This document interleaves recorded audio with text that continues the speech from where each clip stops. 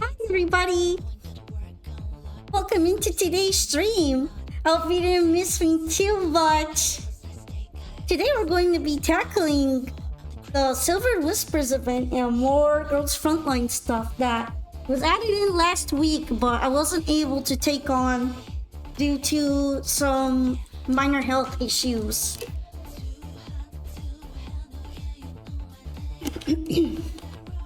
So yeah, I did complete the supply stages, so you won't have to see me slog through those.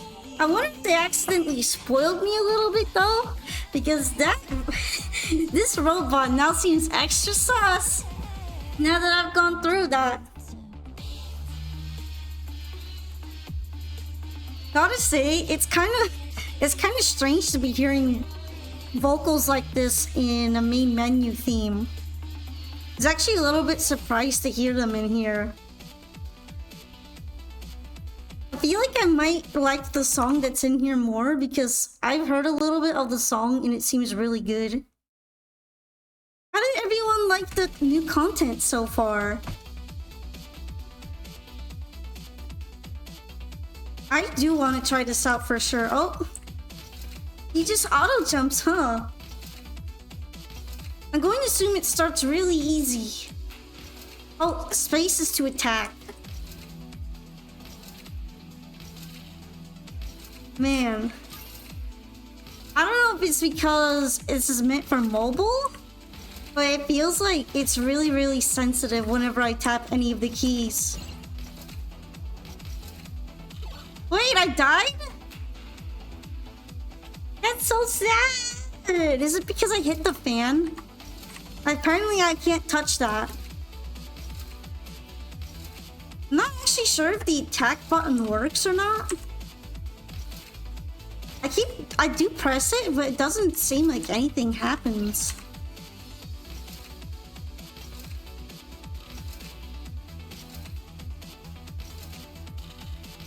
It says space to attack and all that. Now I'm kind of worried if I run into another one of those fans. Wait, I want the coin. There we go. Oh, I didn't get the bulletproof vest.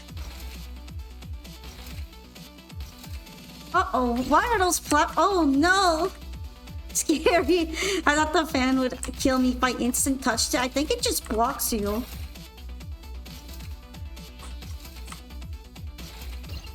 Magnet? Oh, is that for coin collecting? I kind of like the retro feeling art style of this.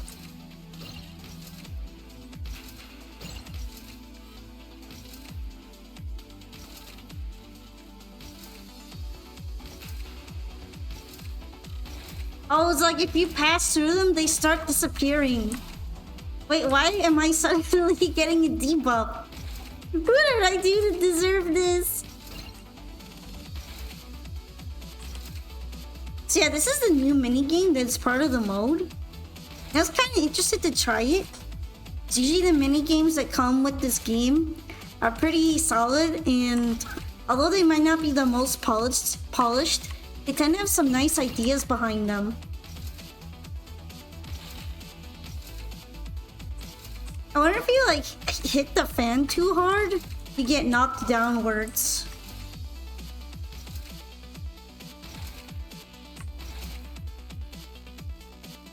No, I didn't want to jump on the spikes, but that was the only way up.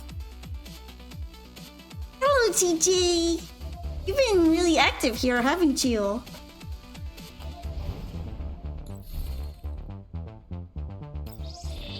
I wonder what kind of high score you need. 15,000. Is that? Yeah, that's 1,500. I guess I could try to go for that a little bit. Wait, no, not 1,500. 15,000. Hi, Suki. You are definitely first. You are always active here. How are you doing? I'm trying out a minigame in the new event for Girls Frontline Exilium to kind of get warmed up for doing the story mode. And right now, I gotta say that my cat is making things a little bit hard. You're sick and you blame me? What did I do? TJ? Why are you trying to knock over my water bottle? Good thing it has a lid. He was trying to waterboard me. You wanna go home? I think everybody will wanna go home. Home is always the best place to be at. I'm a homebody. We are homebodies. Yeah, this song in the mode is pretty catchy. I like it. Oh, so it can just kill you like that. You are just playing Doodle Jump in the big titty doll shoot. Yes, I am. You got a problem with this Doodle Jump? Look, it's got a diner gate in it, which makes it automatically better, trust. Also, apparently there's supposed to be an attack button, but I don't really think there is one. I'm starting to think that's either a power-up or potentially bullshit. Oh, I jumped too far to the side and it confused me. I didn't know you can kind of go off to the side like that and then end up on the next side of the screen. That kind of confused me a bit.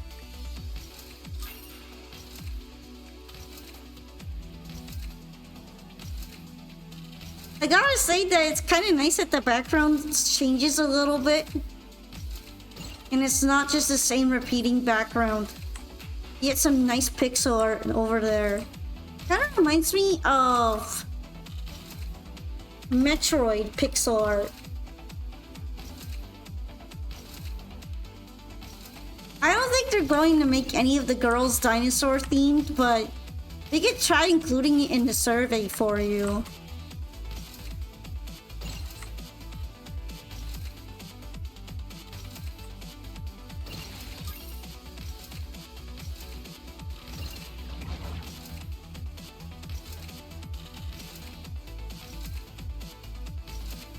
But yeah, I feel like dinosaur girls probably have a limited appeal. Maybe that's why none of them are themed like that. Instead, it's always cat girls. You know what I mean? It has to be a cat girl. We already have an otaku waifu though. That's Michti. Also, you can jump on the fan. That's good to know. Hi, Dunker. Hello, good night. Good nighty. Wait, do I have an attack now? I guess that is the attack power up. But what would I even attack?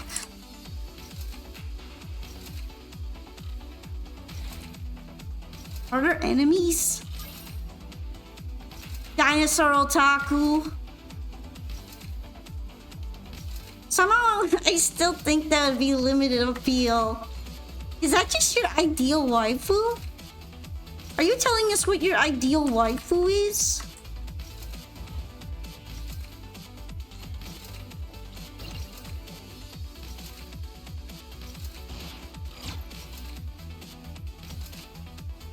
That felt dangerous for a moment. My ideal waifu, Zani, or your partner, but Zani isn't a dinosaur though. Doesn't that technically make Zani a bit disappointing?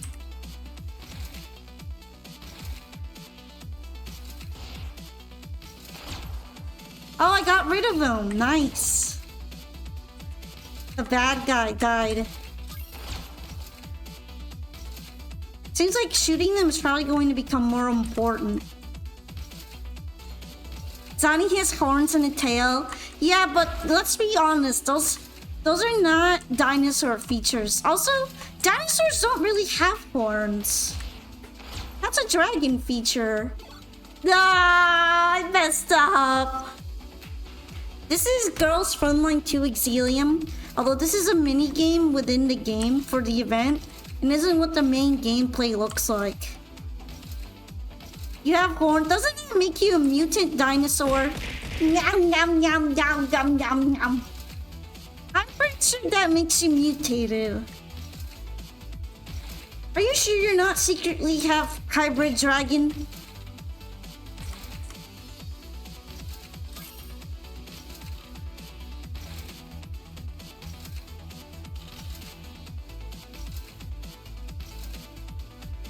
I kind of like how seamless this mode is. There's also way more platform variety than I thought there would be.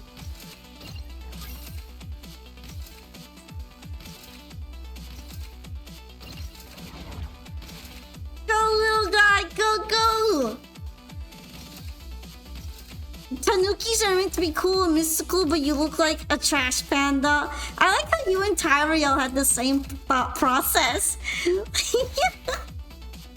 I'll have you know, it's because I wasn't born a Tanuki, okay? It's an acquired trait. If you're not born that way, you don't look exactly like a Tanuki, you know. I guess this cloud of smoke just happens at around this point. Because this isn't the first time it's happened.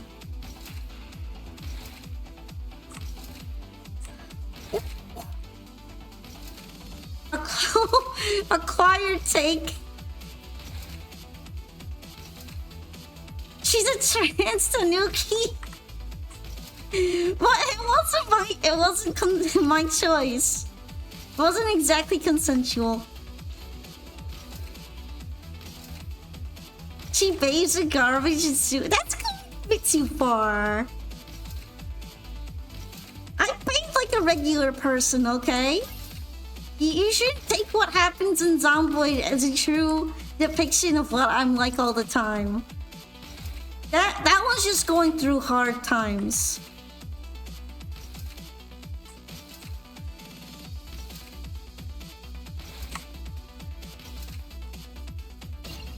Oh, that's a big boost.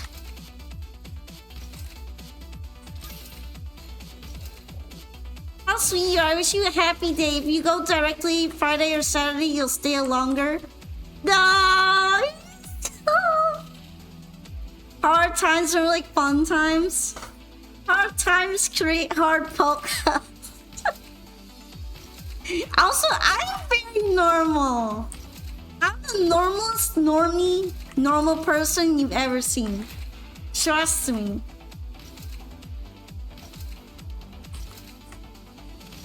And I do not bathe in sewage. I bathe in water and soap like a regular human being.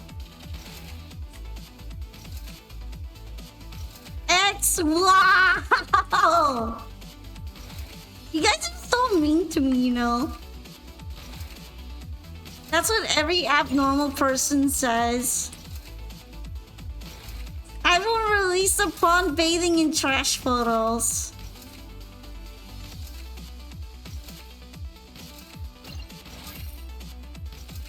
Please don't release any photos of— why do you even have photos? Should I be reporting you to the police department?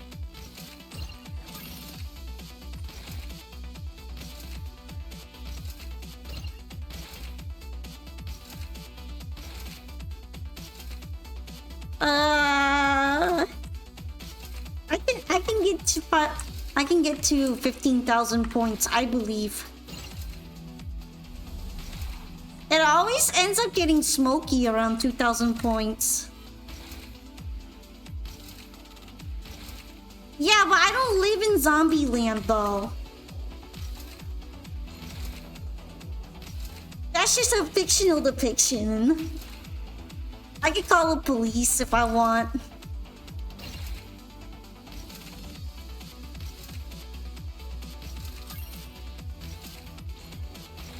You were really gonna ask what the game is? It's Girls Frontline 2 Exilium, but it's a mini game. I figured it'd be fun to start with that before I start yapping the story. No, I really thought I would make it at that point. Just wildlife photographers catching my natural beauty. That seems very suspicious. I'm going to have to look into you. You better not be doing something untoward.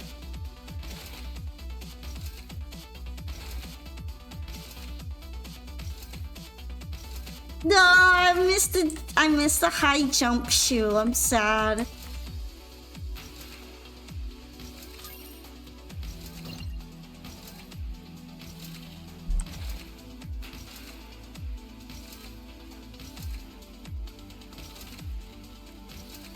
You are my friend. I'm always here to bully you. I thought friends were there to support each other, not bully.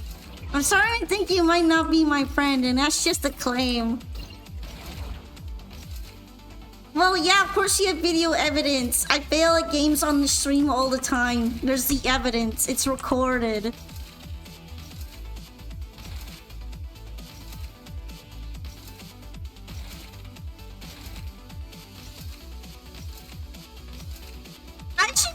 Someone saying wow.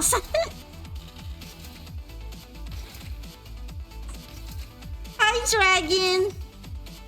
I am learning how to play Diner Gate Jump. Why do I change colors when I touch the fan? I wonder if that's because I had protection and now I don't. Hi, Jeremy. I am trying to become the best Diner Gate jumper there ever was.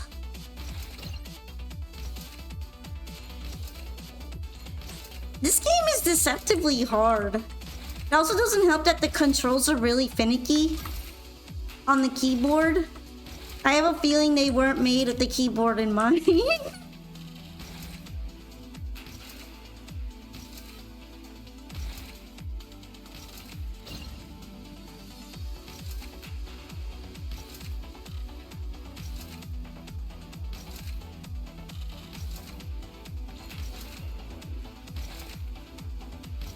Alright, I'm kind of glad I jumped on it when it wasn't spiky.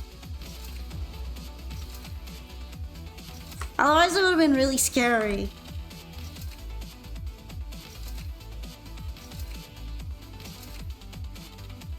Oh, the way that they changed also scares me a bit.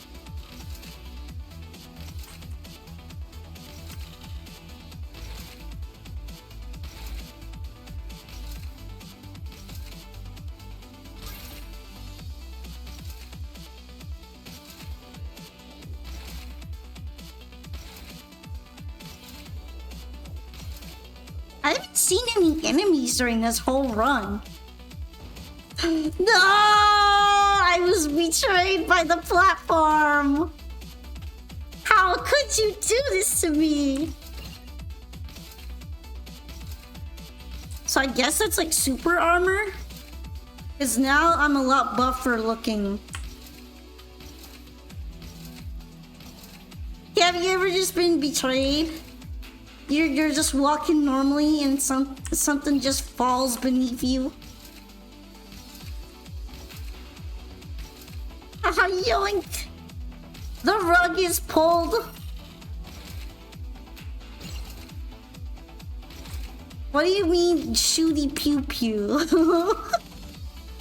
There could be a lot of interpretations for that statement.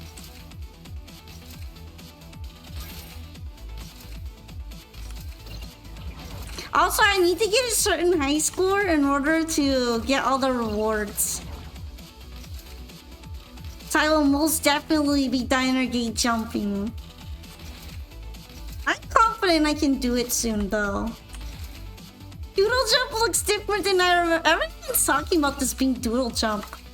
I guess that's what game this is based off of. It also isn't a name, so makes a lot of sense. Considering it's called Diner Gate Jump. Pretty sure it's just a parody. What's the score goal? 15,000. Also, hi! Welcome to the stream, Mikura Cutie. I just kind of want to get the reward. I know there's a high score reward, but I'm having some skill issue. Hi, Chaz! I'm doing good. I'm trying to jump my way to victory and a good score. I don't completely understand what all the power-ups do. No! The fan one sucks. It feels like it's a lot wider than its sprite suggests.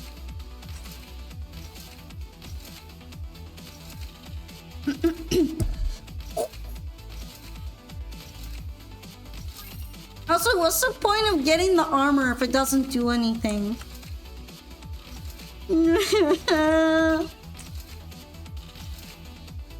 It does make me look cool. I think that's it so far.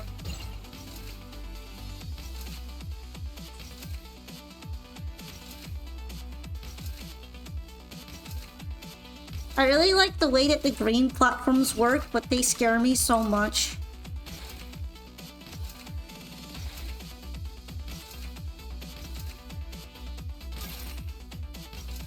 Oh, go Diner Gate.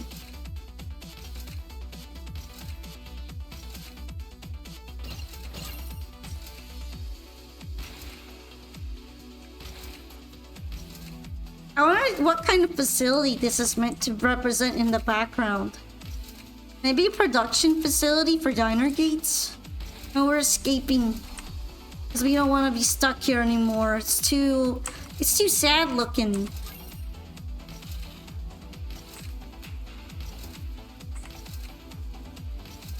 You're gonna go watch some Yu-Gi-Oh anime soon? Oh, which one? Wow, so hitting it does hurt you. And then hitting it again like that sends you to the Shadow Realm. I'm just learning that the fan space is the worst space.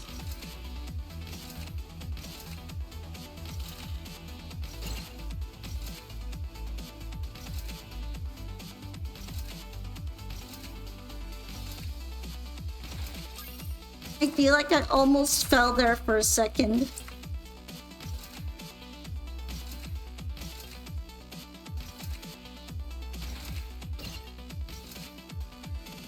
I guess the armor's for protecting against downdrafts by the fan. Maybe it also protects from enemies? But then what's the other energy shield for?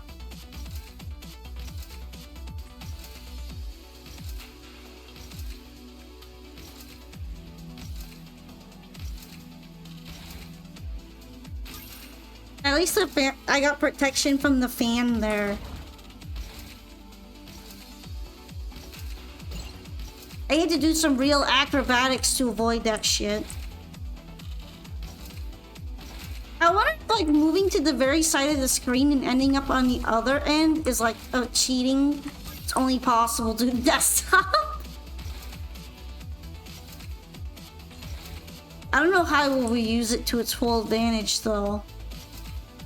I have no idea what the grenade power-up does, and I kind of wish that they gave you explanations for the power-ups. Because I don't understand some of them.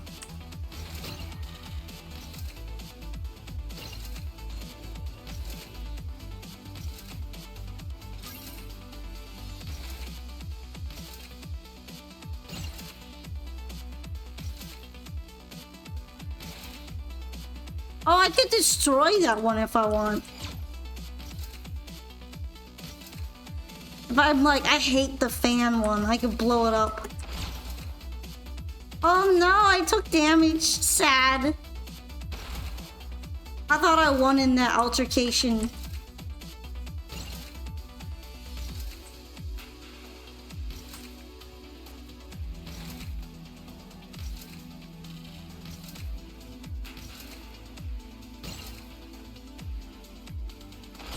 Really?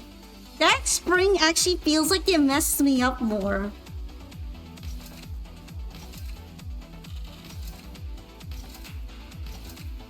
It fucked up my rhythm.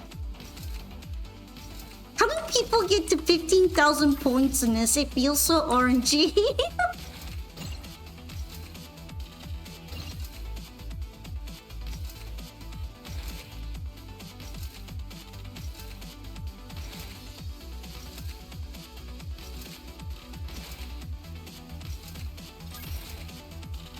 No! I really thought I would get up there. I tend to overestimate the jump sometimes. It likes to miss the platform by 1 millimeter. And it makes you very sad.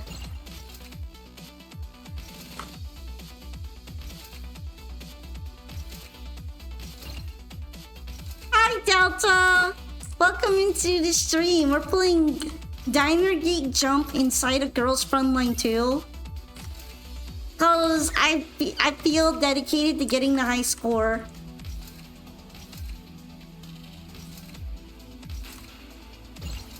Man, that almost killed me. The fan ones are the worst.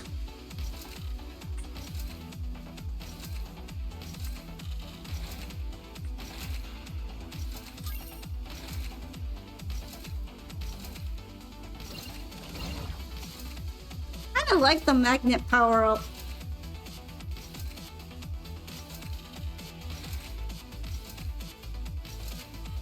I really need to get into my rhythm.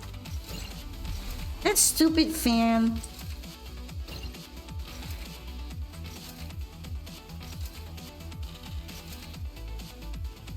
Really? I like movie a little too far. You're going to watch original Yu-Gi-Oh! Or maybe 5Ds, GX, Arc, or Arc 5, depending on what you're probably gonna watch. Arc 5 to see Zark be like a final boss of the type thing. You kind of remind me of like the card that I'm currently working on. It's called AT Squirrel Crimson Girl. She kind of has the same appearance like what you do, but she has purple tails made out of crystals, if you know what I meant. Sort of? A game in a game? Is this gameception? I feel like the most gameception trope is when their characters in a game start playing a video game, and then the video game is playable by you. And at that point, it literally is just the game inside the game that you are playing. This is just a mini game. It's not meta like that. But I could see this being a good arcade game.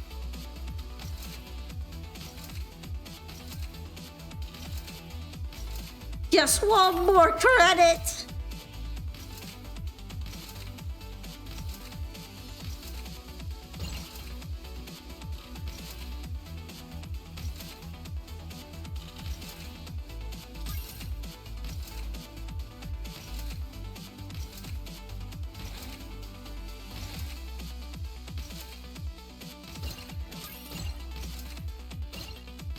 When I think about it, it's kind of sad that arcades aren't really much of a concept anymore. At least around here. I know that in Japan, they've got more retro-styled arcades.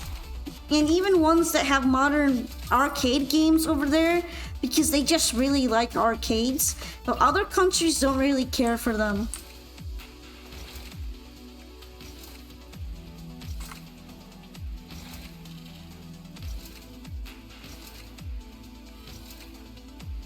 I actually thought it would be fun to start with the minigame, because then I basically have to go into visual novel mode. And the story becomes like the most important thing to get through, and it's very long. So I figured this could be like a good appetizer into the event.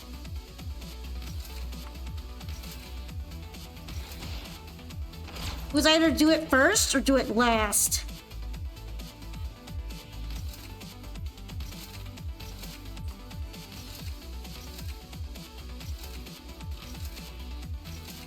Crystal's armors? I don't completely get it, but it sounds kind of interesting. Did I play any other game from Mika team? Not yet. Although I can't really see myself playing Girls Frontline 1. I do want to kind of get through the entire story like a visual novel format. But I'm not interested in the gameplay style of the first one at all. It reminds me too much of Control, and that's like a bad thing, because I didn't really like Control.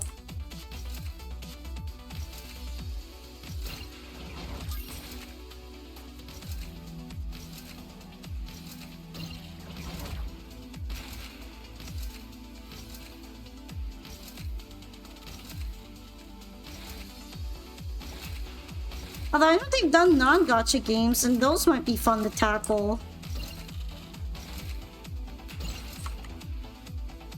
They copied the mechanics from Control.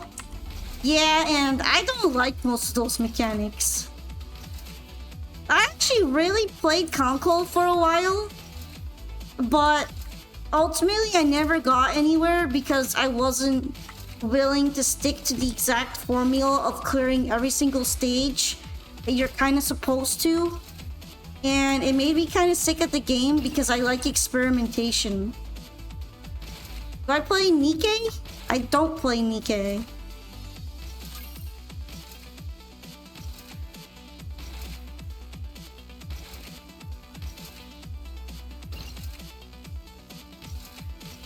Really? I hate the fan one. I hate the fan platform.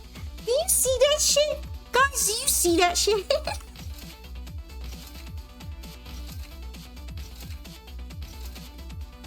blocks the only way up and then it just kills you. Alright, see you another time then, Chaz. Bye-bye. Have fun watching Arc 5.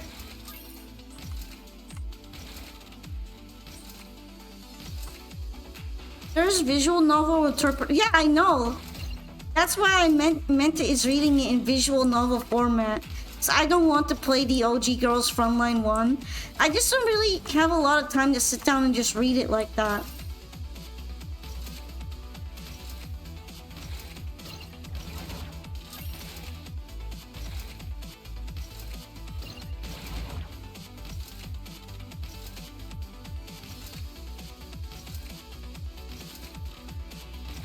The fan is just a hater.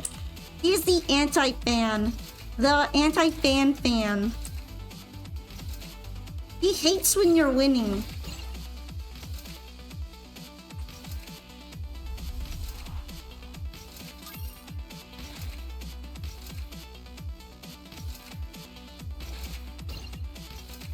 What card?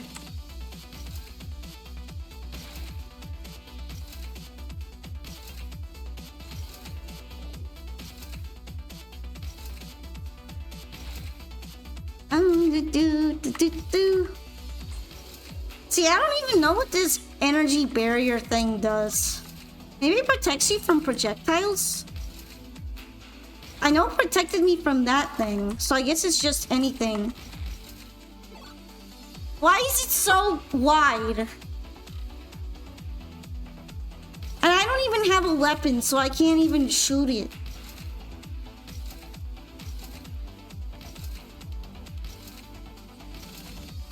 Evil fan, literally! Why did they make it like that? I feel like it shouldn't even be damaging to you because it's a platform type.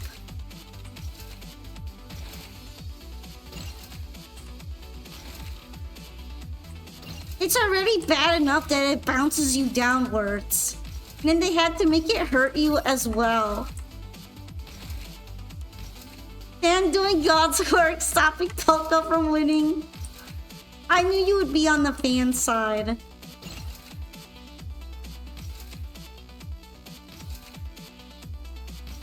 the worst part is that later on in the level, you'll have to step on it or you can't get any higher.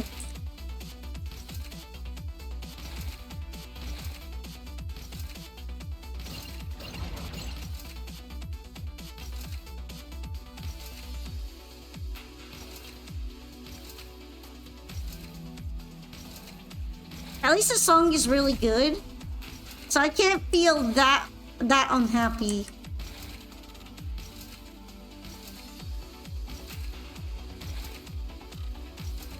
In Duel Links? No, I never played Fusion Parasite.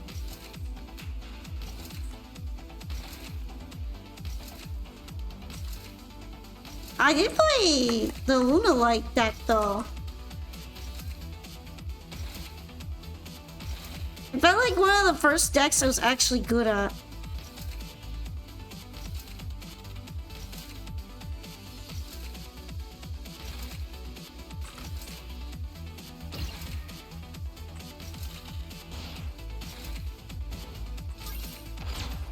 Alright, we got rid of that guy. Now this is the part where I have to start being really careful.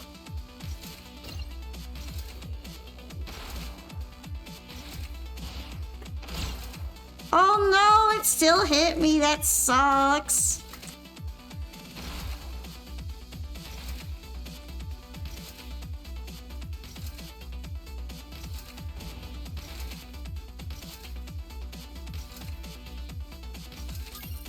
That felt like it was gonna hurt me and I would have been so sad.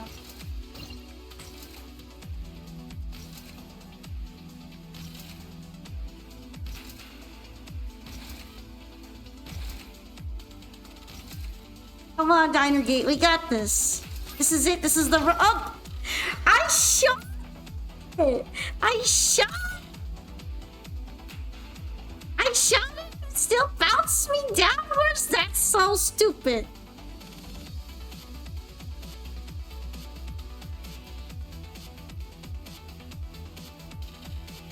you imagine me controlled by a parasite? That's kind of creepy.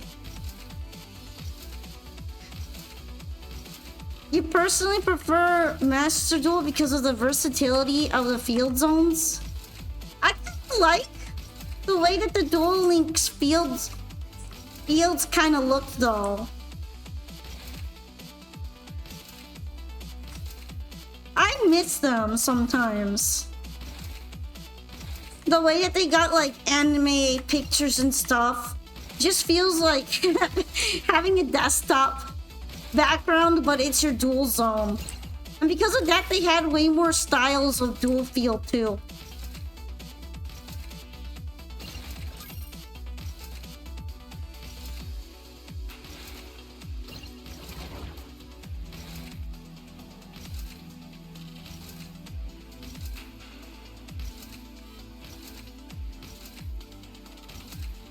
I swear that every time I die in this mode, it's because of the fan. You like Duel Links more because it's playable in comparison? That kind of depends though. Some of the skills are just so nonsense.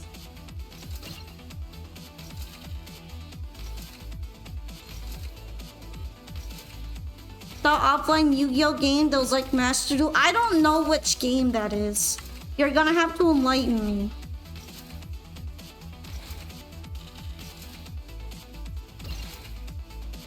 I kind of need the weapon, so I'm willing to risk my Diner Gate safety to grab the shooty thing. I'm not even dealing with that shit. Nuh-uh. Why is it able to just shoot you like that so quickly? I need a defense module so bad. They run an insane skill for like every other archetype, especially anything that involves Jaden. Really? How do they expect you to get 15,000 in this mode when they have absolute bullshit like that?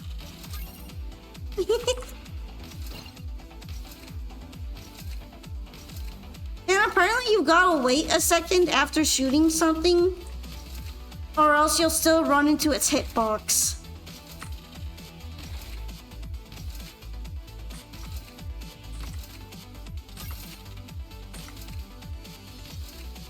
Maybe it's not 15k all at once. I hope not.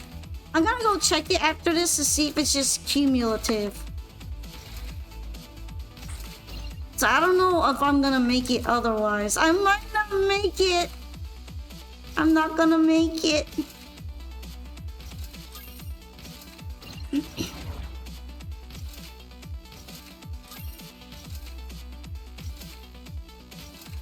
Like, they seriously want you playing that for an hour then.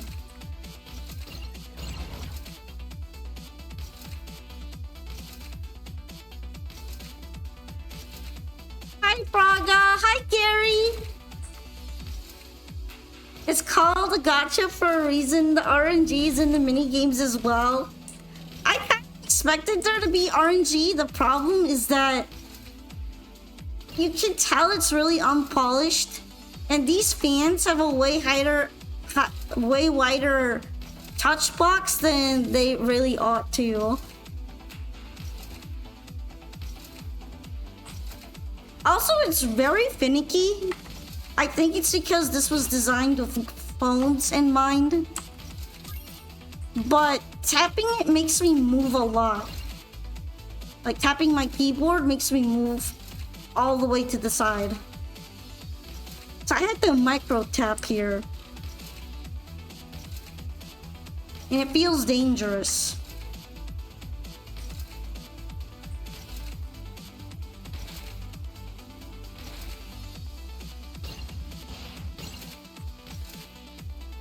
I do not want to have to deal with that.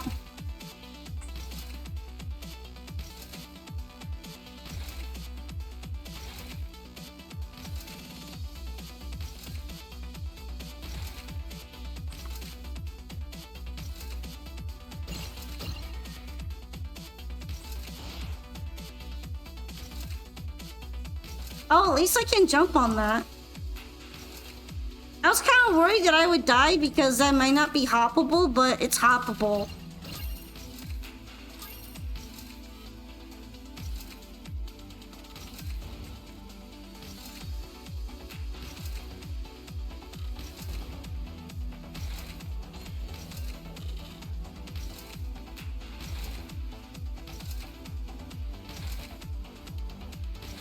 Alright, we're locked in. We're flourishing.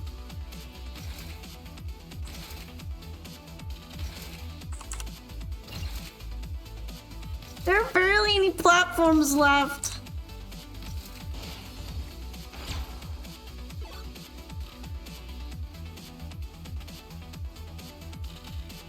That one was so dead.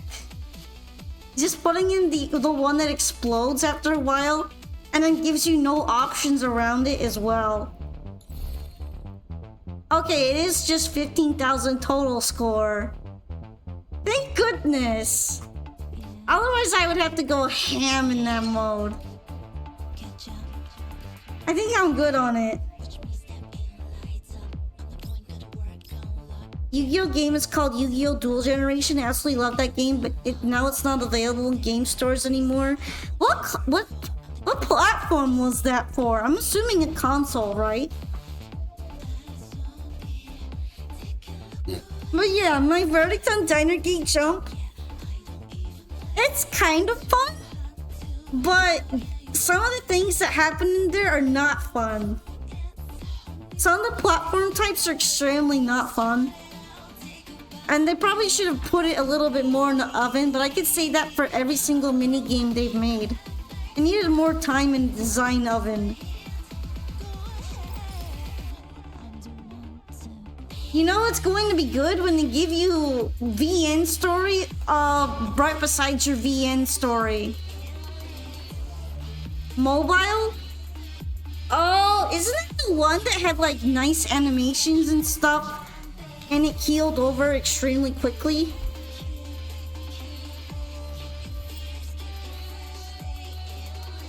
Alright. Is it time to go into voice acting mode? Hell yeah. We got this. We are going to tell a beautiful, beautiful story of our girl Yuhi here. Shall we lock in? Absolutely.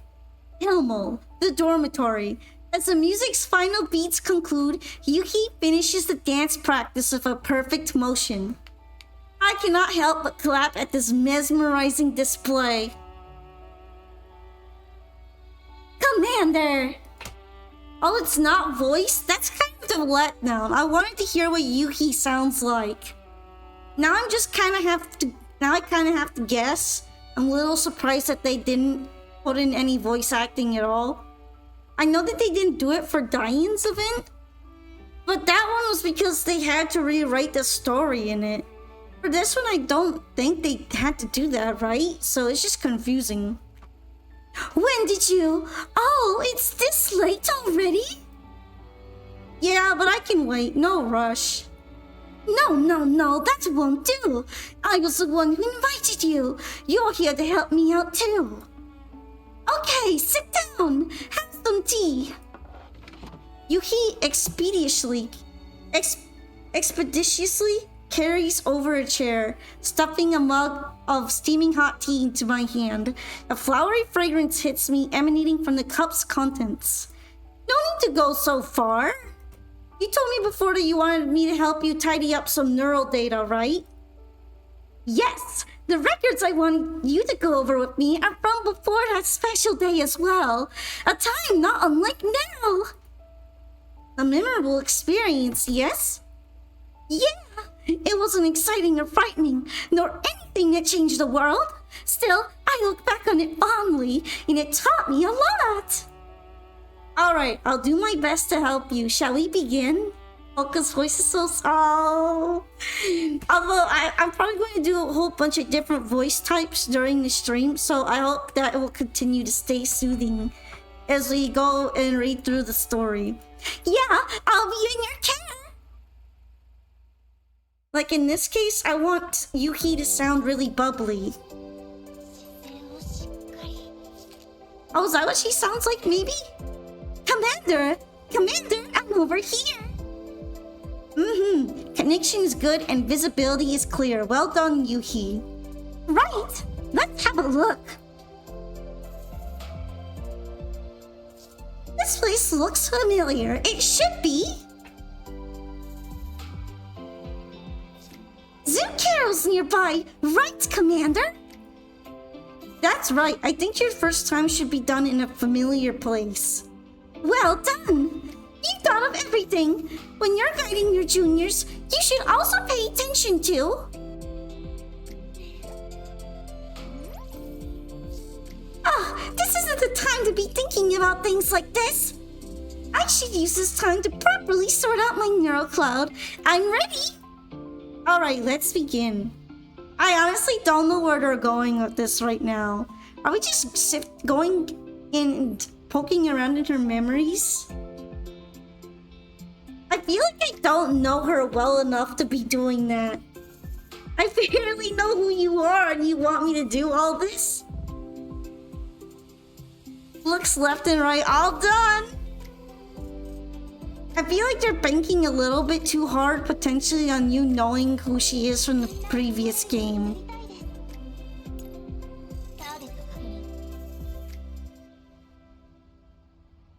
Alright, let's set up the team. They're kind of weak to water. Some of them are weak to fire too, though. So I guess I can bring some fire units.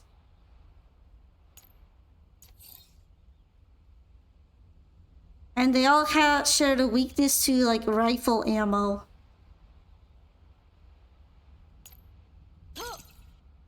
Although I don't think it really matters what I bring because they're probably super underleveled and I'll just sneeze on them and they'll explode.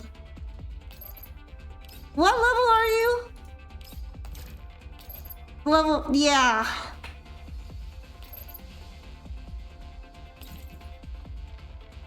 It's not even about the Google search. It's that there's this overwhelming sense of I should know who she is. But even in the game's lore, you've been away from most of these dolls for a decade, and they've all kind of changed since then, so you can't rely on what they used to be like in order to gauge them. For example, Kyungju's personality is extremely different from how she used to be in the first game pre-time skip. So even if we take that into mind, it's kind of impossible to completely know. It's like they just kind of dropped me into being familiar with her. And her being on the Elmo, even though she wasn't on the Elmo until this point. And now she's acting like she's always been on the Elmo. Even though she's not part of our core doll team. So lore-wise, this is weird.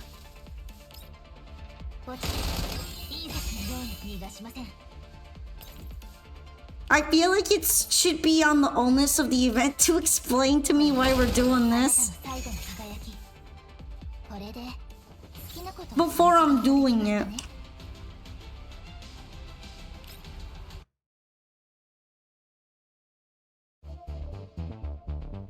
Okay, just takes me right out of the stage then.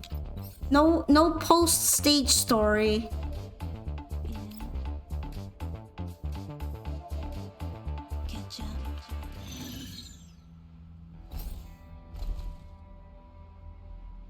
This is so unlike them.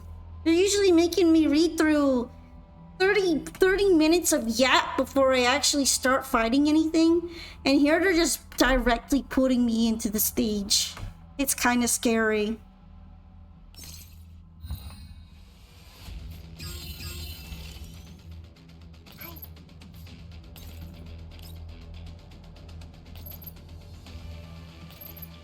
They really went, nah, we don't need an explanation.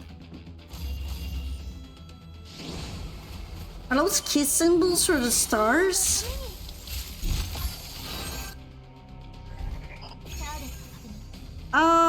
And where is that?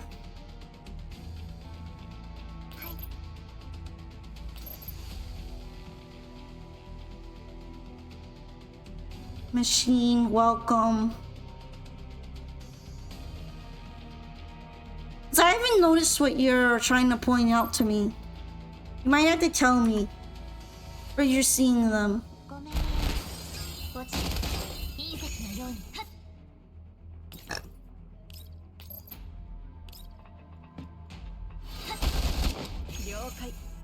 When you complete the mission, you'll see them. Oh, you mean those? I never really took that much of a look at them, but somehow I don't think they're going to be kiss symbols. There's just one more enemy left hiding.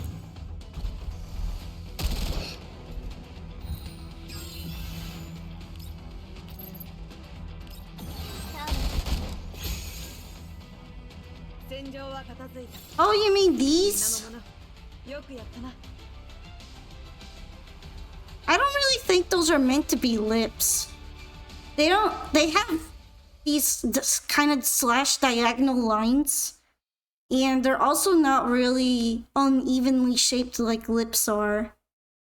I think those are just meant to be some kind of like hexagonal symbols that are stylized. They look more like bolts to me, you know what I mean? Like nuts and bolts, the top of a bolt. Hi Nymphia, you love girls? Hell yeah, we love our waifus here. Oh, did we finally unlock an actual yap sequence? Maybe we'll find out what we're doing here. While we're digging through Yuhi's memories.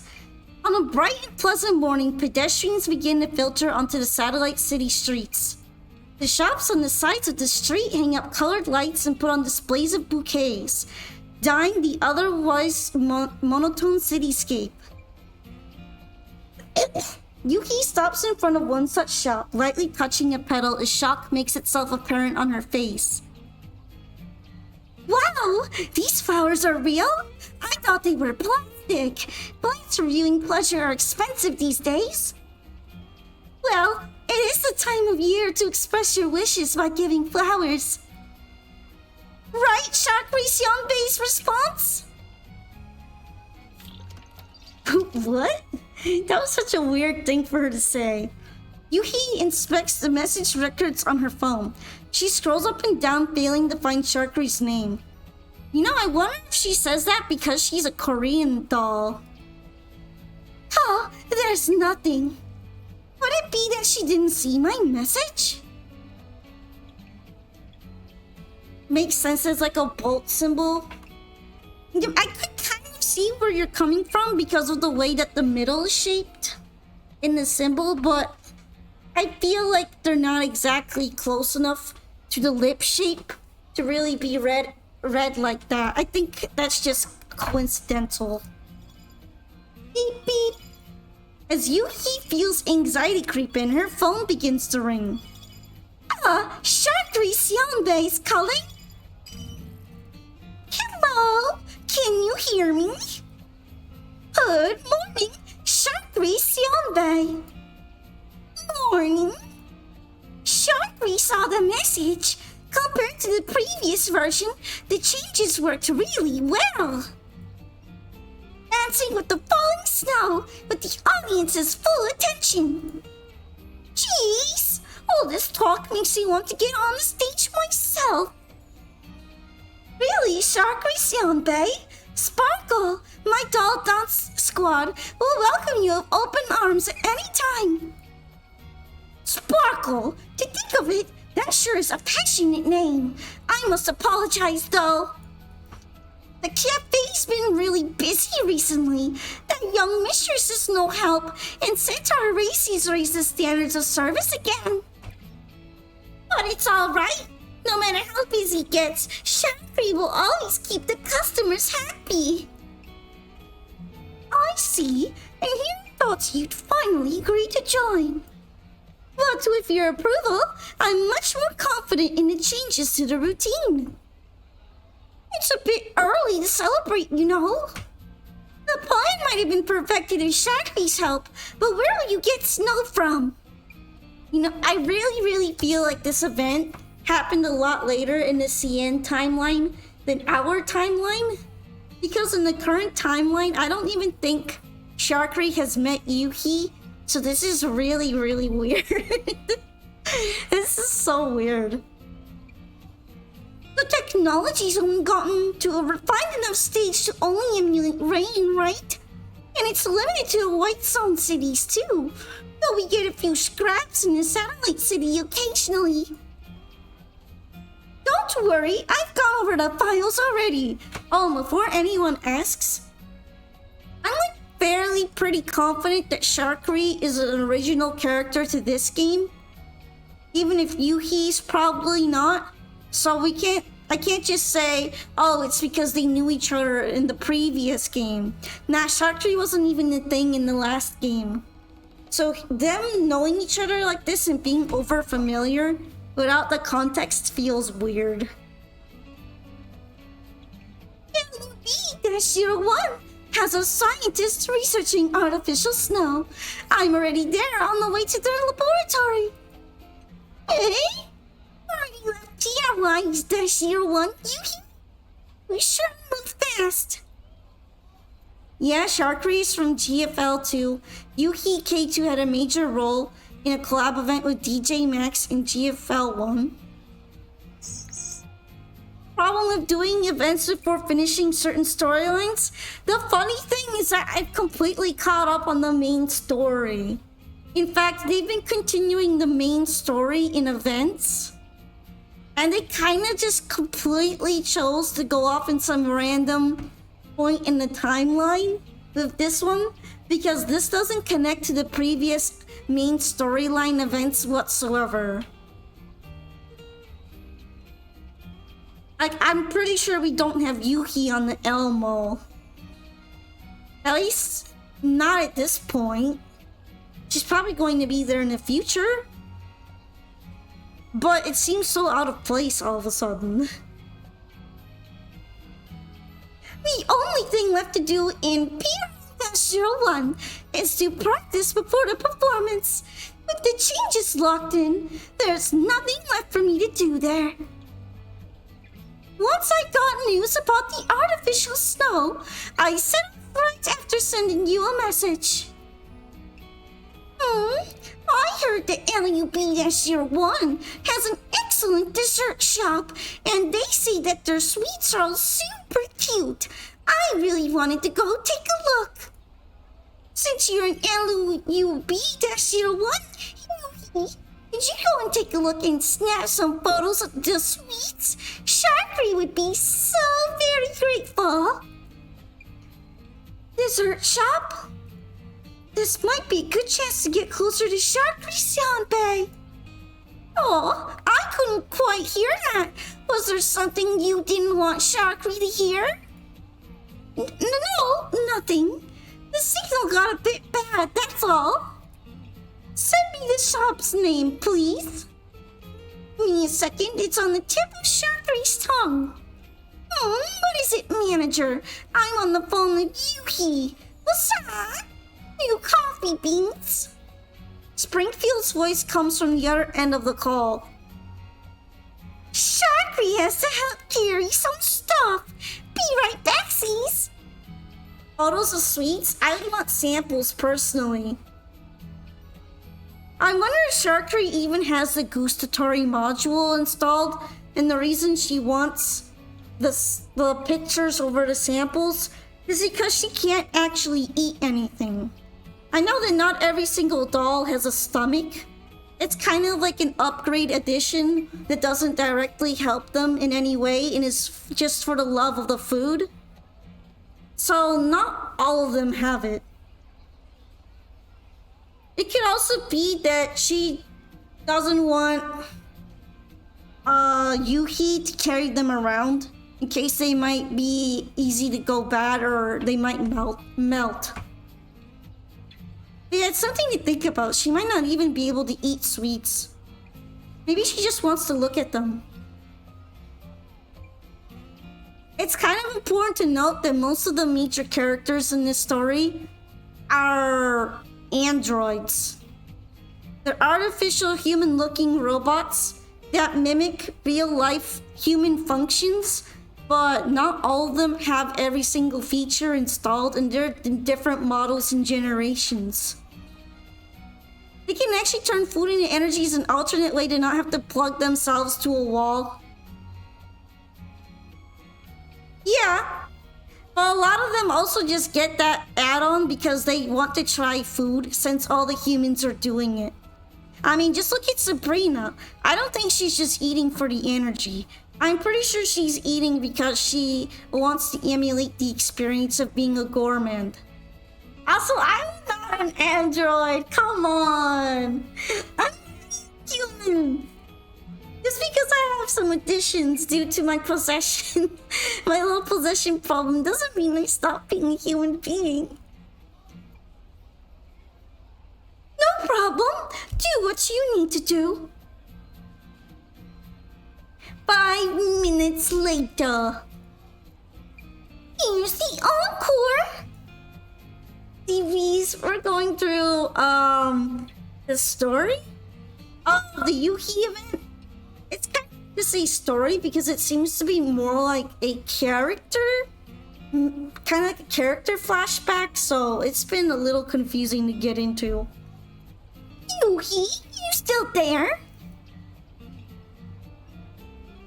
Yes, go ahead. I went ahead and asked the manager just now. She said that artificial snow is some really impressive tech right now, and totes hard to put into action. Thank you for the hydration, Delta. Is my finest work going to sink before its maiden voyage like this? Makes me angry just thinking about it. You won't know unless you try. I had to go to great lengths to convince the Dead Squad's instructor to approve Sparkle for PRY-01's special holiday program. If we miss out, who knows how long I'll have to wait for the next opportunity. If we need it for the best effect, I'll go for it, even if my odds of success are only 1%. Yuki answers as she pats her chest. Simultaneously, she finds many people running in her direction with distress on their faces. Stop going in that direction, everyone! Turn back! The man at the front of the group shouts, and the passers-by stop in their tracks. A robot's gone haywire and messed up the entire street. Look at all these bubbles on my clothes. I'm soaked! Okay, can you hear me? Sounds like there's a lot of noise over there. What's going on? Sorry, Shakri Sionpei. A robot's gone out of control here. I gotta go have a look. Robot? Out of control? Man, that satellite city sounds dangerous. Maybe you should get out of there first. I can ask the manager to think of something for the snow. That's no problem. I'm here already. Might as well give it a go. Does this mean that Yuki is also working with Zucchero Cafe, or is she just kind of tangentially related through Sharkery? This is what I mean. This is the problem of them being in a relationship without any sort of establishment. And you can't also go back to the previous game to get context either. It's just strange. I'll be A-okay. Yuki ends the call running in the direction the man indicated. Whoa, slippery. That's what she said. I'll stop. I'll stop. Before she could run a dozen steps, Yuki steps on a puddle of white foam. Just before she falls to the ground, she extends her right hand, supporting herself and landing on her feet after a 360-degree twirl. A perfect aerial motion. If that was on stage, the audience would have given a big round of applause, right? Yeah, the sweat feeling on my hands is really icky. That's what she said. I can't help it. It's too obvious. She's making this too easy. Can you stop? This is the kind of game that would go for innuendos too. Like, come on. Just what is this white foam? Was that a firefighting robot? I can't take this shit seriously anymore. I'm so toasted. Every line she says makes me think of an innuendo. It's so over.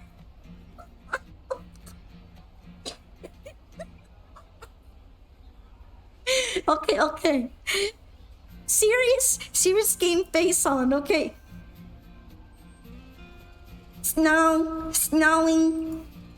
A strange voice comes from her right. Yuki turns to find a small automaton, no taller than half a person. Snowing. Snow? What do you mean? Wait, are you that faulty? Before she can finish her sentence, the robot spews forth a burst of bubbles, hitting the unprepared Yuki straight on. My clothes! Ah, it's getting in my ear! That's what she said. I need to stop. It's like a can of worms. Once you open it, you can't get them back in anymore. Snowing. Hold up! Don't you run! Not after doing a number like this on the brain I just had maintained. The robot runs into the distance as Yuki quickly swats away the foam on her and gives chase. Oh, yes, EVs. Snow. Ah, hold on. Oh no, there's someone up ahead. The robot dashes along the pavement. Not far away is a senior citizen. Not so keen of foot. Crap! If it keeps moving, there'll be a collision for sure. Where's the security bot? It's not paying attention at all. Yuki looks over at the security bot moving along at a leisurely pace, gritting her teeth. Screw it! Yuki gets a running start, leaps into the air, and delivers a stylish kick to the little robot's fragile joint. The sudden strike makes the little robot lose its balance, and it falls to the ground with a pirouette. The old woman soon leaves the robot's path on the pavement. Phew! That was close! It nearly ran into that old lady! While Yuki takes the time to escort the old woman to a safe area, the little robot springs to its feet again and hurries away, swaying from side to side. Snowing.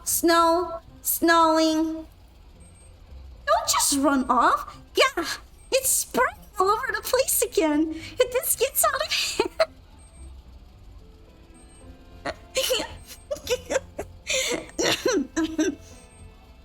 Yuki looks about hurriedly, searching for a way to stop the little robot.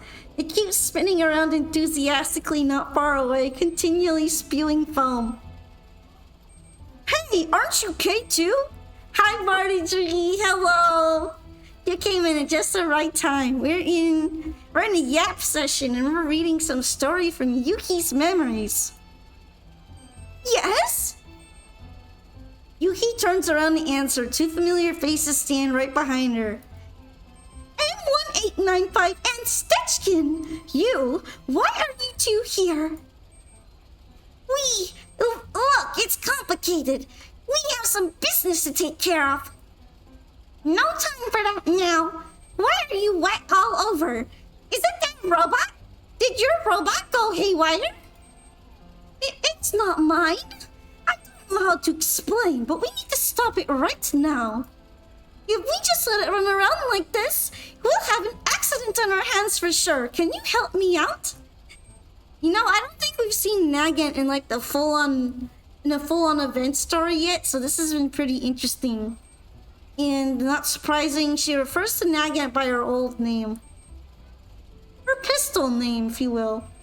Huh? Oh, it's a senior's duty to help out their juniors after all.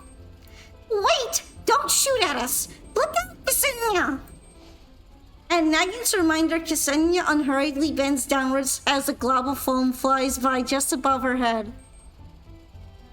Any ideas, my good senior? This bubble monster's about to flood all the shops here. I'm thinking, okay?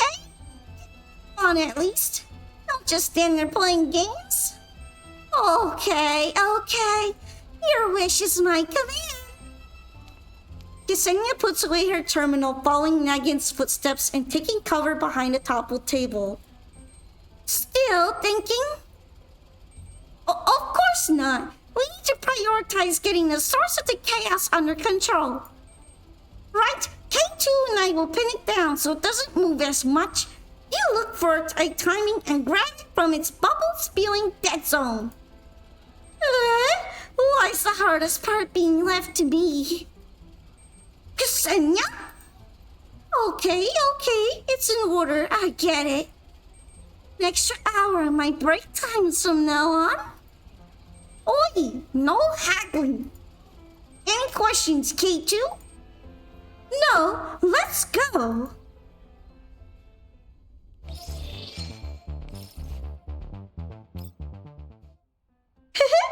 No running this time. Hearing the sound behind itself, the robot turns around exaggerately.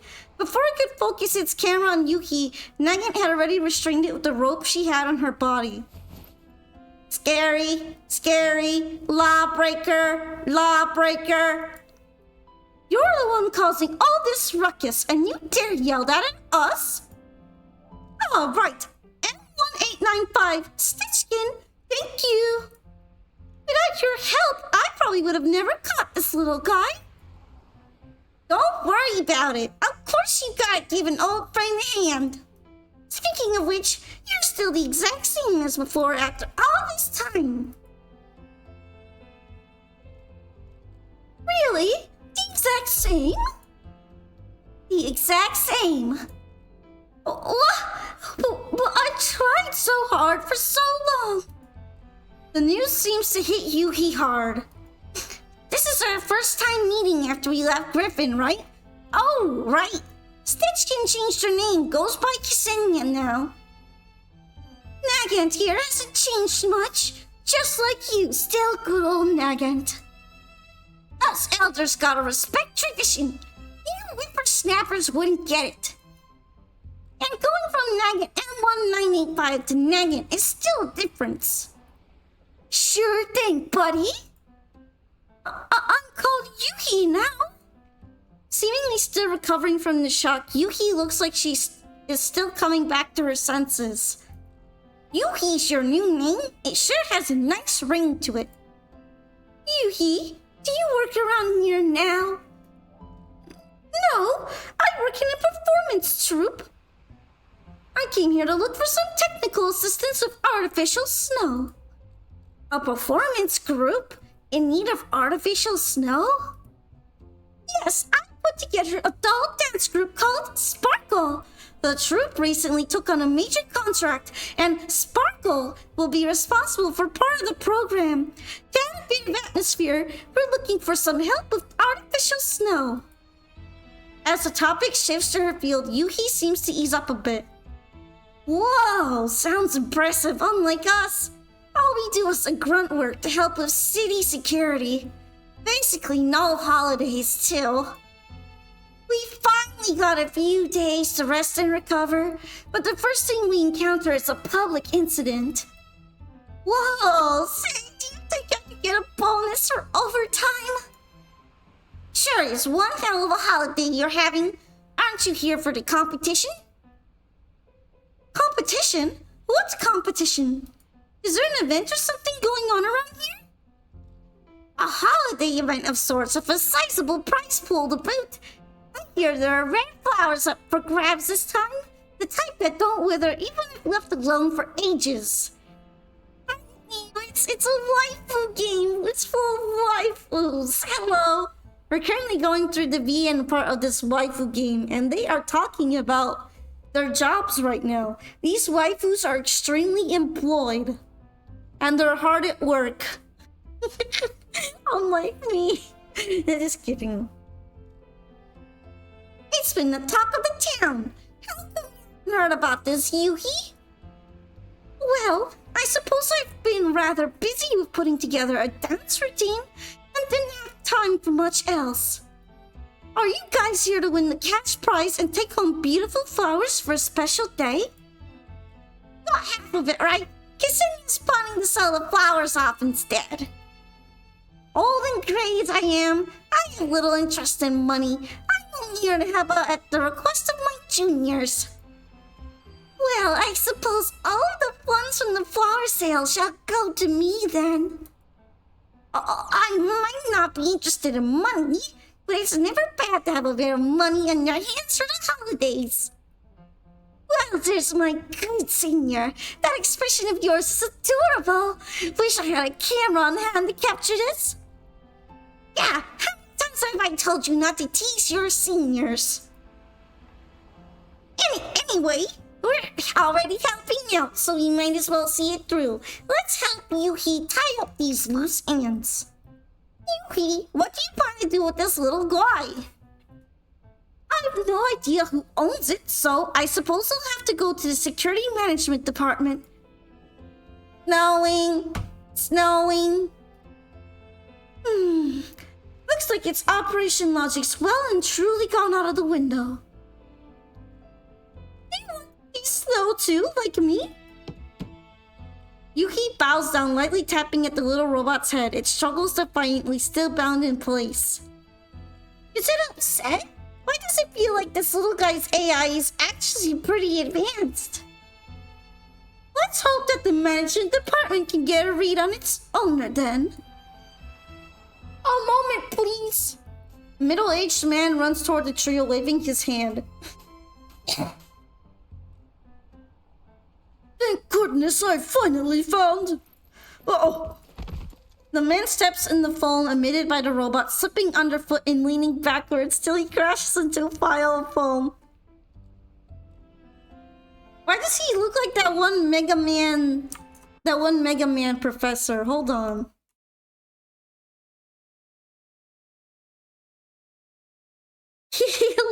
He looks like Dr. Light a little bit. Although he's missing the beard. Ouch, that looked like it hurt. Yeah, he looked like he reminded me of Dr. Light. I'm not even really into Mega Man, but I still got that connotation. My neurons were firing. Also, welcome back again, Benedict. Come help if you have the time to babble. Nanya gestures at Ksenia and extends a hand to the man on the ground. Are you alright? Oh, I'm fine. Are you sure this is middle-aged? He just looks straight up old. He's here to give the androids a cool dash ability. I think he's from the Weather Factory.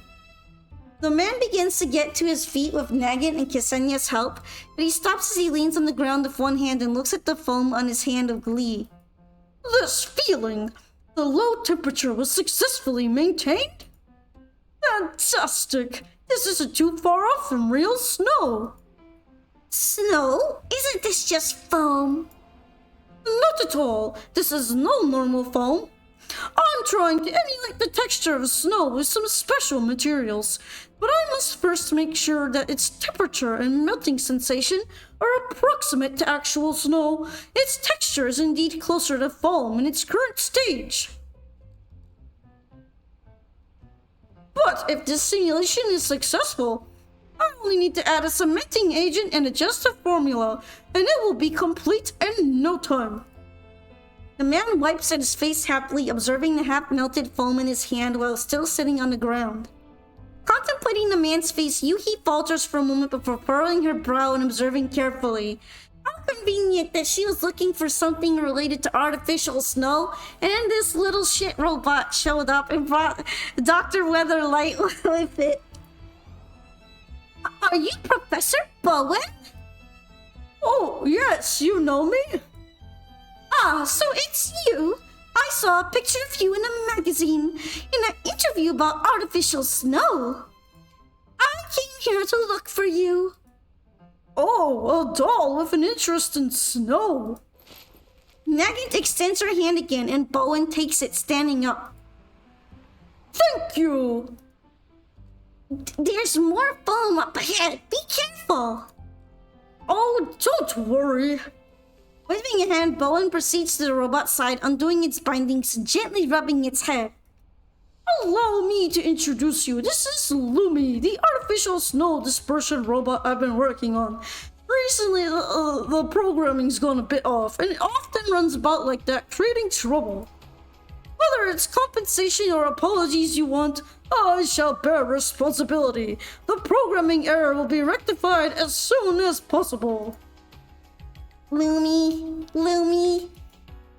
No wonder why it was going on about snowing and whatever. Jeez, I'm so slow. Professor Bowen, you really must agree to a request of mine. Yuhi bows deeply to Bowen. You are? Do you remember the name Yuhi?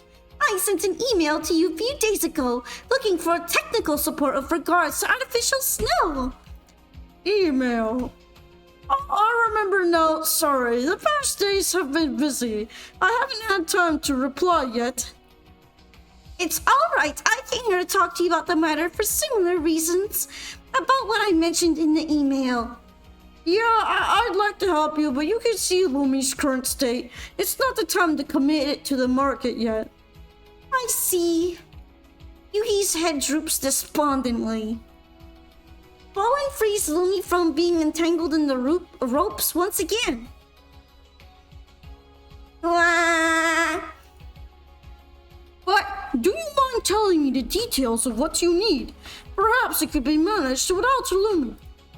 I live nearby. Shall we chat there? I must thank you for stopping Lumi before it really caused a massive problem too. Really? I'd love to. Thank you, Professor Bowen. Can I come listen, Professor Bowen? Bonk! Nugget gives Ksenia a good knock on the back of her head. Stop going around and making trouble for people. Oh, it's no trouble at all. Sorry, but you two are... my friends. They helped me get Lumi under control just then. But Nugget, Ksenia, weren't you two going to that competition? Well, we should help you get Lumi back first. If it starts acting up again on the way, we can help take care of it. You're not forgetting why we're here, are you? If we were delayed by something else in the course of going to the competition, we'd miss out on the cash and flowers. Think of that holiday special edition hat you wanted. Hey, Big Baron, yes, it's the girls that are girls with guns. That shoot other girls with or without guns. And right now, they've been wrangling a little robot that is spraying all over the place. Jizzing its white palm. Okay, I'll stop. I will stop for real this time. Maybe. I can't actually make guarantees.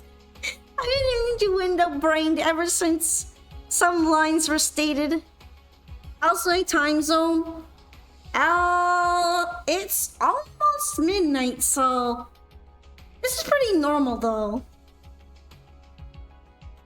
Holiday special edition hat.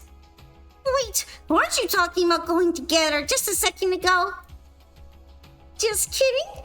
You're supposed to be serious here after all. You need flowers? I happen to have some flowers at my place, planted in the front yard. If you need some, take whichever ones you like as thanks for your help. You mean we can have fresh flowers? Not the plastic kind? They're real. Whoa, that'd be perfect. Say, Nugget, let's help the professor home first. Huh? Well, what's a little competition compared to the citizen safety? You tell me such things pretty often, you know. Okay, let's get moving already. Alright, for the next part of the story, I gotta do the stage. So I guess it's time for some more pew pew shooty shooty.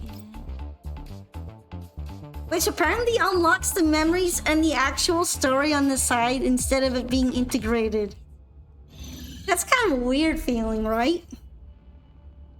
But I do like that they're urban stages. I am a big fan of these because it reminds me a lot of XCOM 2.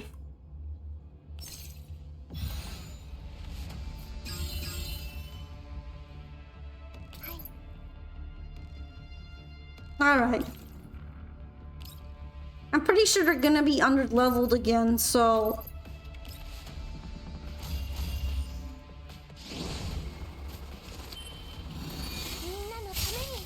I could auto, but honestly, I kind of like the satisfaction of doing them myself, so I always end up doing them.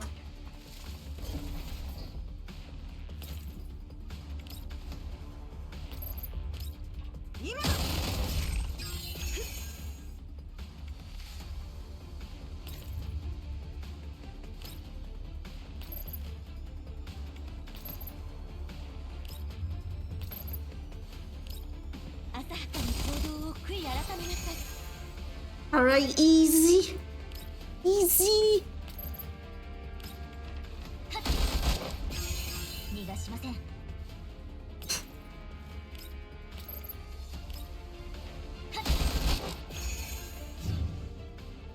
I guess these are kind of like police bots because they look a bit like those. They actually get support attacks. That could potentially be scary in some situations. But they're extremely under-leveled, so I don't really have a reason to be concerned. Data organization is going smoothly so far. Never thought that you would run into Nagan and Ksenia there. Yeah, I was a bit shocked too. With how big the world is, running into past companions by sheer chance might as well be a miracle. Or, you know, you might be a fictional person in a story that was written into meeting them for certain. You know, her shirt is really distracting. Like, why she got her bow set up like that? Is that meant to be her bra? Hi, Nagoya! Thank you so much for subscribing again for your 7th month. Yahoo! 7 months, let's freaking go! Hey, Polka, sorry I haven't popped in as much. Work has been holding me hostage, but I escaped only to end up in the basement. Should be back to my normal schedule again, but had to see you again, Tanuki Supremacy. Woo! It's nice to see you, though. You're gonna hang out for some chill Girls Frontline story time? We're taking a look at Yuhi's old memories. Or are they really all that old? They feel kind of recent. And apparently she has to wrangle a robot that's spewing its white foam all over the place, so that feels like it could lead to some very, very unfortunate connotations. And they helped me out a lot back then too. I haven't gotten a chance to thank them properly since I got on board. Maybe I should take some flowers with me. What do you think, Commander? Yeah, I'm gonna be here. I ain't going back in the next 2 days, so you're alive. Yeah, you're alive. Let's go. That's a good idea. Expressing your thoughts of flowers is a holiday tradition too. It might be difficult to get real flowers in the contamination zone though. What flowers were you thinking of? What flowers are good for expressing gratitude? Let me think. How about carnations? Carnations might be a little too... Well, maybe Nagant would be happy with that. I find it kind of interesting that flowers have their own language to them when you give them to other people. And if you give the wrong type of plant, you might end up being inappropriate on accident. Or maybe a little flirtatious without meaning to.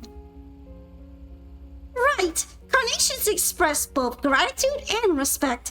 Ksenia, I feel like she'll like any flower so long as it's made of Sardi's gold. Haha. Alright, do you have any flowers you're fond of, Commander?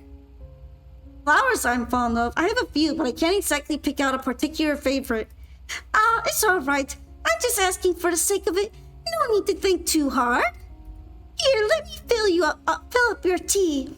There's some dried flowers added into this tea. It has a nice fragrance, right? If only we had some cookies to go with it. She interrupts my thoughts for a cheery tone. I take a good sniff of the liquid's aroma. I'm sorry. I felt like simulating a sniffer. The sniffer. Yeah, it's lovely. Okay, I think that'll do it. Let's get back to organizing. Yeah, of course. Sniffle. Alright, we're gonna confirm that so we can see the other part of the Yuhi memory. Oh, is this like an extra stage? It seems like it. I feel like this one might just be there for the gameplay and not actually unlock something. I'ma do it. Oh, it's one of those drab simulation ones. Sad. I like it when they got a cool background more than when they're like this one.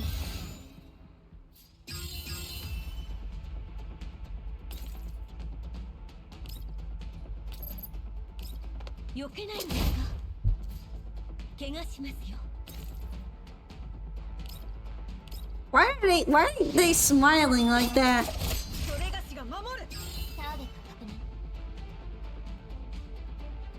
Why are you smiling like you're in my walls and you're watching me while I sleep?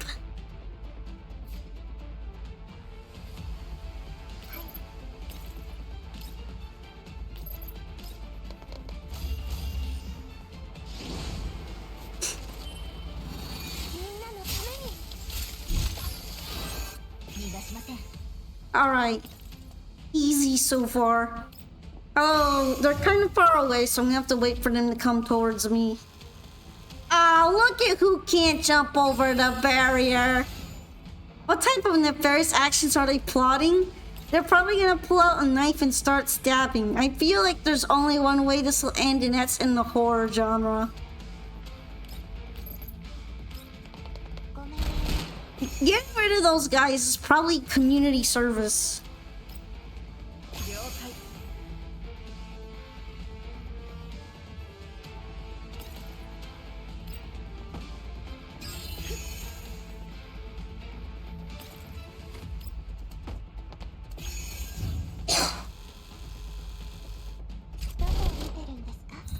Alright, it's finally in range, so I can just get rid of it.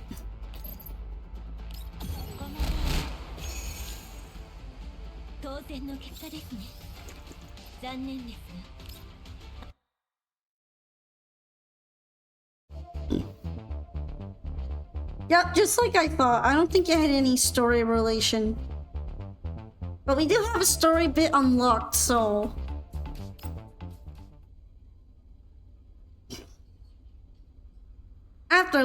Is the world in decline or something? Why is Dr. Light trying to create artificial snow?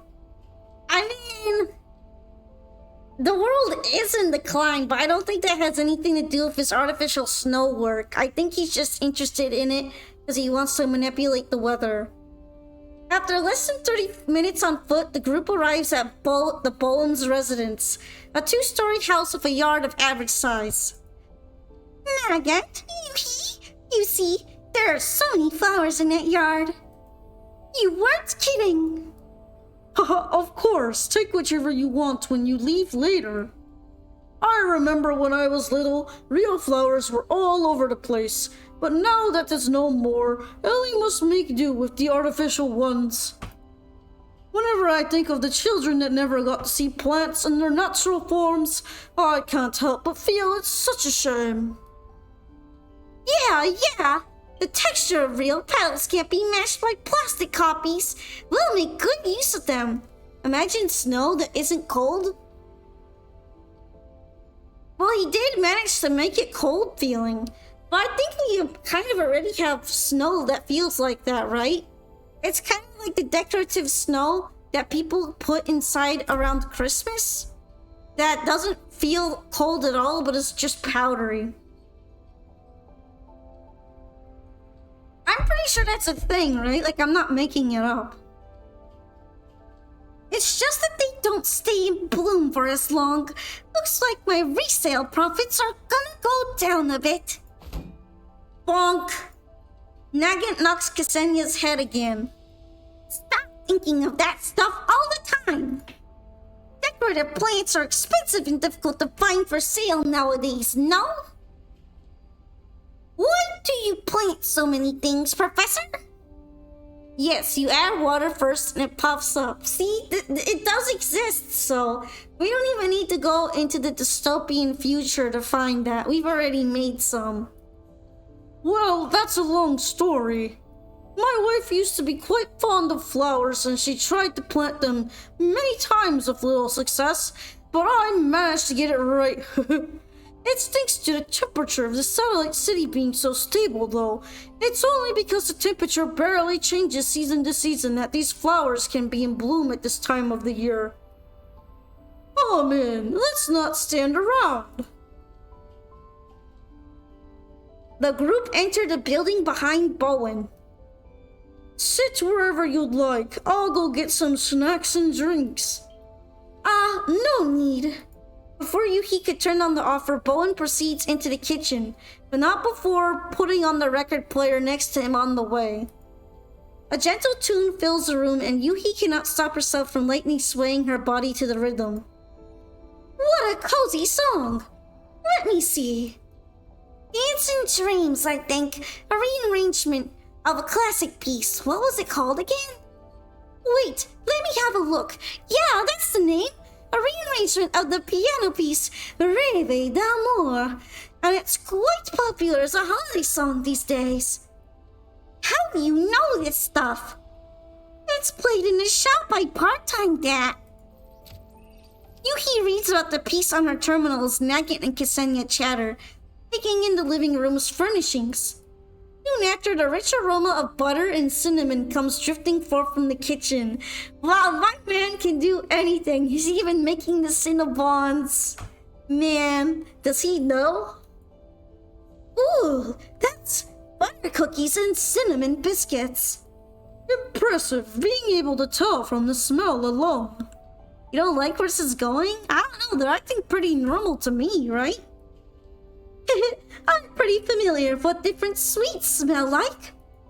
I got these from Passion. Have you heard of the place? Passion? Yuhi flips through messages on her phone. That's the place Chatrixion Bay was talking about. Oh, he didn't make them. He mail-ordered those Cinnabons. Never mind. It's pretty famous here in LUB-01. It's positioned on the shopping street, and there's often people queuing up outside. Don't be shy, eat whatever you like. I bought plenty. Sorry. What, is it not to your taste? No, I just do work related to dancing. I need to watch my weight. Dolls can get fat? We can't, but the other dancers all control their weight. I want to learn from them and train my mental fortitude this way. Wait, does that mean the other dancers in her troupe are humans? I figured it'd be an all-dolls dancing troupe. But I guess if they have to eat and stay on a diet, then they must all be humans. I see. What a shame. Bowen places the tray full of cookies on a table. Just as he lets go, Lumi runs over with an immense excitement. Oh no, the mascot's coming back. Cookie, cookie, passion, cookie. Here you go, don't go throwing it about. Bowen caresses Lumi's shell, picking up a biscuit and placing it on Lumi's round head. That little guy has a gas shell module?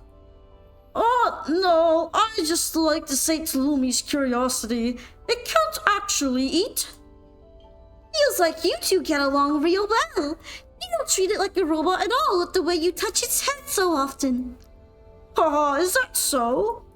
Lumi is something my late wife left behind. Its existence is special to me. Ah, the lady who loved the flowers, right? Jeez, I'm sorry. It's fine, no need. Bowen smiles bitterly, taking a sip from his teacup. Before doll technology became common, my wife was dedicated to the field of machine learning and led a research team for the integration of AI with robotics. But even after she passed from illness, the program never managed to break past its technological bottleneck. Because of the lack of progress on a technological level, the funds for the program were eventually cut and things came to an end. Lumi was the first sample my wife created and the only prototype. Okay, I think he's an alright guy now. Did he give you bad guy vibes? Cause he feels pretty normal. If anything, he's probably just a little bit lonely. I feel like anyone would be lonely after losing his wife, so I understand him. Did you keep Lumi to continue developing it? My field of research is not the same as my wife's. I've added many functions to Lumi that are my own research, but there's nothing I can do for the AI in it. My work can hardly be called development. To me, its growth is more like a little kid's. I teach it what I know, bit by bit. Lumi is very important to me. A certain gentleness appears on Professor Bowen's face as he speaks of Lumi and his wife. Yuhi suddenly gets a feeling that she shouldn't interrupt his reminiscence. You're watching episode 27 Yu-Gi-Oh! Arc 5, so did you miss anything? Well, we're going through the starting mode, learning about this game's version of Professor Light and why he's installing snow systems in his robot. He seems like a pretty chill dude so far, all things considered. He tried to serve us fancy cookies, but the dolls didn't eat them. Regrettably, Ksenia takes no note of the conversational atmosphere over here, her attention captured by the flowers used in the indoors furnishing. Lumi's AI is pretty impressive, though. It was this good back then? Yeah, the security bots from security management aren't on the same level at all. It's nothing compared to the dolls of today, but back then, Lumi had a high-performance AI for sure. Just think of it as a product of things now obsolete. I see.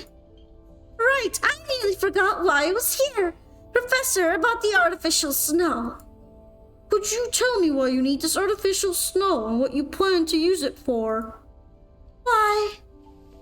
Mincing her words a little, Yuhi tucks her hands away behind her back, running her index fingers together. Me and the others in my dance squad have a performance that's very important to us coming up. I wanted to add some falling snow in the middle of the routine to give it a little oomph. Even since the proliferation of collapse radiation, people haven't had the chance to see new white snow. The fantasy of snow is a key element of our dance's very essence, so I wanted there to be snow at the climax of the routine, even for just a minute. I feel like the beginning word is meant to be ever since, but they kind of left it in there.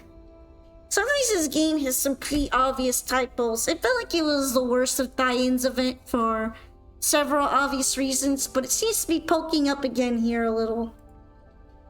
It looks like this is a request I can't say no to. Eh?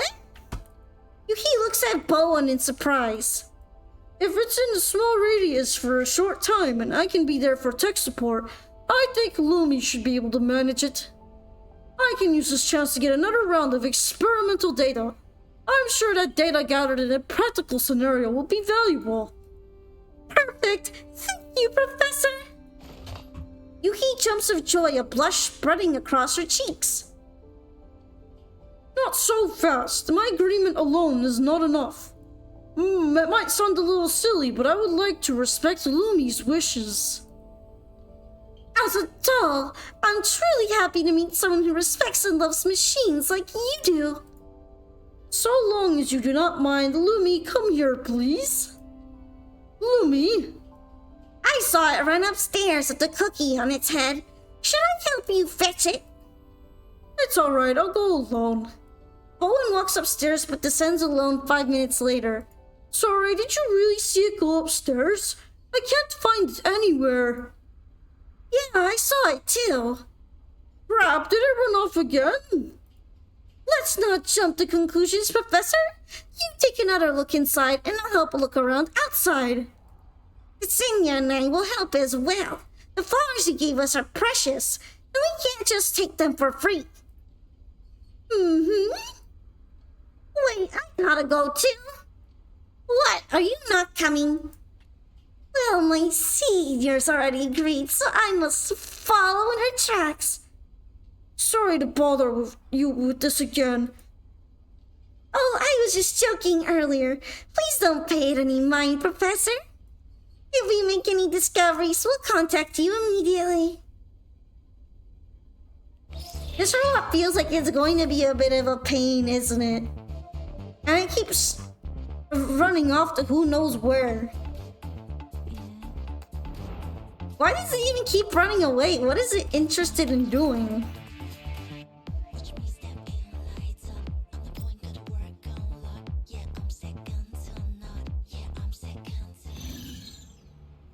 I need to stretch. Not just because I feel stiff, but because since I woke up early, I'm starting to feel slightly sleepy. Beep. So stretching might help with that. Okay. They seem to be all mostly one type again.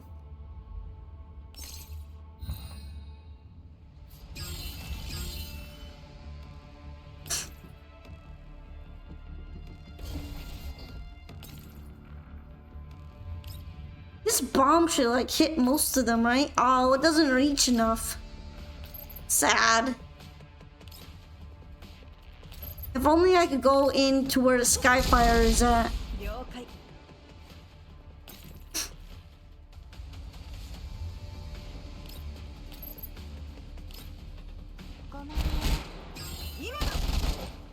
I wonder if Suomi could get rid of like the majority of them with her ultimate because they're so low level. She can. Didge.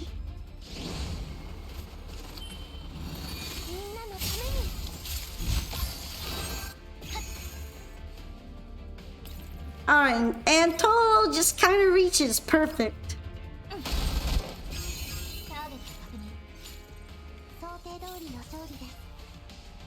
Nice! I'm guessing we have to go back into the Yuki memory now.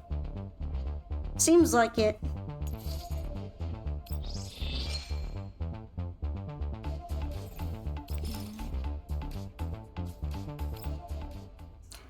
After leaving Professor Bowen's home, the group returns to the street side.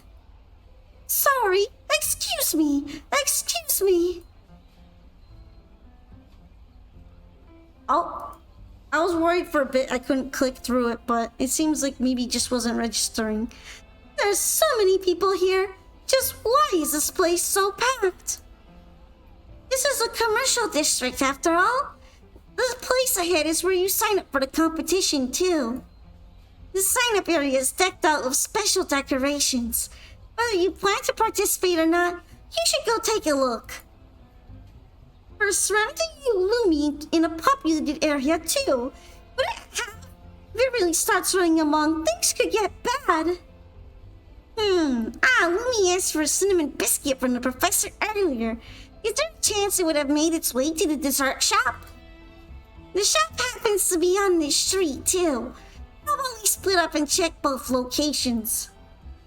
I'll go to the dessert shop. I promised Shakri Siambe that I'd take some photos of the shop for her, so it works out for me. I'll be able to scope out the place in a way. I should go with my good senior here to the dessert place. There's too many people around the sign-up area. It'll reduce her efficiency in the search. Ksenia taps the top of her own head, hinting Yuki that Nagant's short stature would make her disappear in the crowd. You're too short. Ksenia, you're having a dig at me again, aren't you? Oh, wait. I'd be more than willing to walk a few extra steps to the dessert shop for the sake of my senior. I suppose I'll believe you. We'll be off, Yuki. Let's meet back here in 20 minutes. Yeah, see you then. Yuhi temporarily separates from the two, traversing a cramped street and moving toward a sign-up area. The sign-ups are situated on the plaza in front of a building akin to a shopping mall. Alongside the sign-up kiosk is a series of stalls that add to the holiday atmosphere, decorated with flowers and souvenirs in a pleasant manner. Finally here! Felt like I was going to be squished flat. Could Lumi be here? Big brother! There's a little doll dancing on this music box. Do you know what these are called? What names could a toy have? Let's go home. Yuhi looks toward the music box the girl gestured at, a piece of holiday merchandise on display at one of the stalls. Inside a glass shell is a miniature stage with 2 gift boxes. Upon being opened, a stout teddy bear and a cute doll of a girl take the stage, beginning to turn. A doll that dances with a teddy bear. The stage inside is pretty intricate for how small the music box is. Yuhi stares for a moment at the spinning music box, getting lost in it. Dance. Yeah, they're dancing. Lumi? At the sound of a familiar voice, Yuhi spins on a dime to find Lumi only a few spaces away from her with a few people between them. Dance, dance, snowing, snowing. Excuse me, sorry, I really need to get through. Don't run, Lumi. Snow, snow, snow, snow, snow. Try as Yuhi might to get through the crowd of people, Lumi still slips through her fingertips while pirouetting.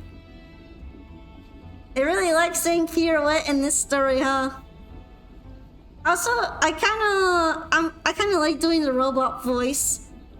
I'm trying to do Gremlin Energy Robot, and usually it's hard to fit the two together, but I think I've managed it somehow. Just like the little teddy bear inside that music box, but spewing out white foam all the while. Whoa, what is all this wet stuff? Whose robot is this? Don't just let it run around. Doing that stuff already. Snowing, big snow. Lumi ejects a massive quantity of foam as the people packed into the space begin to jostle and shove. What is that? Don't get it on me! The hell is that white stuff? Stay away! They really do think it's a bioweapon. It's a good robot impression. Oh, thank you. It's a gremlin bot. It lives for the chaos.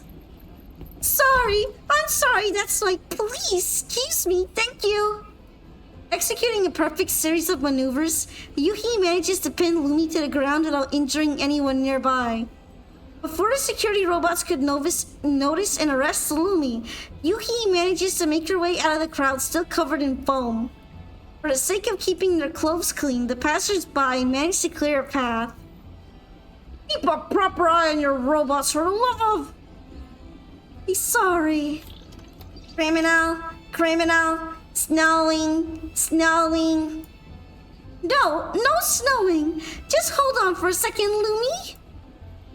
Right, I should contact Nagant and Ksenia. Yuhi immediately produces her terminal calling Nagant. Nagant, Ksenia, I found Lumi. Yes, quickly? We're not even at the dessert shop. Sent you my location. Call quickly, I'm afraid it'll... Snow. Run! For a minute I thought that was Yuhi's voice, but I had to correct her when I saw the name. Whoa!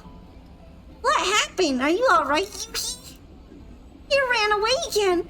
I loosened my grip for just a moment. How good at running? Does it have some marathon runner's data ingrained into its AI? Feels like things are getting more complicated. Well, this is just one part of looking for Lumi. Think of your flowers and stop complaining already. Let's go to where Yuhi is. The trio chased Lumi across 3 entire districts that failed to catch the nimble little robot, only managing to tire themselves out in the process. Damn it! It's too good at running! Where'd it go? Nagant, did you see it go toward? Thanks, sis. Eh? Yuhi immediately pivots at the sound before she can react. Lumi spews out a stream of foam. Oh, it's just trolling at this point. This little robot's being a dick. Her vision module's feed is immediately filled with white, obscuring her vision completely. I can't see! Stupid Stubby, stop running! Thank you for the pats, Nagoya. Happy patting! Ksenia, it's going in your direction. Stop it. Man, I'm beat. It's just too fast. Ksenia blocks Lumi's path of escape. The ladder quickly adjusts, squirming underneath a nearby stall's table. It runs into the table's legs, shaking and disturbing the wares for sale on it. Nugget makes it over in time, stabilizing the structure. Oi! You got eyes or not? Watch it! Sorry, boss! Ah, Ksenia, go quickly. We can't lose it again. There's enough people over here to make up a wall. Say, you got gadgets up your pocket that can make me fly? You have one of those hats with a propeller on them that can make people fly in your collection? That kind of thing doesn't exist. I wouldn't have it on even. And on her hat, Nugget manages to get out of the massive crowd with some effort. Just as she moves to continue the pursuit, she finds herself on the pedestrian crossing in the middle of the road. Nugget, look out! The lights are red! Seems like something you do, just gives a reason to cause chaos but be cute while doing it.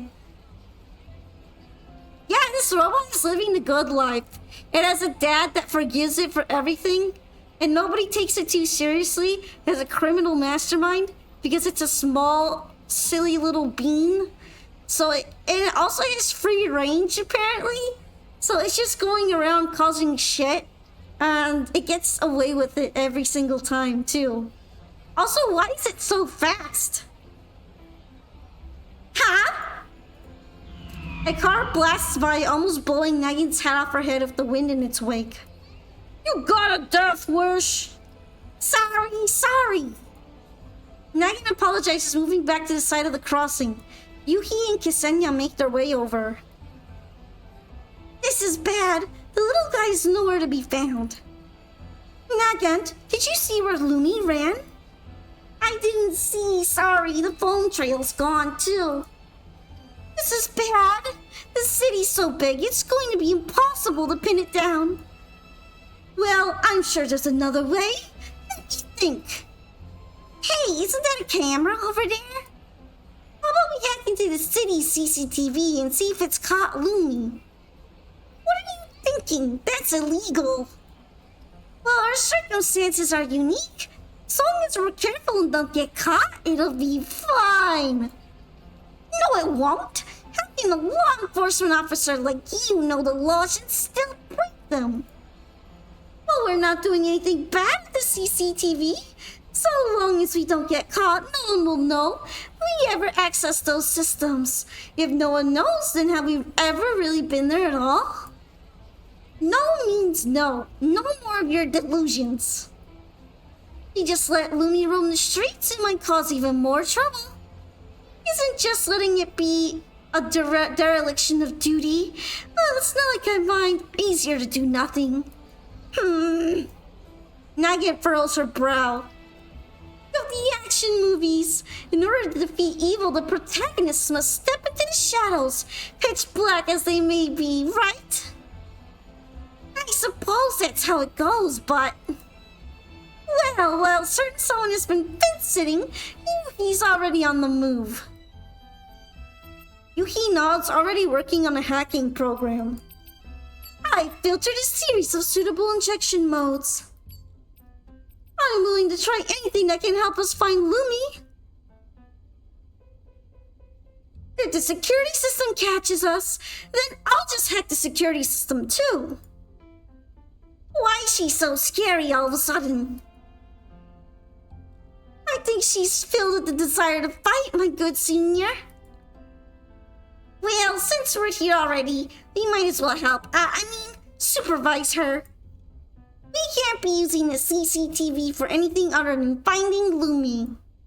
Alright, come on, Grandma. Let's get a move on. Now I got the granny.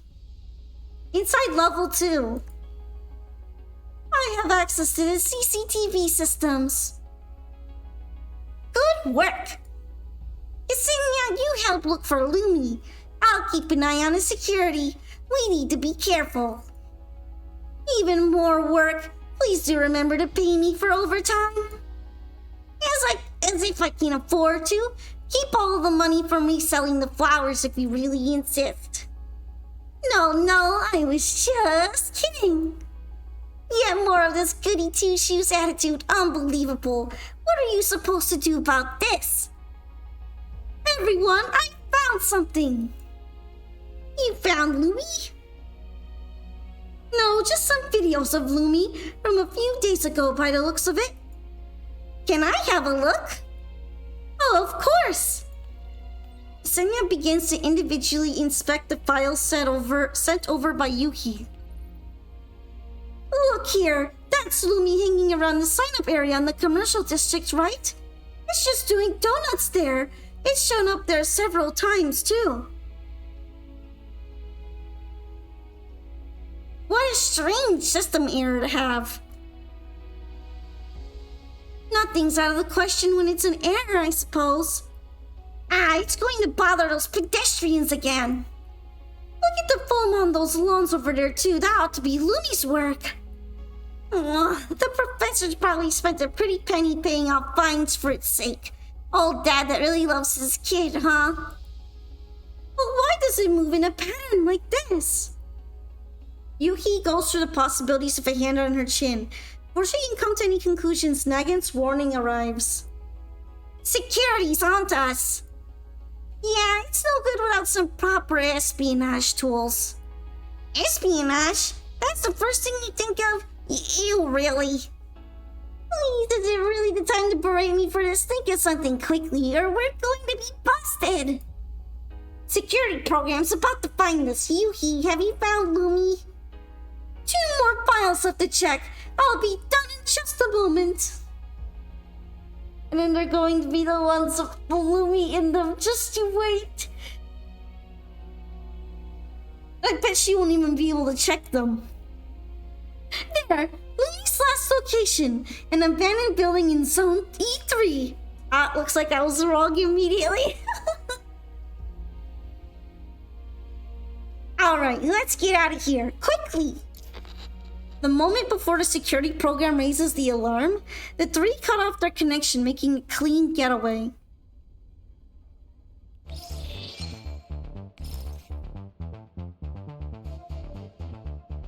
Alright, we're actually halfway through the story already.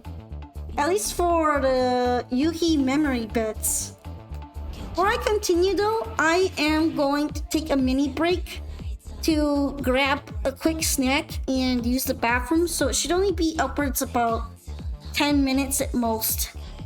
So I'm going to try to hurry a bit, but thank you for accompanying me on the story so far. We're going to find out all about this little scrungly robot, so stay tuned, alright? See you in a jiffy!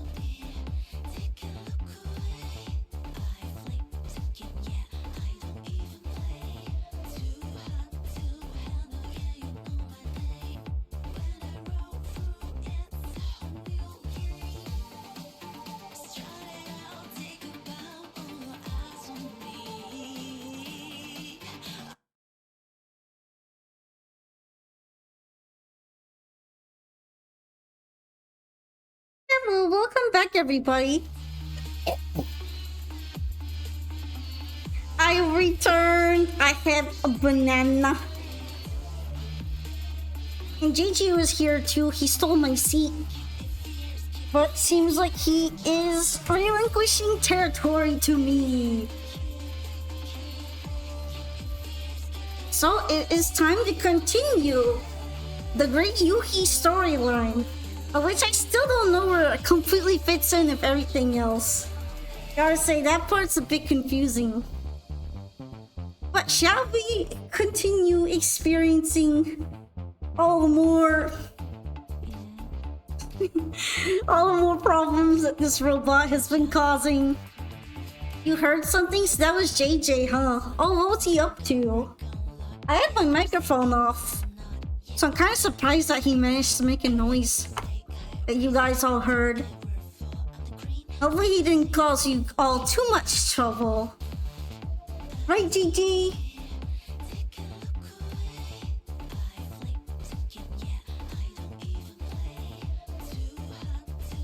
Yeah, let's see. What's up next? Oh, are we already fighting Lumi? That was fast.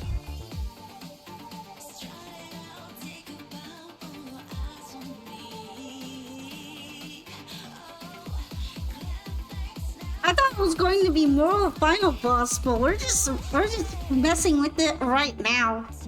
Well, let's go shoot the Bobot.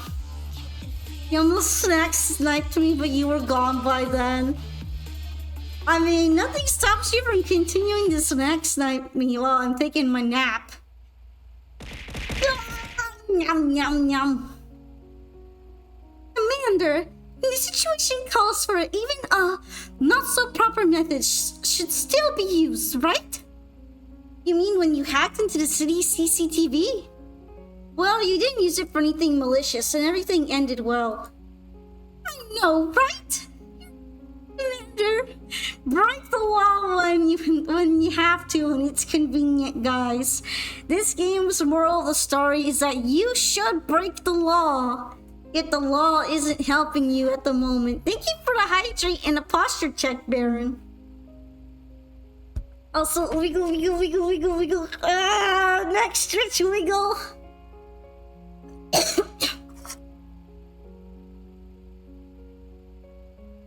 You went so far to help Professor Bowen look for Lumi just so you could have some artificial snow? There must be something more at play. I mean, maybe we're just being nice? Silly Commander. It's okay to be generous too, right? You're right, Commander. I did initially seek him out because I wanted to use artificial snow for our performance. After knowing what Lumi meant to him, though, I couldn't just let it be. And before I realized it, I started taking it like a competition of how good Lumi was at running away. That does sound like something you would do. Should I take that as a compliment, Commander? Of course, if you weren't like that, you wouldn't have been able to continue dancing. Commander! Seriously, getting all sincere all of a sudden? It's embarrassing, you know? But I do like it, hehe. Her brilliant smile makes me ease up too. I'm looking forward a little to what's next. Shall we continue? Yep, this is the best part of the performance.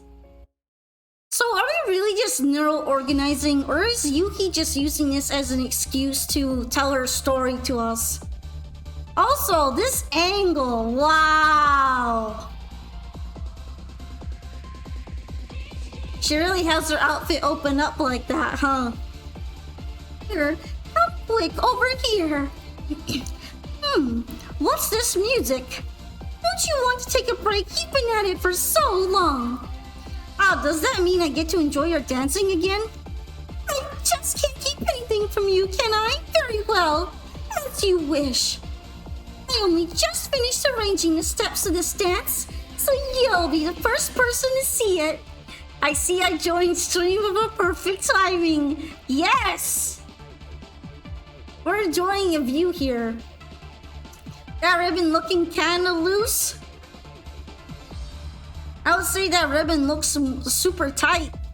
So tight that it can pull off. Oh, okay. We're just shoving that yacht out.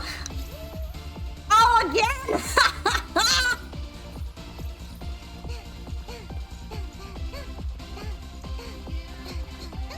Her voice is so high-pitched, it sounds almost exactly like Suomi's.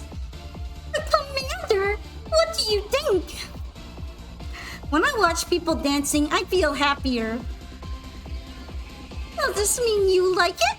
Can I take that to mean that he will approve? Of course. That's great. Actually, there's more after this. Still, the intermission should be over by now, right? We aren't done yet. Ah, you're right. Oh, come on, that's not fair. That jiggling yacht was overkill. If you think this is overkill, you need to see her skin. Her skin is something else. It might be the most overkill skin in the game right now. I think I should wait until it's all over before putting on a show for you.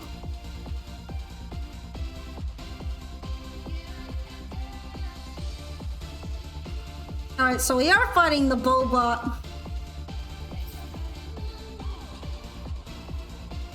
I like how it's weak to ice, even though it's a snowbot. There's something oddly funny about that.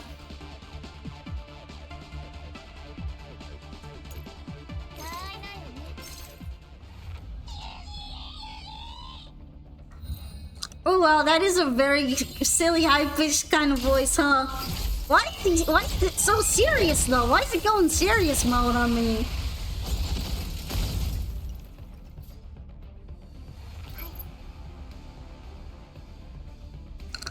What's this box for? How do I even get up there? Wait, mysterious gift box that's been randomly scattered around the height in a festive mood? A reveler fortunate enough to find such a box can take it and keep its contents as a memento.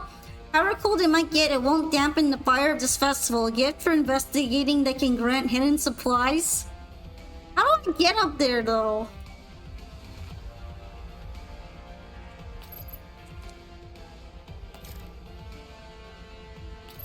Wow, hey, why the robot acting up like that? It's throwing a tantrum.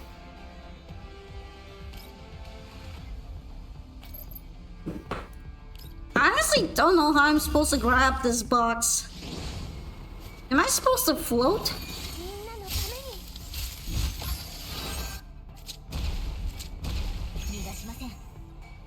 Is there a switch up here? It's taunting me. What is the box for?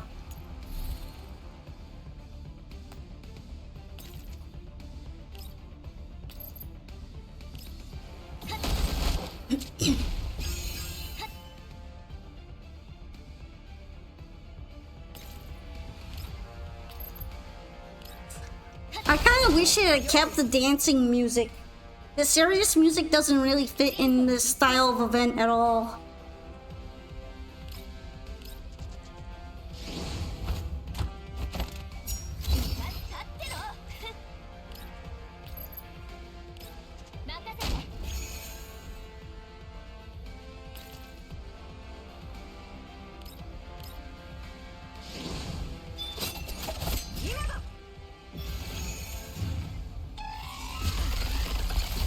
It's sniping me! That's so impolite. Also, it's screaming an awful lot. Why are you screaming?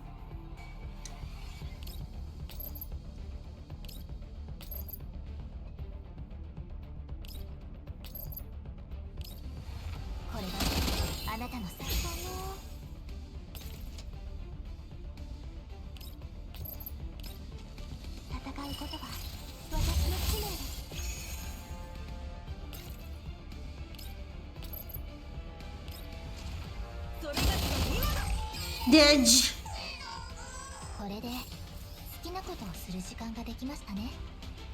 I still don't know how to get the box.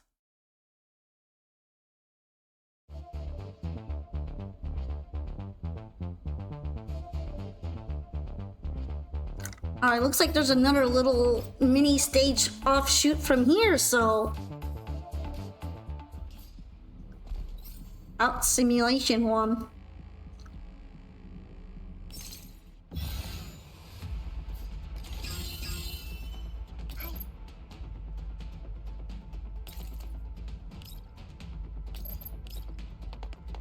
Why is it that the creepy cubes only show up in this mode? This robot was looking for every reason to start hyping itself up for a fight. Yeah, I think it's been spoiled for far too long. We need to show that brat some corrective actions.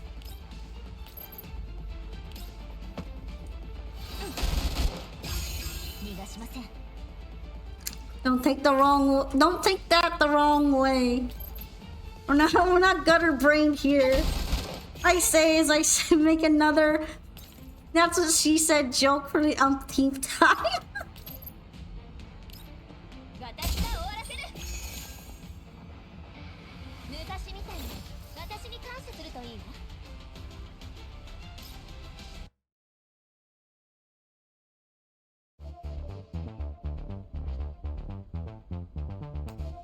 That's what she said.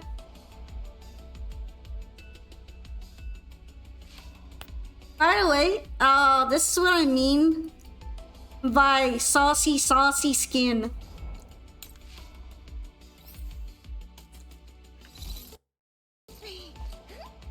They were overkill with this. They were like, how can we horny max this? How can we horny max our Yuhi? How about we put her in almost nothing? Her underwear is straight up out.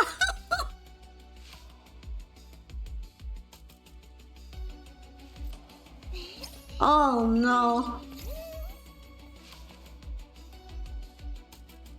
If you thought her default outfit was bad, I have some news for you guys.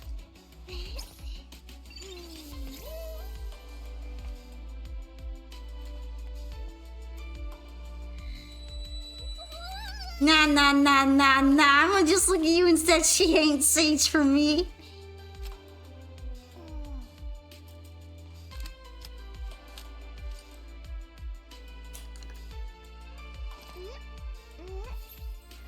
Oh, she reacts if you touch her there.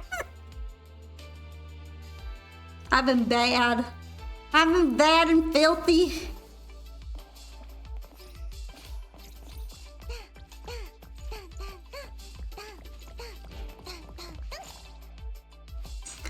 It must be a tough job being the dev of this game. They gotta work only on one hand. It's such a tough job that they have a stocking model in the office.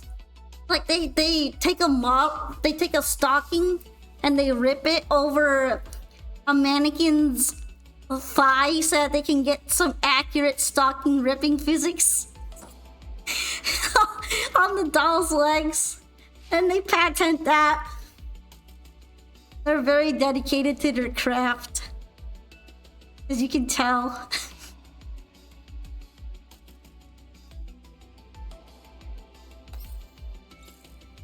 Not like their default outfit is all that much better, but still.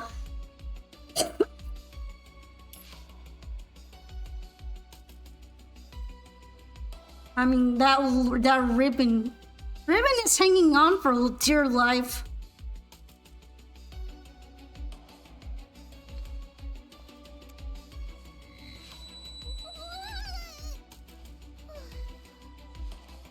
And then she's got her own mini speakers on there. At least that's what I assume that they're doing.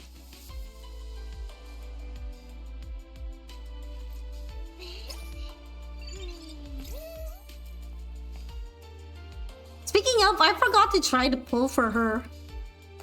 This whole time I've been vibing with her and I like didn't even pull. Now that we're like midway into the story, maybe it's time to fix that. When you said her outfit was worse, I swear in my head I didn't think it would be that bad. They really just went, how can we max the horny stat out on this doll?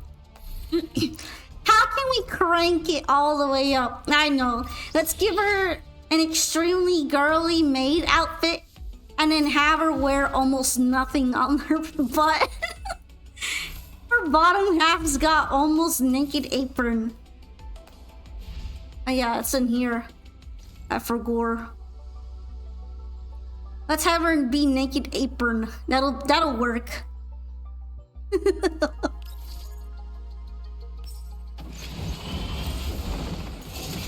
All right.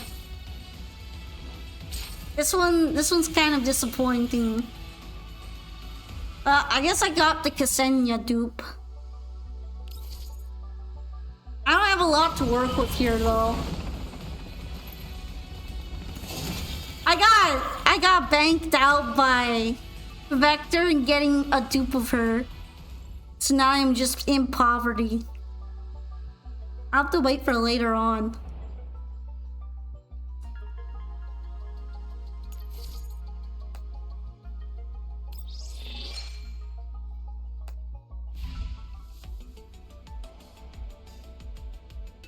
Poverty is a real and serious issue, Yuhi.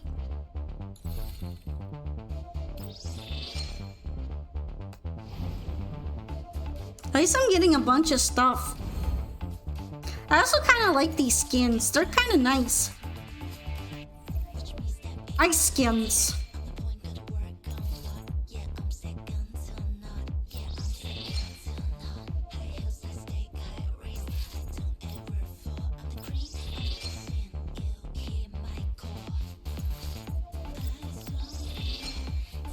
Some of these are a little expensive.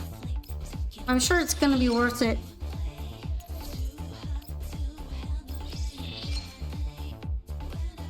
I guess I could start buying Yuhi gifts now.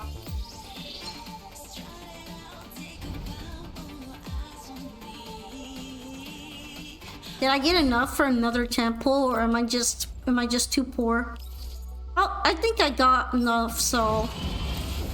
And as we are met with disappointment and sharkery. Oh, not yet another sharkery. Can I at least slap their refitting room things on? How are you enjoying GFL 2? It's pretty nice. I think there's some issues that can be worked out with the game. But overall, it's kind of a quick little fix for people who like XCOM 2. Thank you so much for the gift sub, Nagoya. Hope Sholax enjoys it. No more ads. You are free. You're free. But yeah, I'm not really in here for the fan service. Regardless of what it looks like. I'd recommend it for those who like strategy games. And it's generally pretty free-to-play friendly, I feel like. There are very few dolls where it's required to really max out their dupes in order to get a ton of damage with them. And the main storyline is also super easy. So it's not going to be impossible to clear content just because you don't have a ton of dupes or anything like that. My computer's doing a thing where it makes my noise, my volume get really quiet for some reason.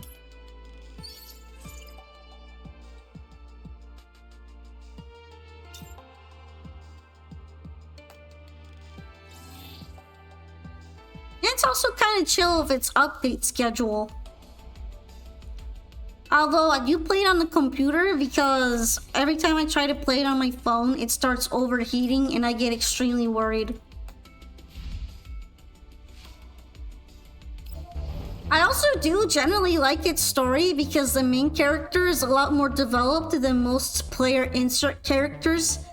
Mainly because he/she has an entire previous game's worth of story behind him, which you don't need to read in order to like this game and enjoy the story, but it does give some context as to why the commander is a very developed character. Because the commander started out as a player insert in Girls Frontline 1, but then so much shit happened to him that he developed his own personality.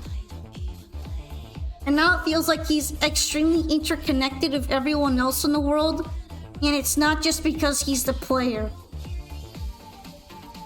So in that aspect, the story is really strong. Once in a while, it kind of drags on or has a couple of smaller issues, but it's already pretty interesting, and they definitely thought out their lore for dolls quite a lot. Some of my favorite story segments are in their lore character journals for all the dolls, which you kind of don't really get into in the event story or main story. You have to go looking for them.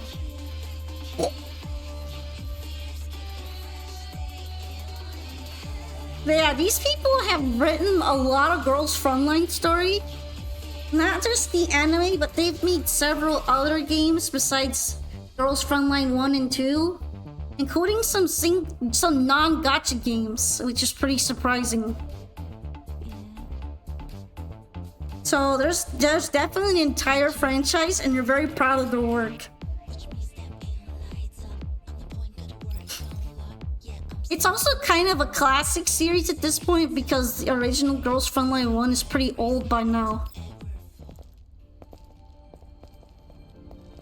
I think they're doing pretty well in expanding on it, but I can't really claim I know a lot about Girls Frontline 1.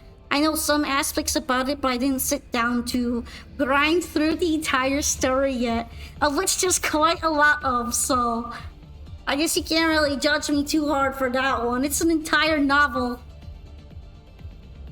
Especially since every time I go through one of the events in this game, it's already quite lengthy, so I'm not going to be too surprised if getting through the first one is going to take a little while.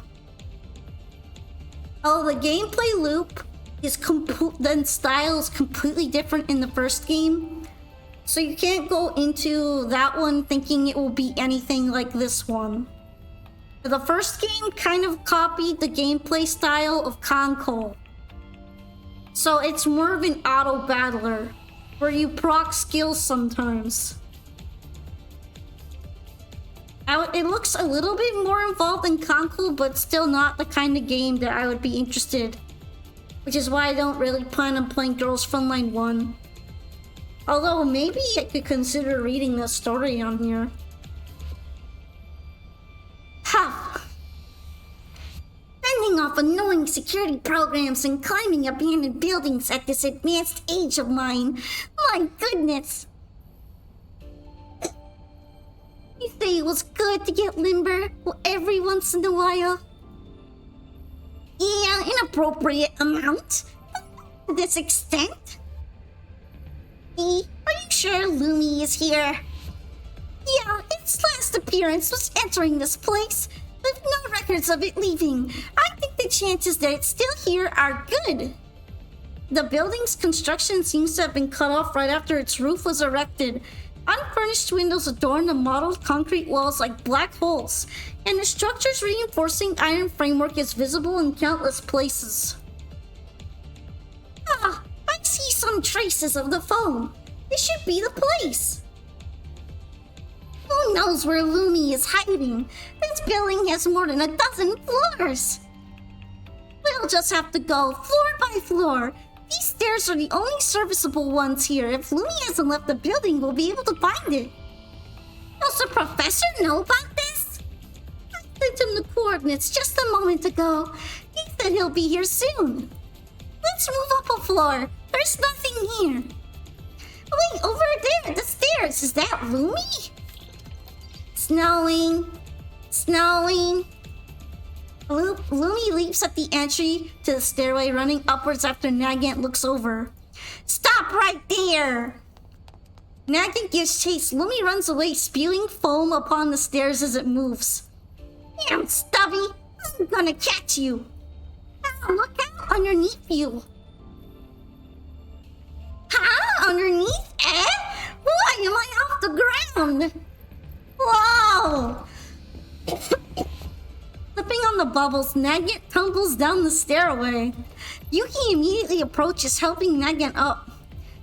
Thanks! Are you alright, Nagant?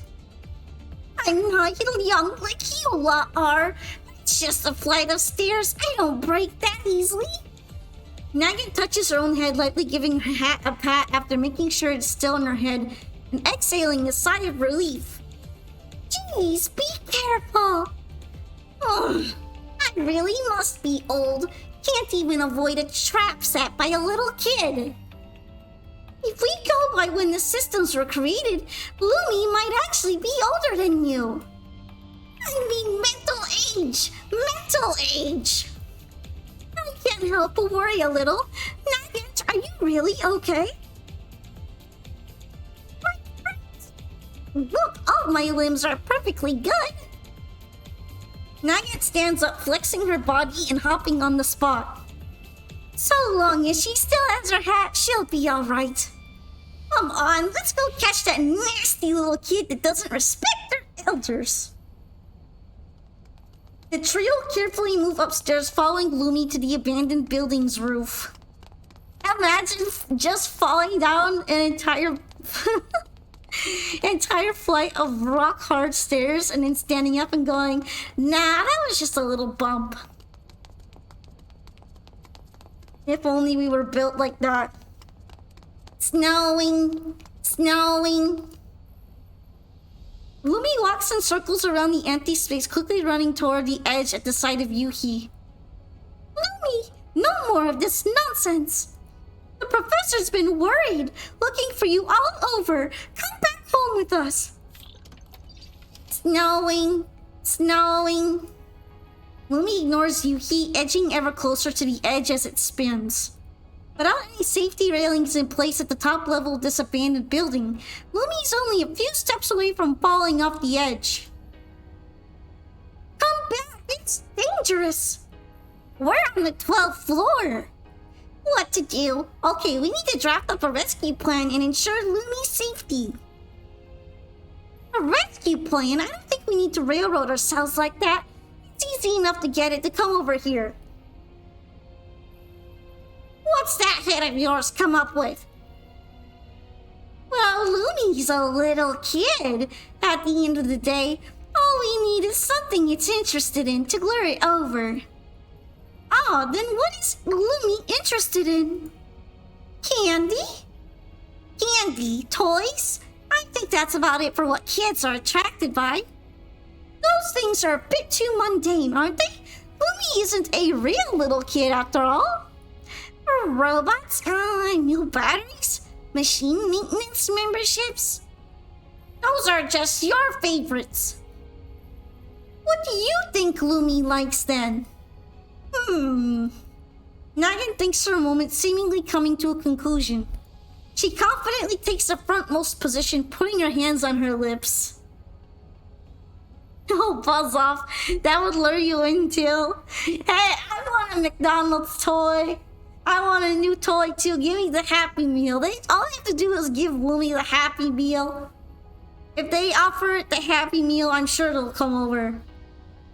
Come back, Lumi. If you listen like a good kid, I'll go buy a nice hat for you. Lumi cares not for Nagant's pleas. The air almost freezes solid, and silence dominates for a moment. Why did she go with hat? I don't even think this robot wears a hat. Why is Nagant like this? Lumi's not you. Why would it be interested in hats? Then I'll go with this. Nagant makes a weird face at Lumi.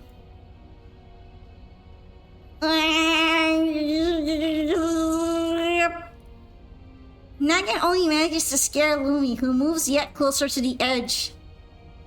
That's no good. Let me handle this. Ksenia rummages through her pocket, pulling out a piece of candy in the shape of a diamond on a ring. She waves it around in front of Lumi. Wow, we're actually just going to give the robot a ring pop.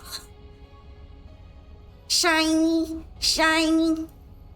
Lumi takes a few steps away from the edge, interested. There we go. See, of course kids like shiny things. That's certainly one way to put it. Kids aren't dragons sleeping on piles of gold. Oh, so now... no, it stopped again. Ksenia shakes the ring again, but Lumi is unswayed, returning to the roof's edge. Oh, it doesn't work anymore? Of course you have no experience dealing with children, young as you are. Watch me here. Nagin begins a series of strange movements, crossing her arms in front of her chest. The hero of justice, Super Galaxy Man. Lumi stares at Nagant, tilting its head. Hey, what are you doing? I'm doing Galaxy Man's routine. Don't kids like those kind of shells? Oh, come on, I'm interested in shiny things too. I feel this game is calling me out for being obvious. Not only is it shiny, it's literally a ring pop. Like you could eat it. I think that's kind of peak already. Give me a diamond ring pop. You're the only one here who's a fan of that old pre-war stuff, dear. See, Lumi isn't interested at all.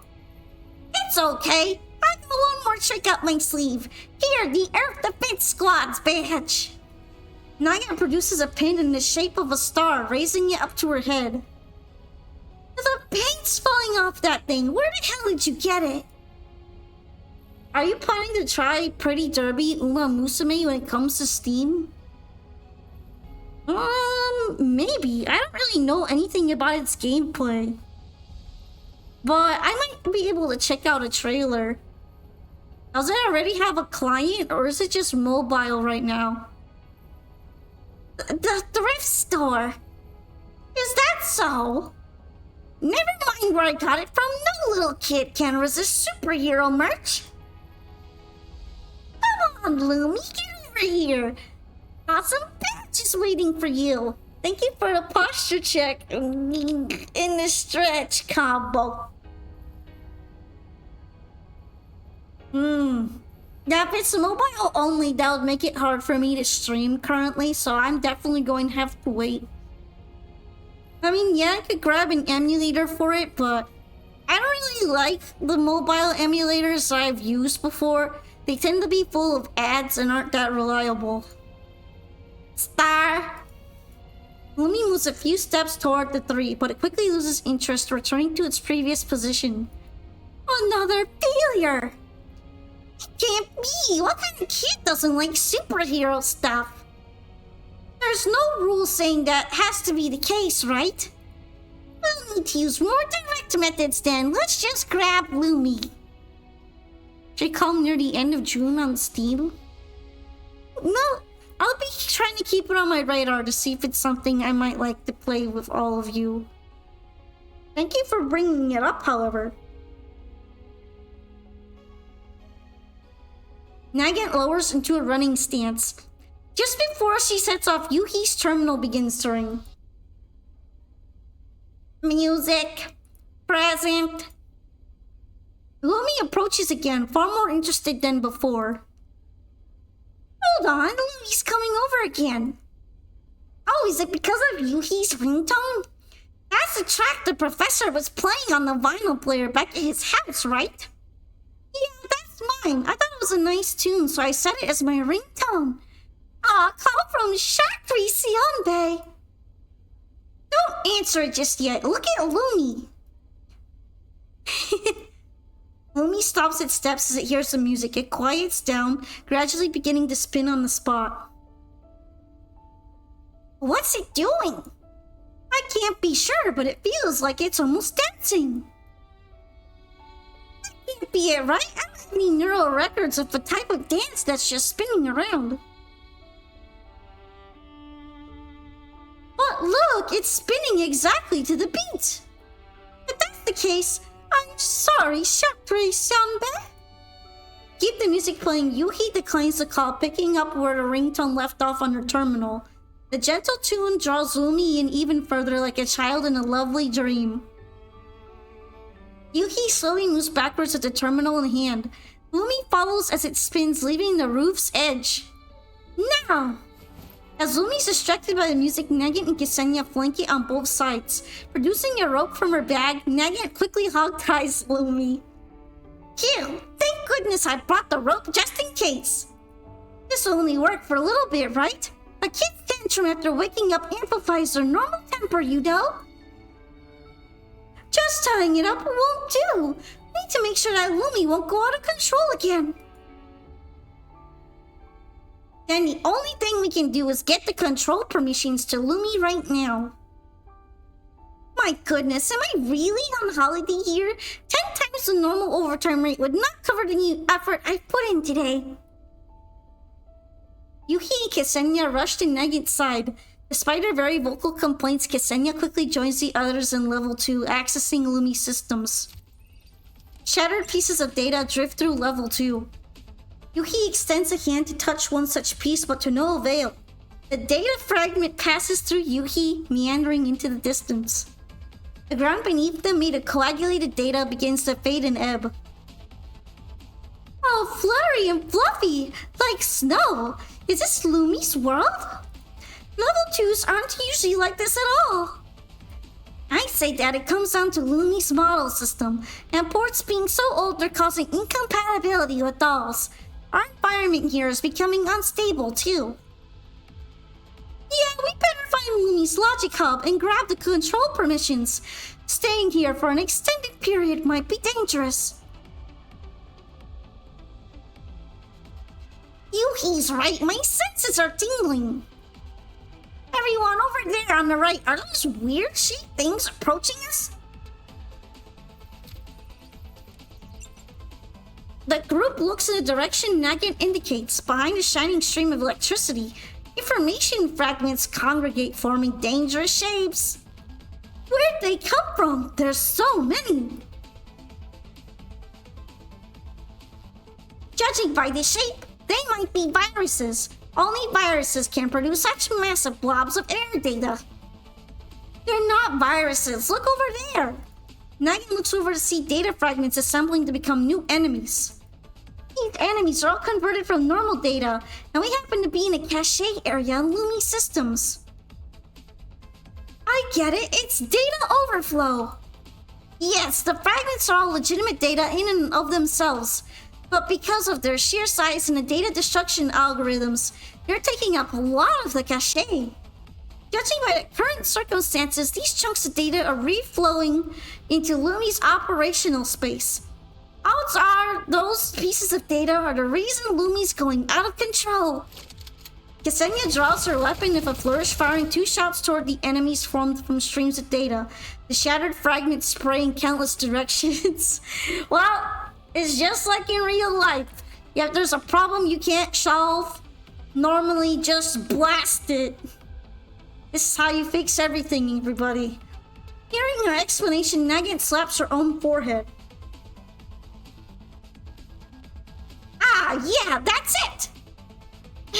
I mean, of course the young should be knowledgeable about these things. Good. Behind you. Ah, don't just touch my hat willy-nilly. Nagant destroys the enemy with a single punch. The data fragments fly in all directions, scattered in an instant. Nice swing there. Hehe, I'm not a veteran in name only. Back, Nagant. They're reassembling themselves. What? Nagant takes a brisk step back. Few steps backwards, the data fragments reconvene, forming a cube. The two face off for a dozen seconds, but the cube does not express any desire to attack. It's literally just a present. Every idea that never works and you remember you have a gun, and so I started blasting. Is it not an enemy? This cube's kind of familiar, is it? It's a gift box, right? It's shaped like one. The bow tie on the top is mimicking a packaging ribbon, right?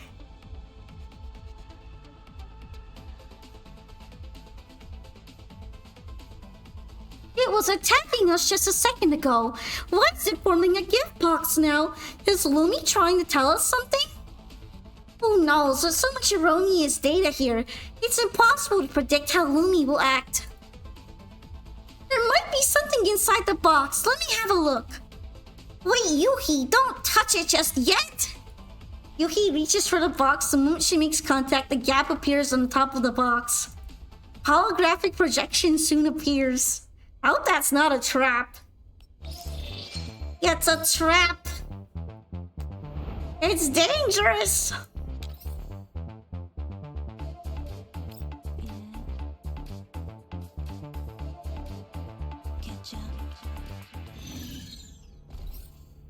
We're back in the city. There are a couple more enemies this time. I really don't think it's going to be any harder than the other ones.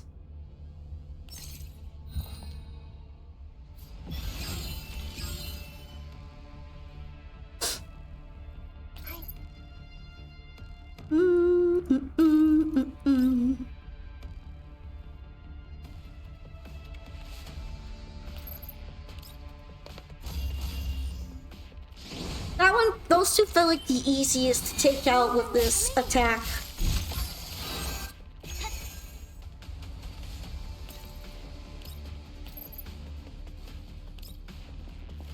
Oh, look at how it barely does anything. It was just tickling Tolo.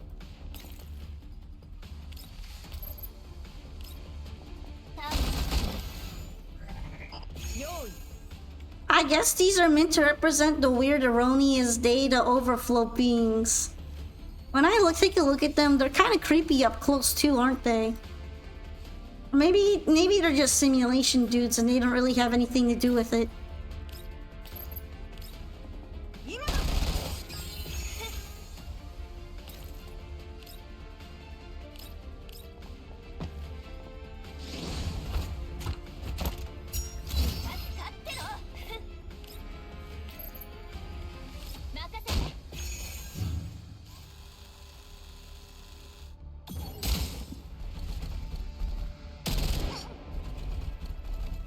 Oh, look at the tickle damage.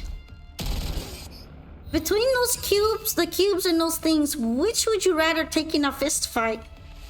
I guess I'd rather take the creepy smiling cubes. Cause these dudes all have arms. The creepy smiling cubes at least don't have any arms. And they didn't seem to have any guns either, but who knows. I'd probably get owned either way. It's not like I'm a doll or anything.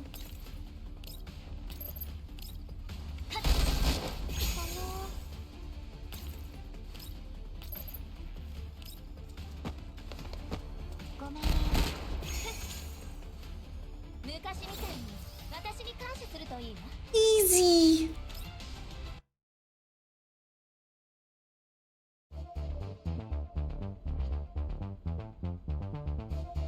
I think that's already a story note, so we can keep viewing some more of Lumi's story. It depicts a lively woman pushing a door wide open. She runs toward her husband, who walks in her direction, hugging him tightly. Oh no! We're about to get flashbacks to Bowen's sad wife. Oh! And prepare your tissues! And your mom jokes. I did it, Bowen. A prototype. I've got a prototype. Renee turns around to shake the camera holder's hand, waving at her husband. A stubby robotic foot can be seen, the seams of its metallic plates joined with new shiny bolts. Come say hello, Lumi! The camera angle begins to shift and move, accompanied by the sounds of mechanical motors as the surroundings come into view. Squeaking. I can only make a few simple sounds right now, but it'll be the future of AI. Professor Bowen, you'll have to redouble your efforts on your research project. The somewhat blurry video takes in the environment and a happily smiling couple. Owner info updated Renee Candela, Bowen Candela. The video cuts off. The gift box splits into pieces, scattering to the wind and mixing into the surrounding streams of data. Was that man Professor Bowen? And the woman ought to be his wife? Her name's Renee? Most likely, but these video files should be within a storage drive. It's all mixed up in the cache, so it follows that Lumi's data processing has gone wrong somewhere. If we can solve the data overflow problem, Lumi might be able to go back to normal. I'm kind of surprised that Bowen wasn't more astute about these things. You'd think he'd be able to troubleshoot this more easily than they would. Yeah, but I'm a little curious why these data fragments turn into a gift box. Look, there's more ahead. The fragments are coalescing again. Huh? Another box? Yuhi approaches the newly formed gift box. This is the second time now. I can't help but feel there's some kind of meaning to this. Hard to guess what a silly kid is thinking. Might as well see what's inside this time. Yuhi touches the box's surface. A projection appears just like before. The image this time is much clearer. The room's lights are off. Moonlight spills in from the outside, exceptionally bright in the darkness. Renee sits in a rocking chair by the window, with Bowen at her side. The unknown amount of time that had passed left its mark on them, be it shallow or deep.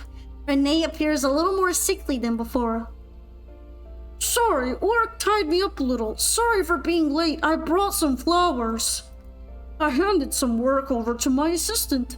From tomorrow on, I should have a lot more free time.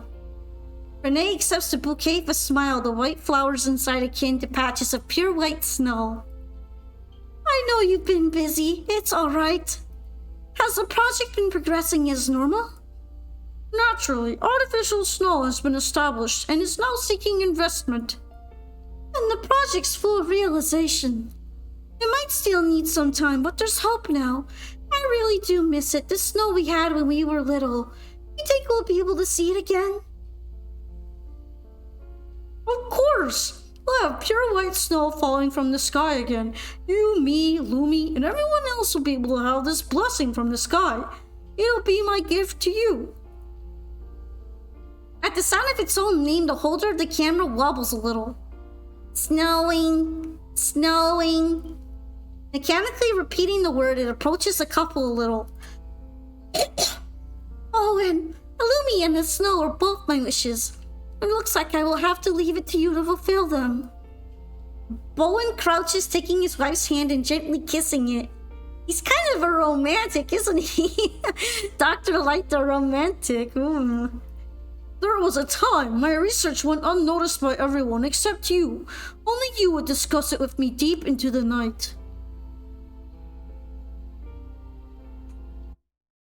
Hold on, I need to adjust the sound again. From the moment I asked for your hand, your wishes have been mine as well.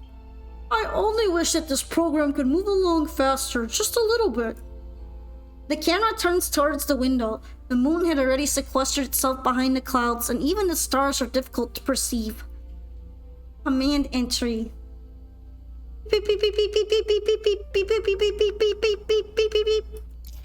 The voices grow muffled. The images flash a few times before the projection cuts off again. So the snow and Lumi were both Renee's wishes.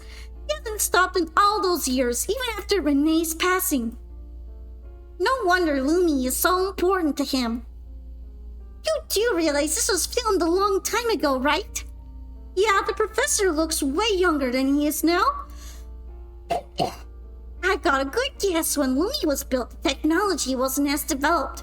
In order to allow it to learn by itself, Renee set it to intake information as frequently as possible. Unfortunately, the filtering and selection of the intake seems to be flawed.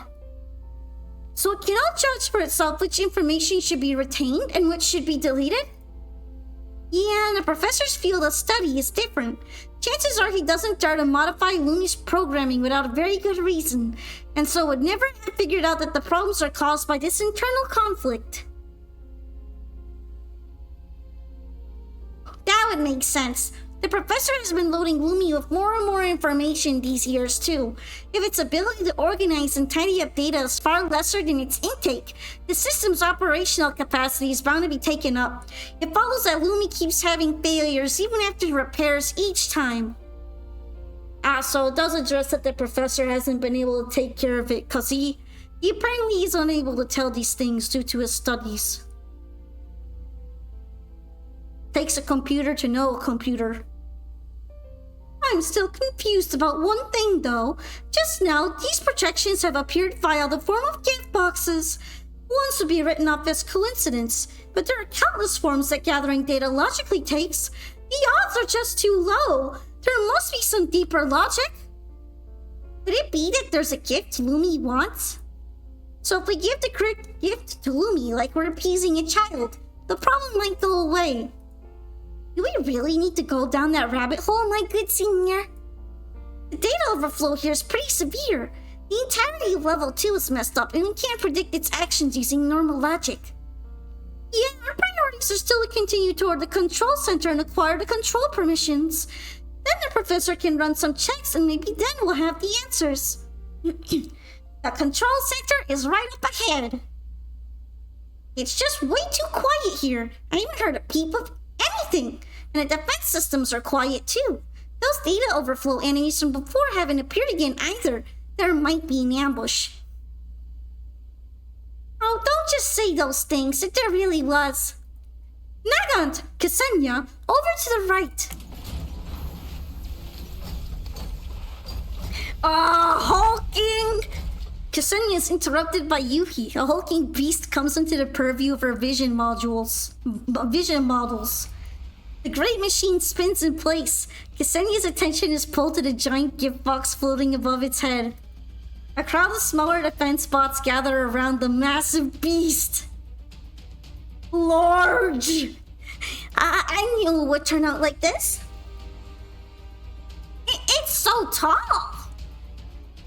Judging by the vision module feedback, it should be around 5 meters tall. I can't help but feel it looks familiar. The way it turns about too. Could this thing be Lumi? La, it's GFL too. Yeah, it's me. I'm frontlining. How you doing, Cian? There are some similarities, but only a few. Maybe the corrupted data's influencing things. Why would Lumi appear in its own level too, though?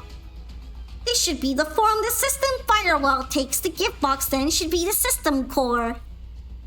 Well, I'm good. I'm learning about this robot.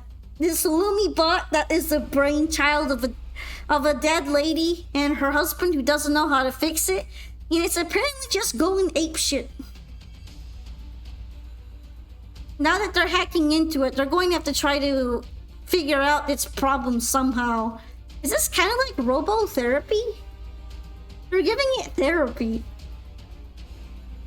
Lumi protecting the gift is in reality the firewall protecting the system core. What is it with the gift boxes? Yeah, Yuki's probably right about this one. See, young-un, better to slow down a little sometimes. Even AI needs therapy. Hi, Shockwave. Yeah, all the AIs in this game have needed therapy so far. It stands to reason that so does this one. Yes, I understand. If the gift boxes are some sort of hint from Lumi, then what's it really trying to get across? Everything it does is completely devoid of logic. There's nothing to be deduced here. We can ponder that after the controls are ours.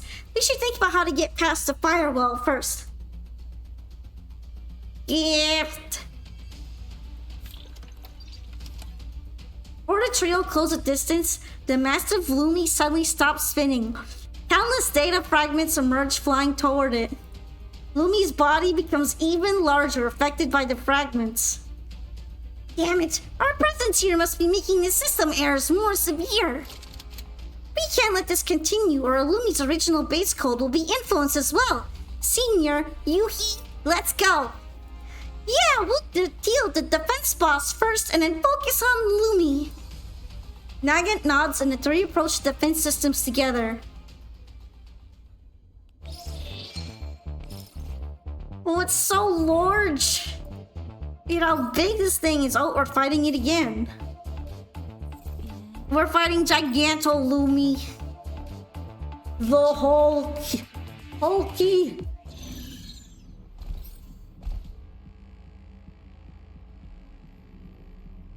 Where is it at? Oh, it's all the way in the back.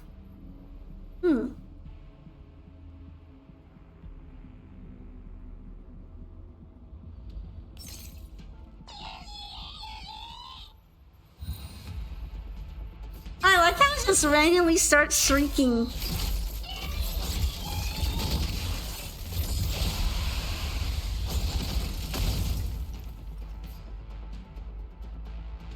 Well, thanks to opening its brain up, we now know why it's so weirdly violent, so... Hopefully we can solve its problem so it can stop being as obnoxious.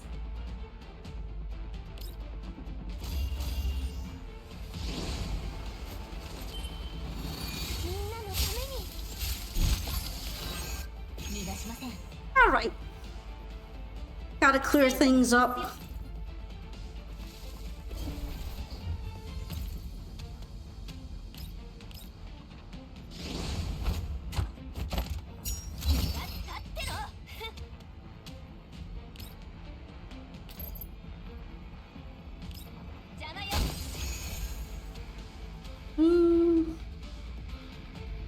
This Aegis blade is probably gonna start messing with me soon.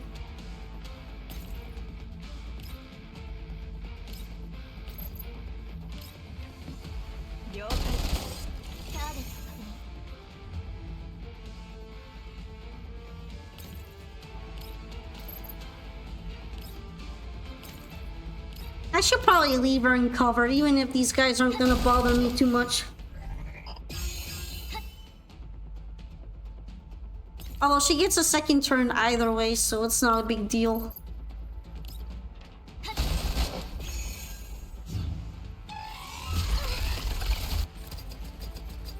Why is it crawling like that?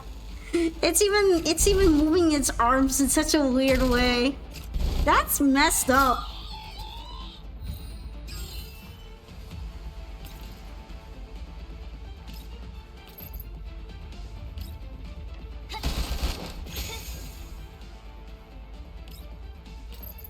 Robot needing therapy is kind of crazy.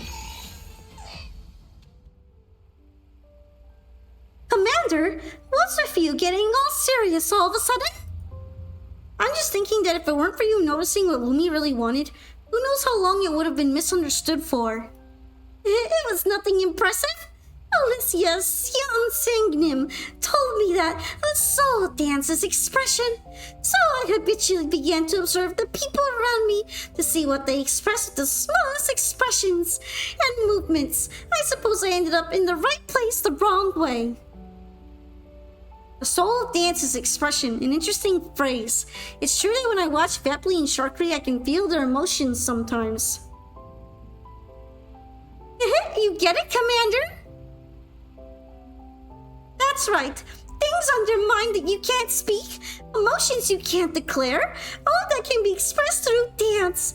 After the whole business of Professor Bowen and Lumi, I became even more certain about this.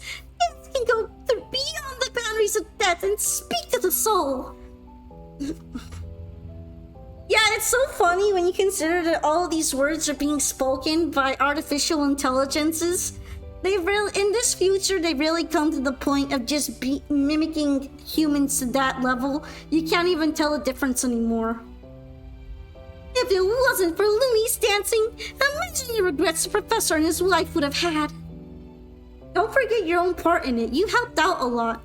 I pat her head. She looks upwards, a shade of red creeping onto her happy face. I was really happy to be able to help Lumi and the professor. I want to convey more and more things at dance from now on, too. I'm sure you'll manage it. I don't really understand dancing, but if you need help, I'll always be there. Speaking of this, I really did have another request for you. I'll tell you after we're done for good with the organizing. There's not much left. Let's clear it all out in one go. Alright. It feels like organizing is just another word for storytelling. Storykeeping? Memory recollection. Your robot wife's emotions are... they're real to me! How dare you say they're not real? You imbecile!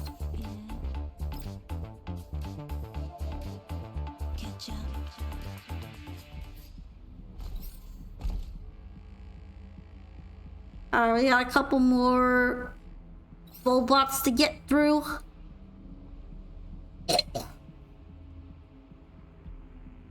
Let's go Diane this time. She'll probably make the process a little faster.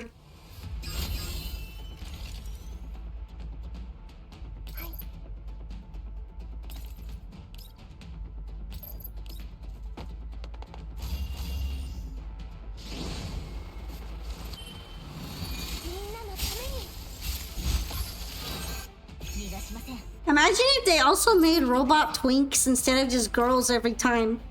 Actually, from what I understand, there are a couple of them in one of the other Girls Frontline games. But I don't know if there's actually a significant amount to stop making a series called Girls Frontline exclusively. Still, it's funny to consider.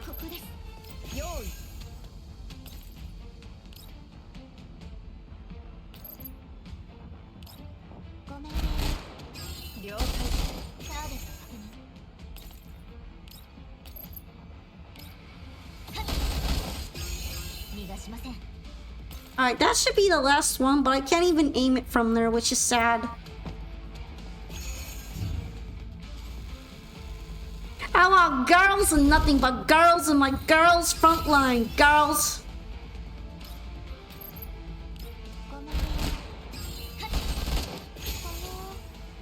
I feel like half of the player base, if they saw like one of those saucy fan service skins on the male character, they would probably start puking and clawing their eyes out. I feel like it would cause psychic trauma. Boys in my Girls Frontline, send it back to the kitchen. What are you trying to do? Poison me? Boy, make my tummy hurt. How could you do that?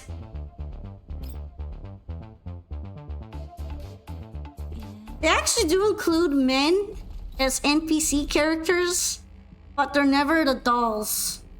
They're always just regular human men.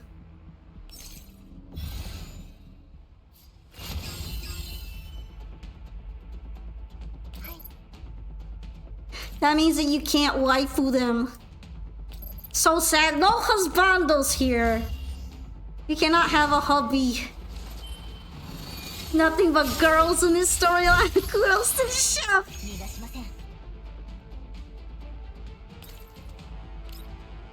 Literally anything else would be offensive. On God.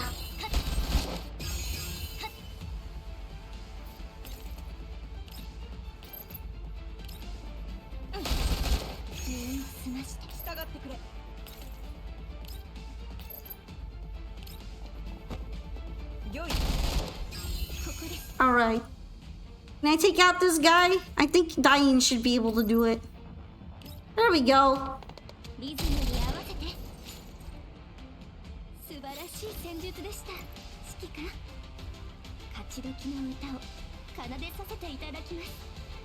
That reminds me that this character's entire storyline had to be rewritten because she showed interest in another man who wasn't the commander. It's all jokes and fun, but Honkai Impact, they're just pretty much like that. Oh yeah, they're like that to the point it's Yuri. It's all Yuri. Literally no men, only Yuri. They probably have even less men than this game does. It's called Girls Frontline, not integration of our 2% girl player base frontline. Hey, you leave me out of this, okay? That feels targeted. I don't deserve your retaliation. 2% straight girl player base.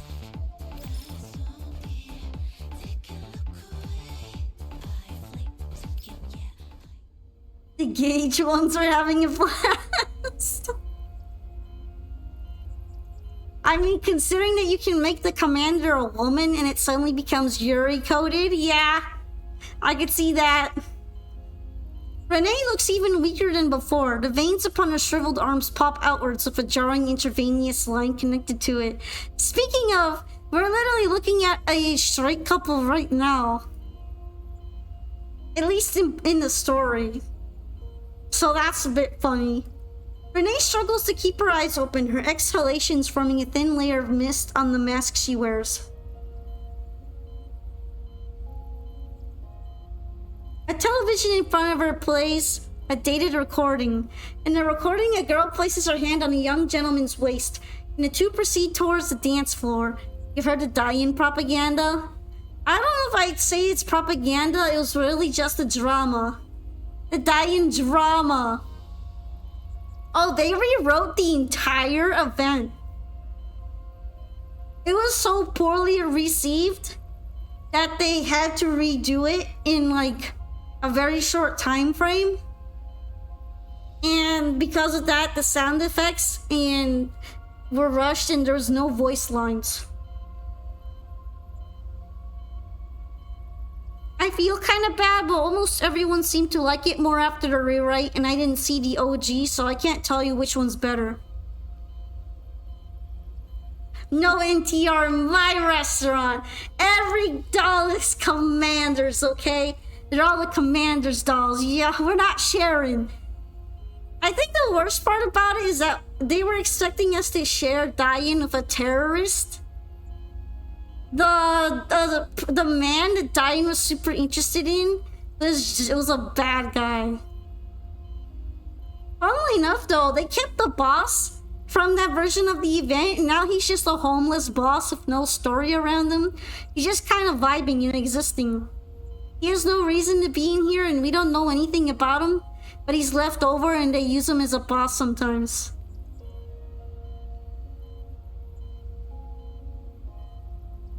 Lumi! The camera moves closer to Renee at the sound. The shriveled hand slowly reaches over. I'm sorry. The project will have to continue without me. Boss committed the sin of attracting one of the harem protag's girls. A sin so unforgivable he had to be erased from the timeline. You shall not exist.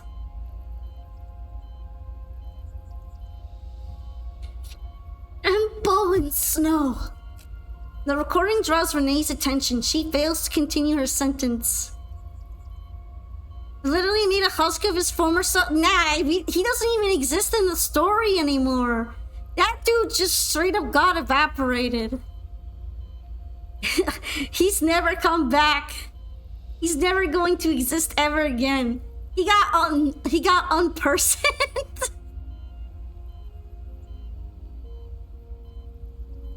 In the television, she moves to the music of Bowen, still young and lively. He got Thanos, exactly. He said, I don't feel so good, and then he disappeared. A flower in full bloom rests upon her breast to the tune of Dance and Dreams. The swaying hems of Renee's dress form lilting green waves in the air. Ash babied. For a minute, I thought you said ash blossom. That's how you know the brain rot is bad. That year, the main man who knew only research. At the winter ball, he asked me for his first dance with a red face.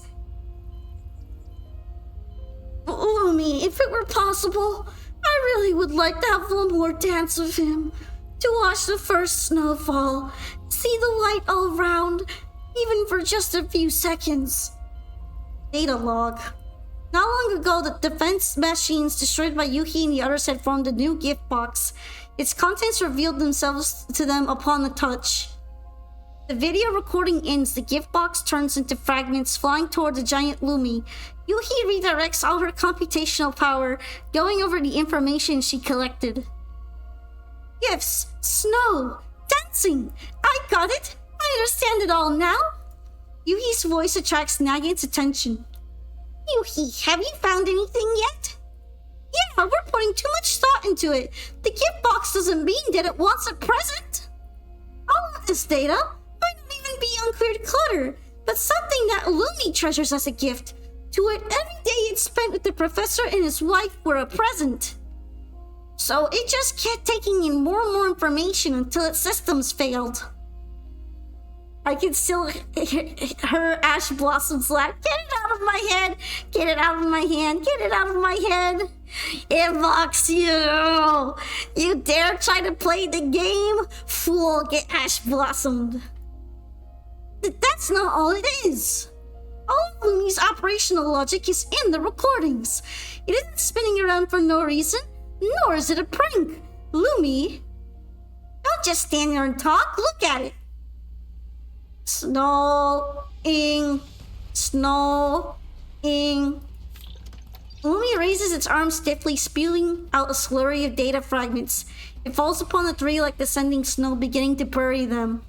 Welcome back from the ad break. You're now in time to watch Lumi kill the protagonists. Also, it's very big now.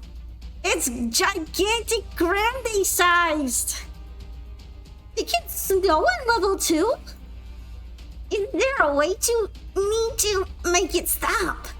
Whoa! Vertically disadvantaged, Nagant is soon buried by the avalanche-like data. Only her arms remain visible, grasping at the air. I like how they just basically said Nagant is the first one to get overwhelmed because she's a midget. That's harsh. That's really harsh there. Man. Vertically disadvantaged. Hey, my good senior. See the height of your flaws now? What? Senya grabs Nagant's hand, pulling her up with some effort. To be treated like a carrot by my junior at this age. Lawbreaker. Snowing. The overflow's getting worse. We need to make it stop. What can we? I know! Music! Dance and dreams! Ksenia, help me pull it up, please! Okie dokie! Make sure you pay the fee! Hurry up! Soon after, level 2 is filled with beautiful music. As the track begins to play, Lumi's data spewing pace slows down. Snowing, dance, gift. Oh, it's working! Lumi seems to remember this. What next? A more direct approach? Ksenia twirls the weapon in her hand, but Yuhi shakes her head. No, that might stimulate Lumi's already unstable systems more and cause a total breakdown. We need it to release its control permissions by itself. Get it to do that of its own volition? What do we do? I want to give Lumi a present. Please help me. Yuhi picks out a passage from her neural records. The scene when Professor Bowen mentioned Lumi in his home, while the scent of butter cookies drifted through the air. Lumi is something my late wife left behind. Its existence is special to me. To me, its growth is more like a little kid's. I teach it what I know bit by bit. Lumi is very important to me. Will that bit work? I don't know, but we have to try. Please help me out. With Nagant and Ksenia's assistance, the neural records are packaged as a data fragment. Shining with electric light, the fragment is placed in a virtual gift box and delivered to the massive Lumi.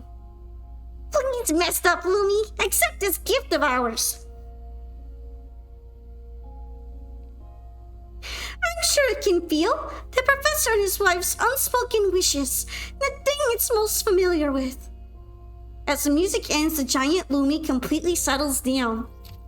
The data within the tiny little box enters the massive gift box above Lumi. Not long after, the gift box it protected so desperately cracks, with countless data fragments bleeding outwards. The larger fragments crackle again, turning into drifting snow, proliferating through the unkempt level 2. Is something wrong with my visual modules? Is there a projection on those fragments in the air? Your visual modules aren't that old yet. Those are the records of Lumi's life with the professor and his wife out there. Don't take the opportunity to mock me. Nagin puts a hand on Ksenia's shoulder, but her attention is soon pulled away by a blurry image upon the fragment. On a bright and pleasant afternoon, Professor Bowen takes his wife's hand, strolling along a small garden path. In the living room's gentle light, Renee and Professor Bowen together inspect Lumi's frame.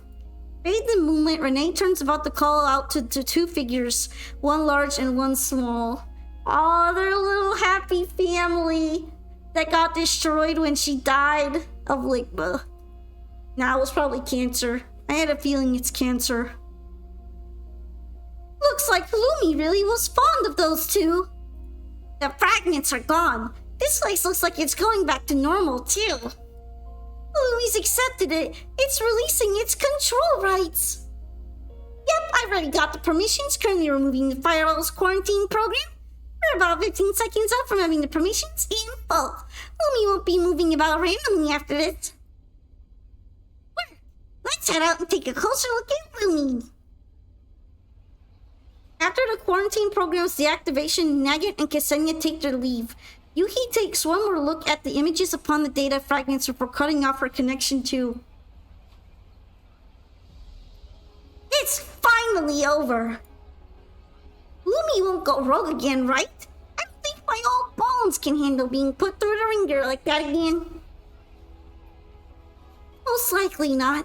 I restarted Lumi after getting the permissions. Any overflowing data in its cache should have been cleared out for now. There won't be any abnormalities in the short term. But if the algorithms aren't improved as time goes on, there might be an overflow again, though that'll be none of our business. Yeah, we really have to put in way too much effort for those flowers the professor promised us. What a terrible deal. No, we're not done yet. Yuki walks towards the still-bound Lumi, gently undoing the ropes. It might go off again. It's better to leave it tied up, no? We should be fine, right? Yuhi pats Lumi's round head. Free of restraints, Lumi begins to slowly spin again. Why is it doing that again? All right. Lumi just wants to tell the professor about the wishes Renee left with it at a time of year where there should be snow. That's the holiday present it wanted to give to the professor and the late Renee. So that's what it was. Why does it keep running away, though? Because it's all doll dancing inside a music box. Huh? You two, look at this first. Yuhi sends the video contents of the last gift box to Nagant and Ksenia. Lumi isn't loaded of any knowledge relevant to dancing, so as far as it knows, that little doll's dancing might very well be the same thing as the professor dancing with his wife in that recording. Perhaps because it caused a similar scene, Lumi accessed those records sitting inside its systems. It wants to tell the professor about his wife's final wishes, but it also wants to give the bits and pieces it's collected over the years to the professor, who has been missing his wife, as a gift. But it cannot accurately express itself because of system errors, and thus often falls into confusion, inadvertently causing trouble. So it's been spinning around like that because it's imitating the doll it saw? That's all it wanted to tell the professor? Ksenia gestures at Lumi, still spinning in circles. Maybe, yeah. That's what dance means. To speak for those who cannot, to help those who cannot hear feel, to entrust stories to those who are watching. Is this AI really that advanced? You don't just concern yourself with those things at a time like this, you stupid brat. Yuki stares at Lumi for a moment, suddenly raising her head and balling her hands into fists. I'm going to help it. With what? You're going to help it dance for the professor? I don't imagine that will be easy. It'll be hard for anyone to glean anything at all from the spinning. And there's no way you'll be able to sync your dancing stuff with it. Its ports are outdated and we just messed if its system was real good. It's impressive that it's not having a breakdown. What do we do then? How about you just show the professor the footage you got, Yuhi? That won't do. Yuhi shakes her head vigorously. Are we gonna have a dance? Or are we gonna do the robo dance? Beep, boop, do the robot. Lumi must express its wishes to the professor on its own. Let me think, since there are no robotic shortcuts we can take, let's use a more human approach. Yuhi temporarily stops Lumi in its tracks. Hold on, I'll help you. Do as I do, remember this well.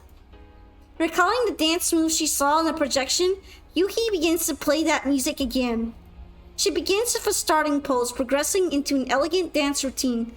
Her dainty figure's flowing contours make up a familiar sight to Lumi, whose full attention is now drawn to Yuhi. Gradually, Lumi begins to move as well. It fully concentrates on imitating Yuhi's movements, clumsily extending its arms. Even with the steps simplified, Lumi moves nothing like Yuhi. I can at least tell it's supposed to be dancing. That's a pretty good start for Lumi. Proud you. Owen's voice comes from behind the three. He comes to a stop, doubled over with his hands and his knees, catching his breath. This is the biggest workout he's had in a while. At his age, climbing up these stairs probably took considerable effort. Rather than exhaustion, though, his countenance was full of surprise and sentiment. Without a single word spoken, the music and dance take him back to the ball that year. Nagant is such a gun name for a girl. Well, that's because she named herself after a gun, so... makes a lot of sense. In fact, she uses the Nagant pistol. All of the girls used to be named after different guns and their models, but a bunch of them chose to take on new names. Nagant just decided to keep her old name but remove the model code. Lumi clumsily turns about, occasionally spewing out bits of foam as if having errors. Some of it falls upon Bowen's glasses. He takes them off. Blurry as the surroundings might be to him, he sees clearly the figure of his late wife. Clad in formal dress with an arm wrapped around Lumi, she extends a hand towards him. The couple's romanticism of their youth had been long buried, but it never melted away like the falling snow. Dancing, snowing. Mother, please meet my new girlfriend, semi-automatic AR-15. No, she is not related to Elon Musk. I mean, you can wipe up the dolls, so... that's a pretty accurate statement. Nobody's really stopping you. You can have the gun as your wife. Your rifle, if you will. Lumi runs over at the sight of Bowen. It lightly bumps into his leg, pulling him out of his trip down memory lane. All this while, I've never understood. Bowen leans down, grasping Lumi's front limbs, dancing to that familiar tune. Lumi spins rhythmically, activating its snow dispersion apparatus, spreading frosty snow through the abandoned building. Wow, we really just gave everybody therapy just now, didn't we? Even the old man's having a therapy session. Good for him! Good for him!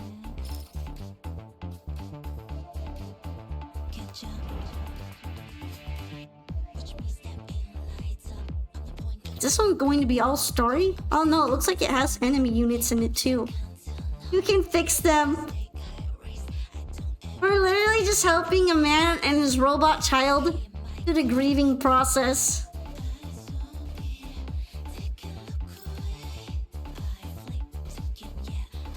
We were the real therapists all along, guys.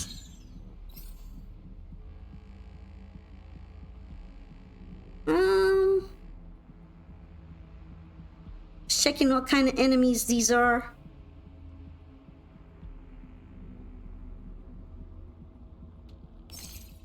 I'm lazy and I'm gonna keep this team.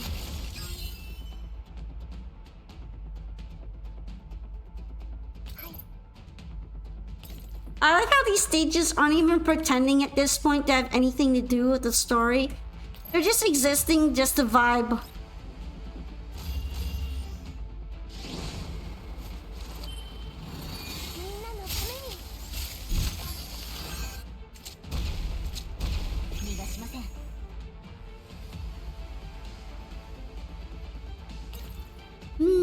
Yeah, it should be fine. Oh, why did you move over there? Okay.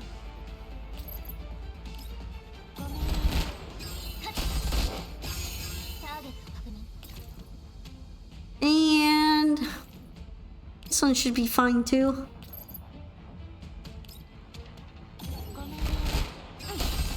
She gets to stay in a nice position from there.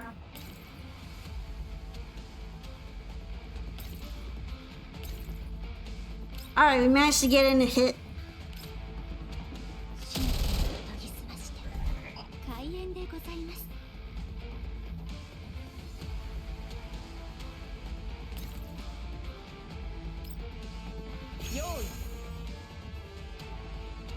I think Kyungju's just gonna have to wait right now.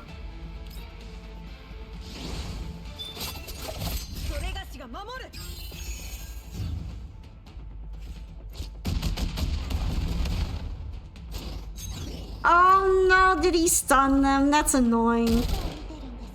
That's 2 out of 4 members stunned.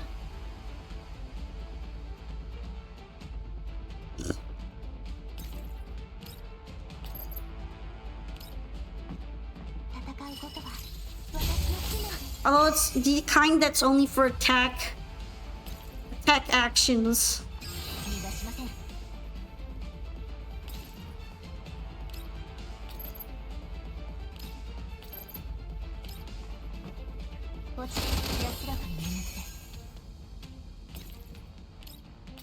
I think that's everybody. So, easy.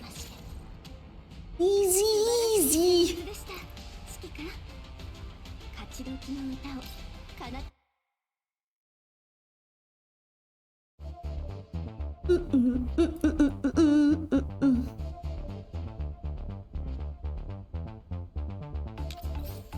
No matter how many times the reverse simulations are done, oh, that's the same description it's had every time.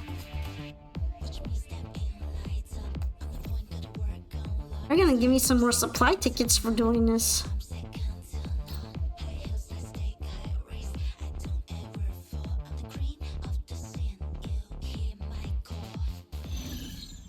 I was kind of thinking there might be some pre-story to this, but nah. We're just gonna shoot Lumi for a 3rd time in the story. Because apparently, this little thing just likes to eat bullets.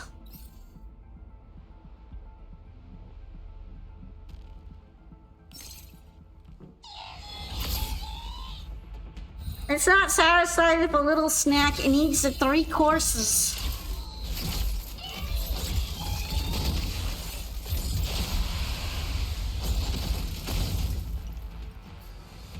I do find it funny that it like tries to be super intimidating and everything. At the end, it just kind of falls over on its own slush.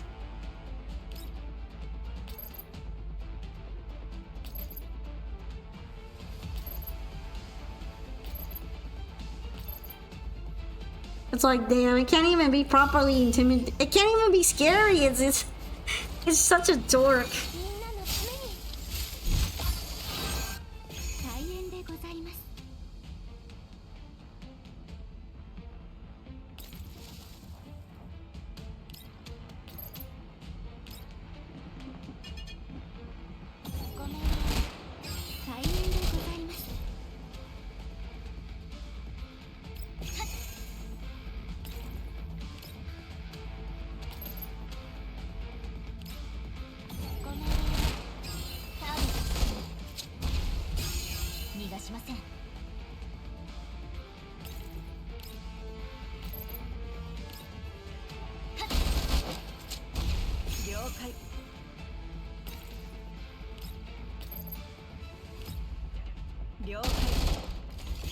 These guys are still pretty easy though. Look, it's choosing violence. Surely the robots gotta get tired out at some point, right?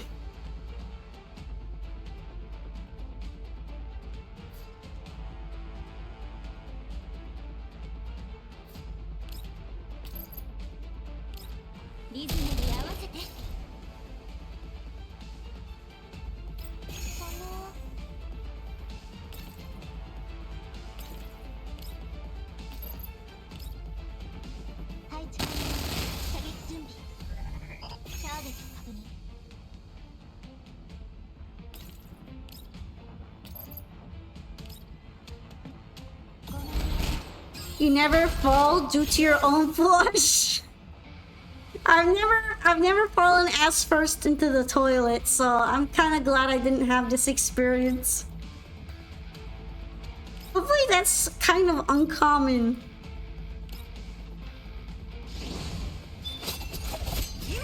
I feel like I'd be super embarrassed, especially if we were outside the house.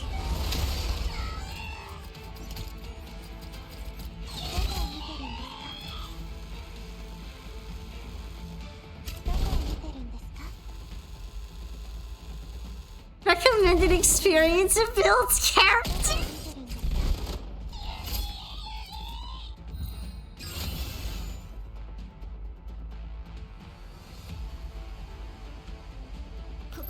By building character, you mean building stinky, right? That sounds awfully stinky.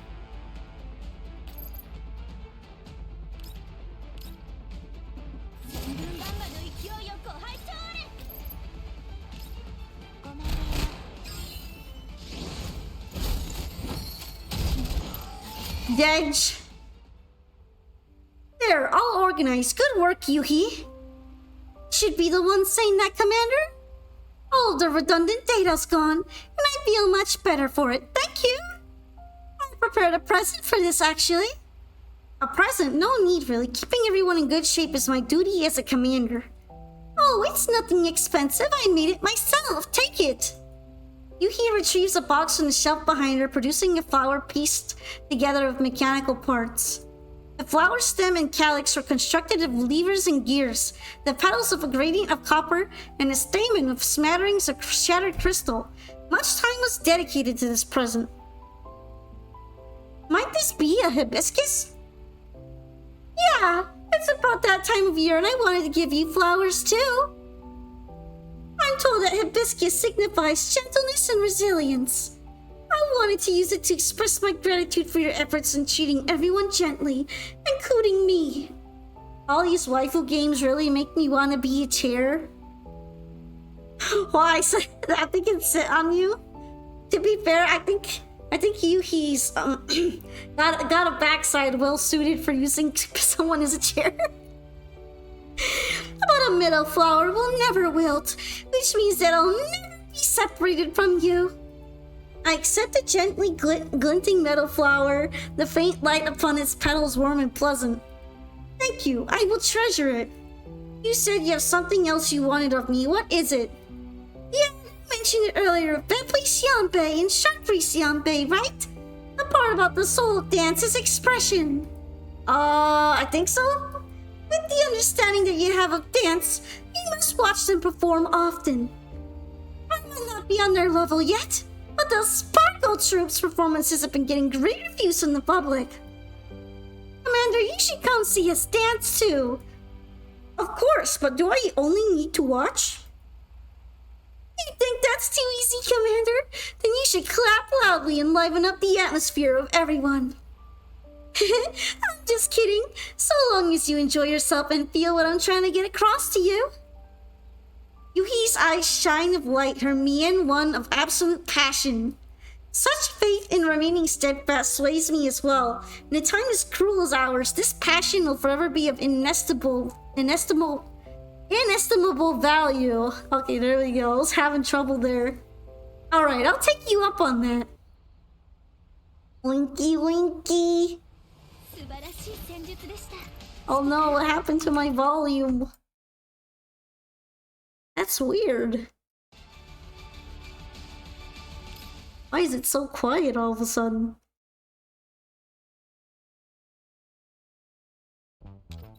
Oh shit, that's way louder.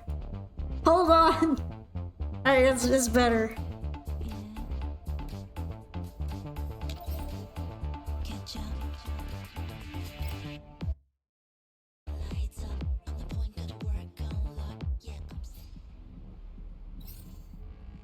Oh, there's actual eyelids in this one this time. I don't think it's going to be any harder though.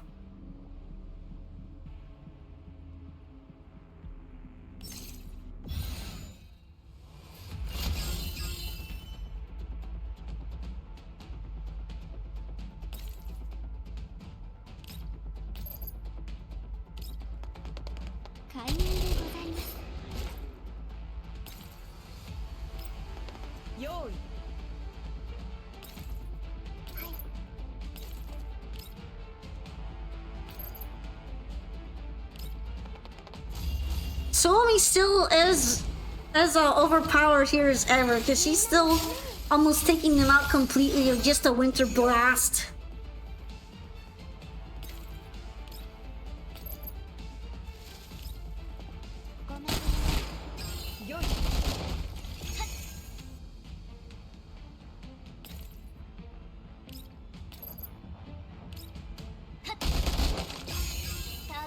This way I can kind of go up to the side here and shoot this one.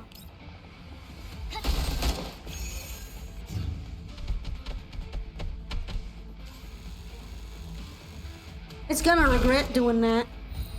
Oh, I guess it didn't activate our counter. Interesting. She usually counters when something like that happens.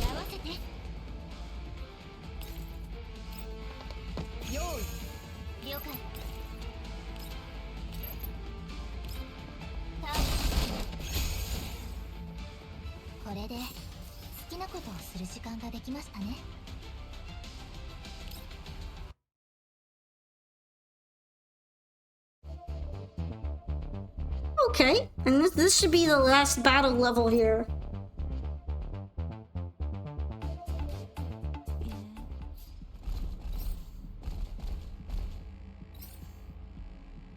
Oh, there are a lot less enemies than I thought there would be. I guess I just want it to be easy.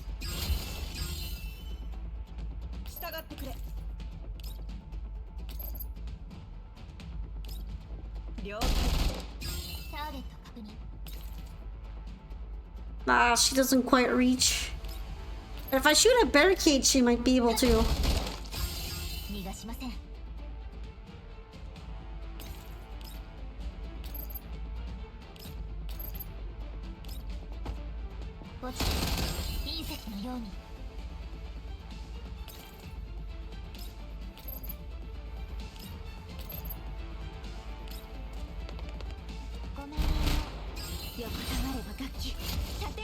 I guess she can go here to protect herself.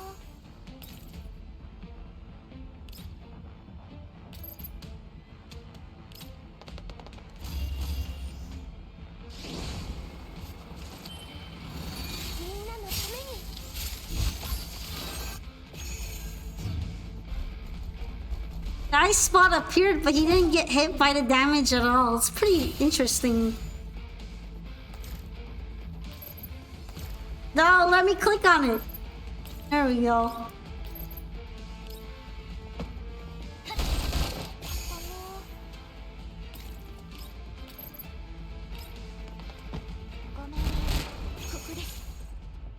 Nice. I should be getting all the battle notes.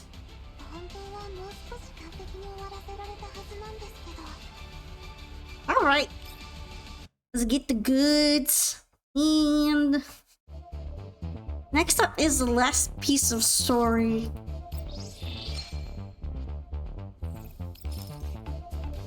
The best gift. The Satellite City Pier Y-01's Convention Center open air amphitheater on a clear evening. The sky grows darker and darker, but the city's convention center only becomes more lively.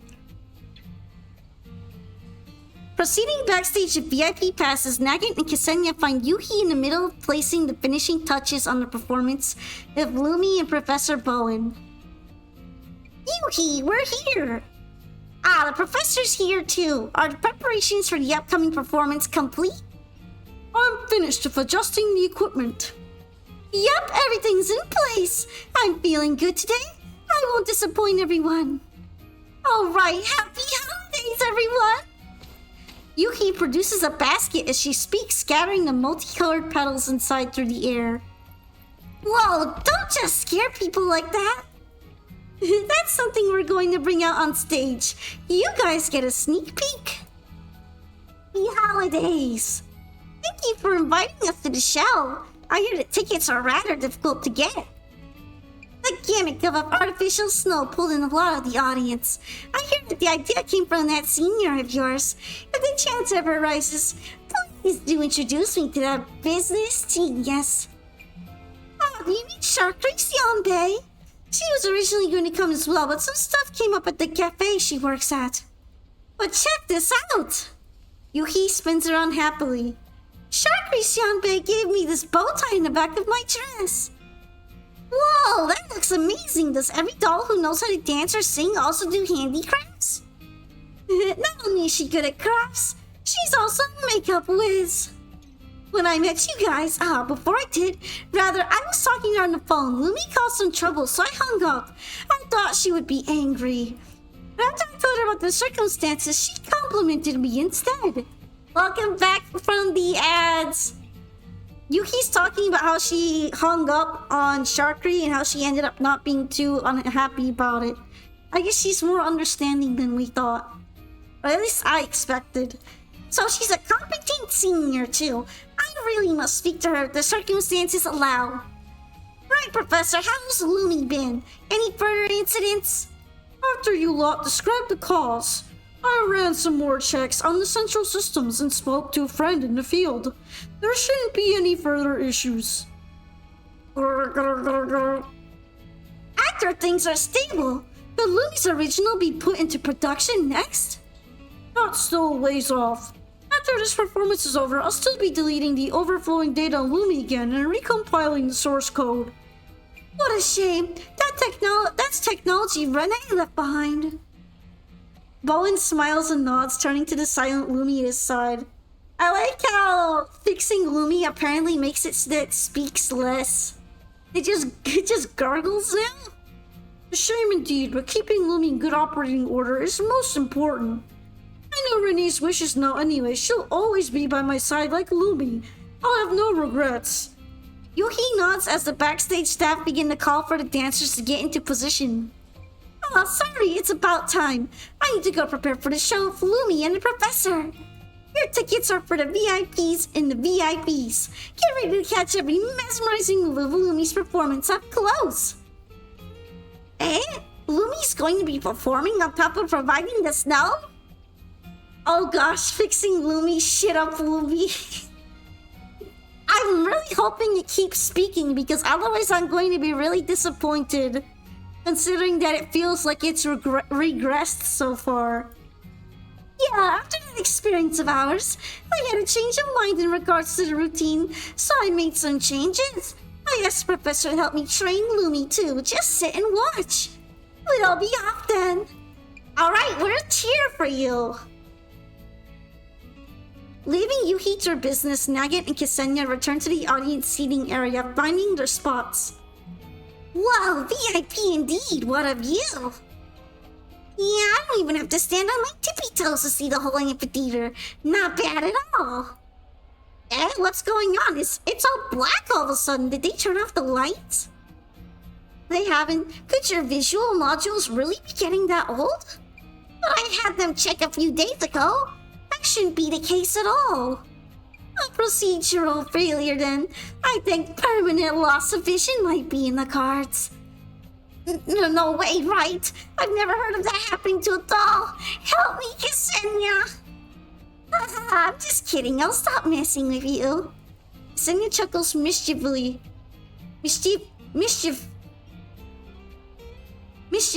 taking Nagant's hat off the top of her head.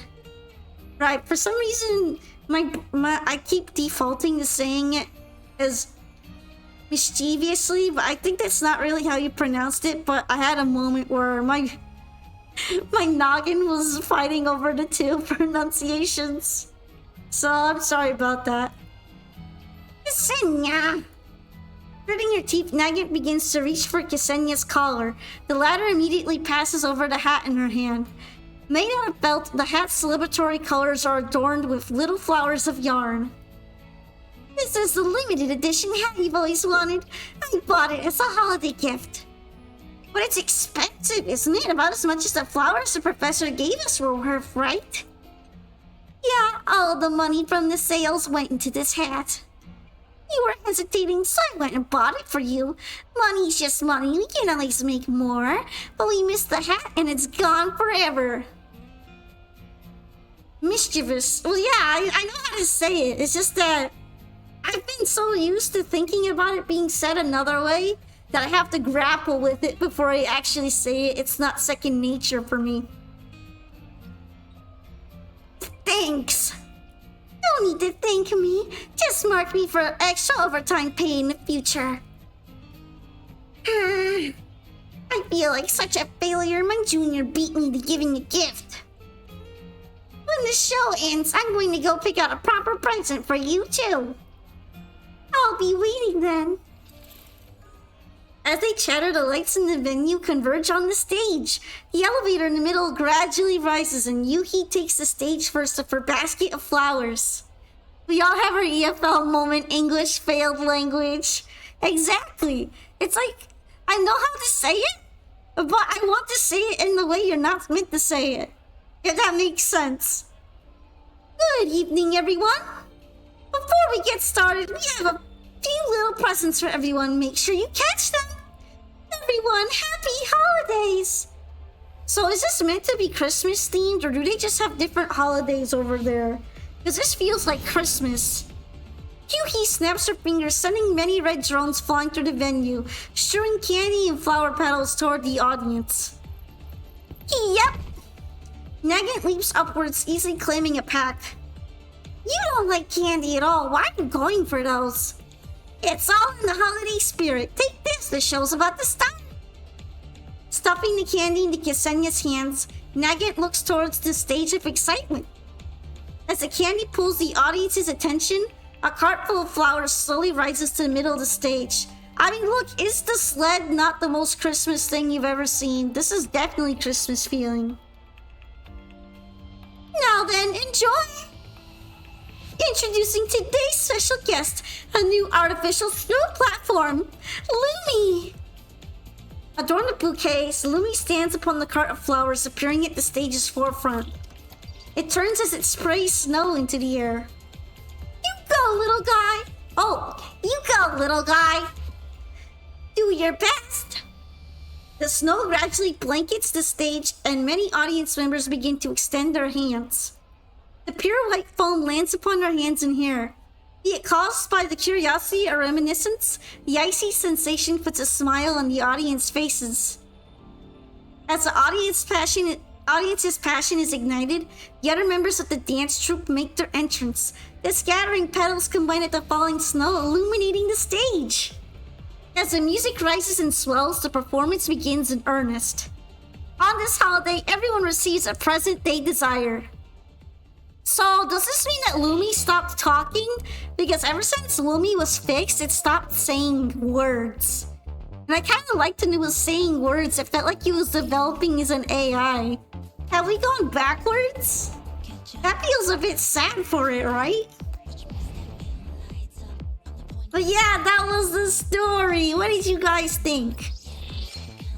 It was kind of cute. It's very lighthearted for Girls Frontline. And I like how it's basically yet another glorified therapy session. Kind of like how we had a therapy session with Michti and Vector with the other AI who was going really, really crazy after being the creative game director.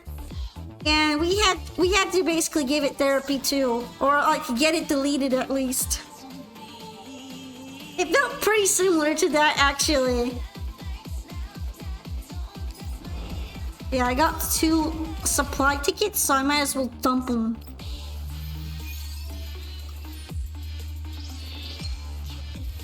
Yuhi ticket. Now for some more fun.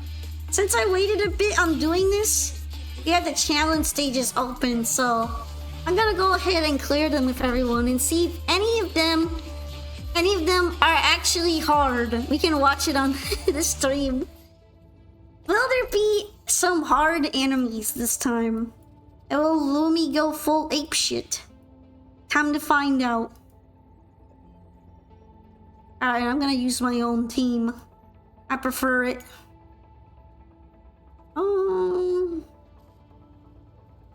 Let's go full on fire team.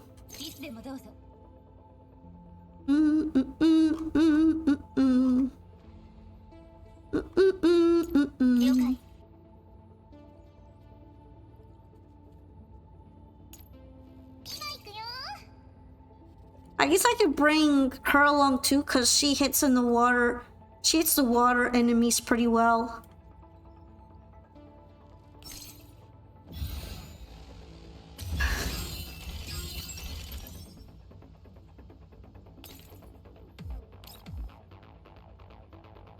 Yeah, and then this one's only water weak.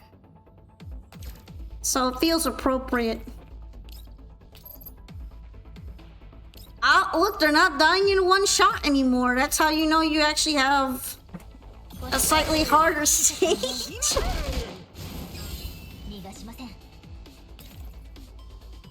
Going to flank now.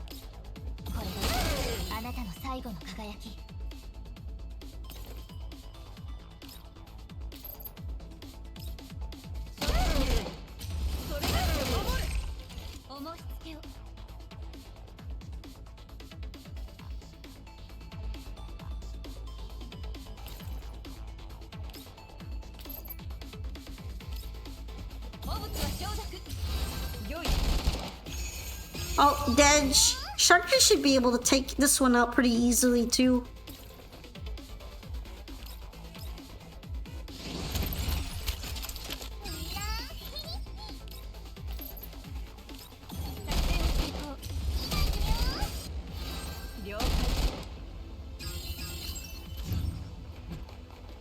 I guess it was more of Kyongju's work there though.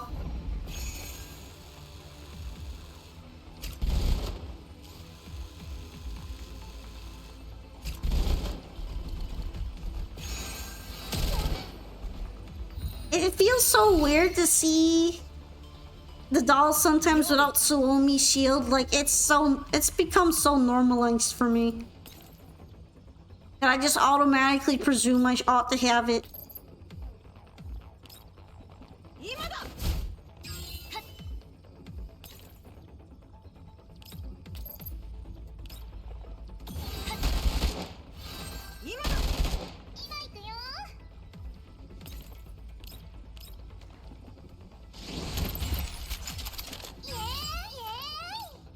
Alright, gonna clear this dude out too. Suomi shield addict. Literally, once you start, you can't stop without feeling like you're doing something wrong. This is why Suomi is probably considered among the most important characters in the game.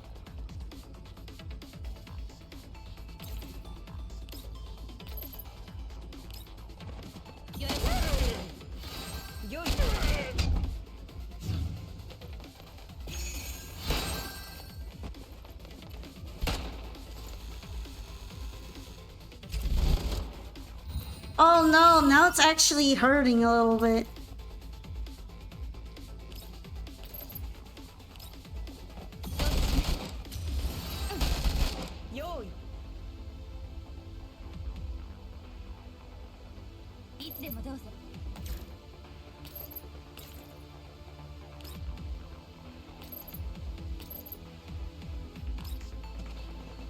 None of them are really weak to her attacks, huh?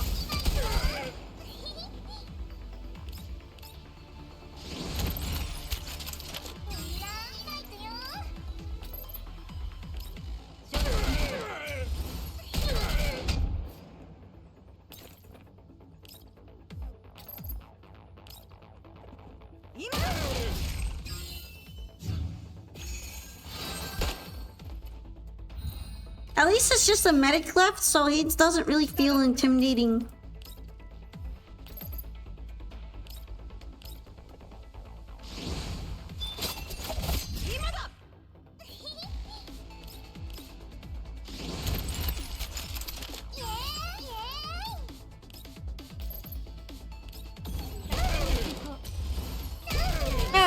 that's a wrap. Super easy so far.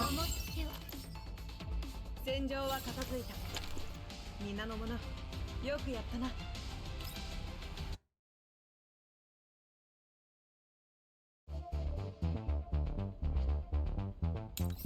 Oh, that sucks. They don't unlock all at once. They unlock once a day.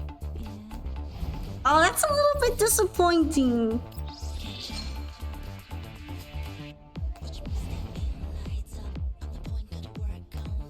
Alright. I guess that would be everything in the event right now. Considering that they locked me out of doing the rest of the challenge stages. All the girls' animation, man, I'm chair morphing. Oh, if you think if you think those are good, I've got a lot waiting for you, man.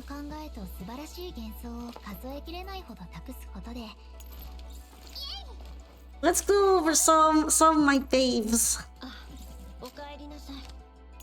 I have this one on as her default outfit, but her alternate is really something else. Also, this skin was free. They gave this to you as part of a login bonus. They really wanted you to have those assets. They're proud of their work here. Absolutely proud. And check it out, it's a motorcycle outfit, so...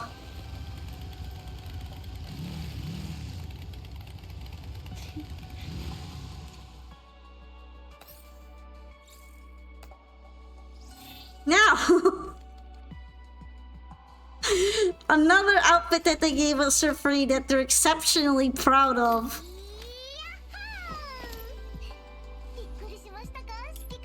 That small red accent on her breast really makes you think it's something else. Now, honestly, you might think, what's the big deal with this one? What's so special about it? It changes. It's free and it changes in the dorm. There's a dorm version. What's the dorm version, if you may ask?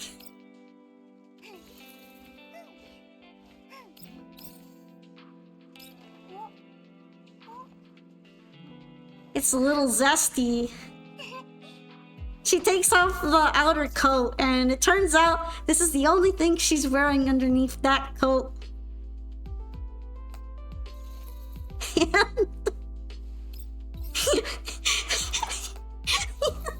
People are going ham about this when it released. Yeah, you'll probably be able to tell why. I mean...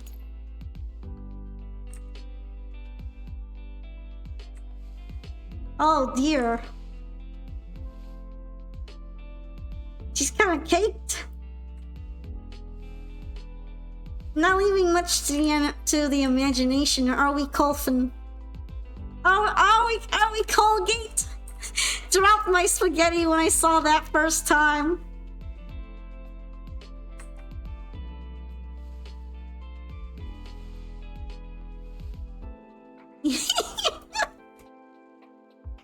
Yeah.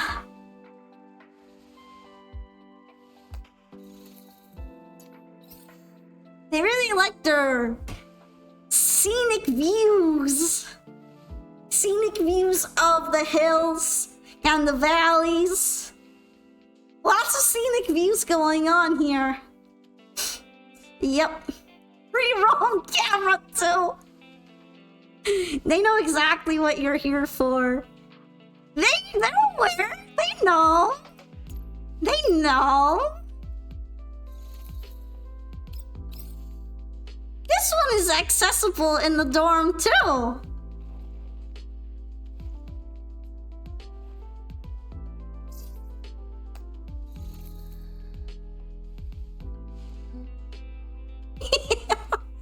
And she gets to wipe it up over here.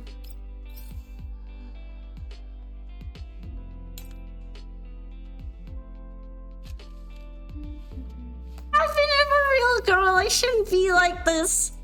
That's okay, they're dolls. They're meant to be appealing to the senses.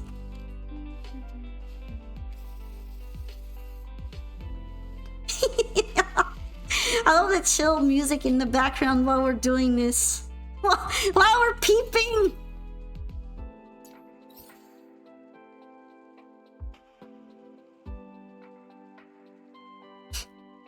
Now, Paritia's wearing her gym outfit. And it's kind of got some of that zestiness too. You know what I mean? Like, oh goodness. I'm Ryan Gosling right now. Paritia's a bit of a thicker one. She's got a jumbo cake.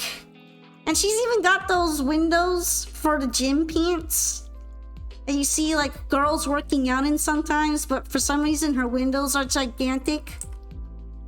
So they don't leave you wondering all that much. These are the yoga pants of all time.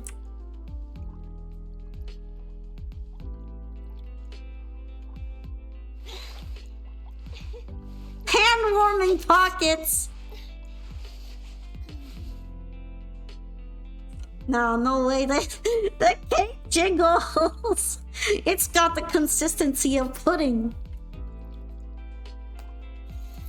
They know what you guys are. They know what you are. I don't have all the skins though. I mostly have the free ones. This one is actually a paid one. Although I got it with some points from buying $5 passes. It's a $5 pass skin I bought. And of course, all the normal outfits that they wear in the dorms just have extremely photorealistic stockings because they're really into that shit. The devs love their stockings, okay? So everybody's gotta be wearing them.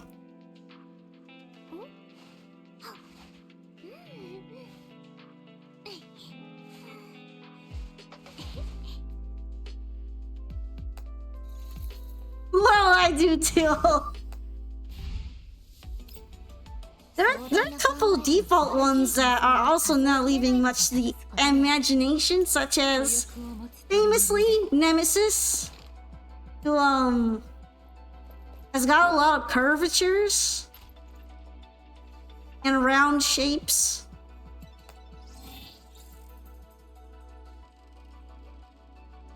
Then we also have Paraleak in a bodysuit. Also pretty similar to that aspect. She's also got kind of a muscular Bonoi build. Now you understand my chair fixation, right, Polka?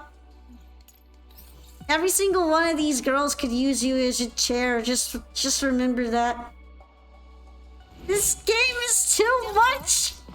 I mean, there's a reason why it automatically goes into mature rating. When I stream this to Twitch, it doesn't let me put it below mature. It knows what it is.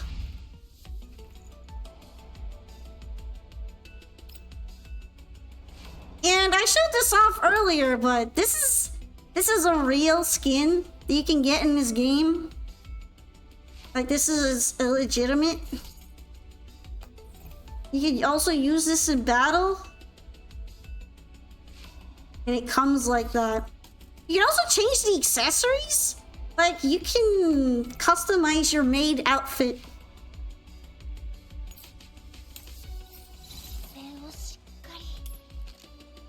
And she's not wearing a whole lot on the bottom. When I first saw it, I thought it might be naked apron. She's got a little bit down there, but never before seen made out who made this. It's got a lot going on. Also, she dances with it.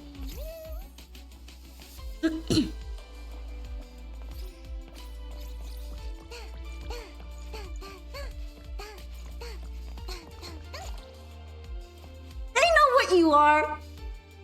You know what you're looking for. The graphics. Speaking of, there's like a little sticker. There's like a heart sticker on her boob. There's attention to detail. That game. They have a heart sticker on her boob. Right? So, I mean, that's something.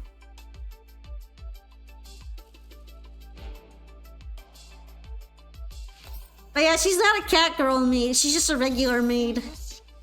But I guess, like, sexy maid?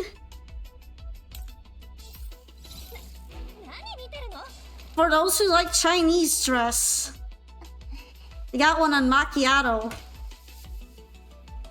And also, stockings. Look at the texture on those girls. Lovely. Sure. You came in at just the right time. This is actually based off of a real dress, by the way. The museum where it's kept at gave them permission to put it on one of the characters and as a model. Yes, there's obviously also swimsuits. Whoa, mama! All kinds of swimsuits.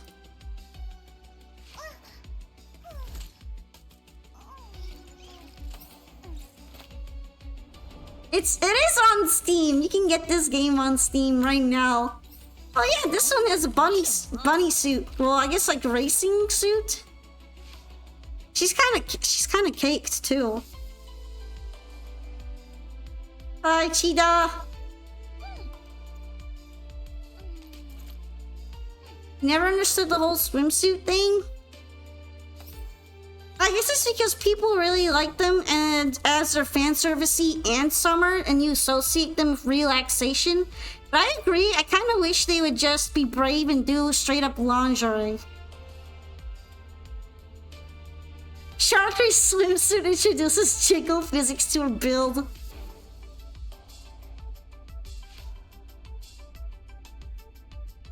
So true.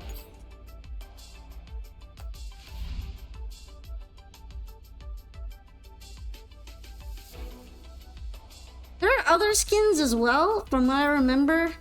Some of them just aren't unlocked right now. I gotta remember Crowley Cat is spicy one.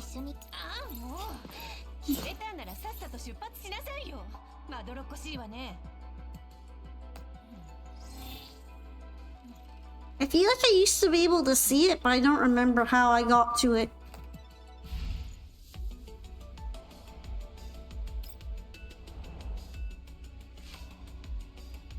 Oh yeah, this is also a skin right now. It's kind of like a schoolgirl-esque outfit almost. This one's also customizable, I think. And this one is surprisingly a free skin. The straight up battle suit bunny. It even got a little bunny tail. Look at the attention to detail. Look at that fluffy pom-pom. Do not look at anything below the pom-pom. We're examining the pom-pom right now. This is important right here. That's pure attention to detail.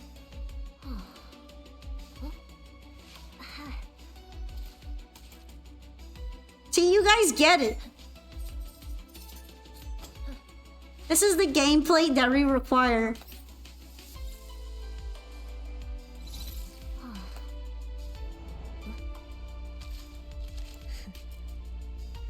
There's also Jid, the track and field outfit. I don't know who's into this, but there's somebody out there who's into this. I'm sure of it.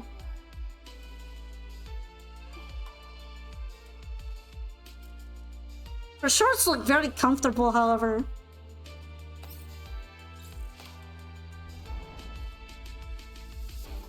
I play an old game called Xenonauts. The gameplay is essentially the same, but it lacks waifus. So the game is a straight upgrade. Hi, Shake Damon Twitch renaming you to Goon Polka. Look, I'm not the one directly gooning. I'm like the goon merchant. I take you to the goon store and I show you the goon wares so that you may be convinced into gooning yourself. You see all these goon wares? This is what's waiting for you in this gooning game. And all you have to do is hit the download button. All these girls are waiting for you. Polka's a priest of the Goonology cult. Go now!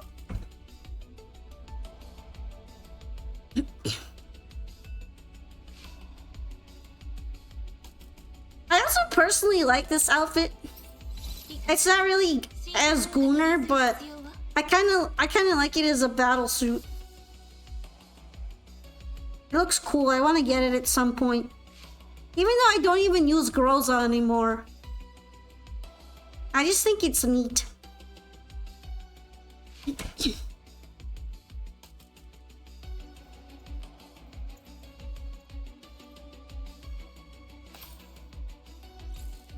Such a pretty hairdo.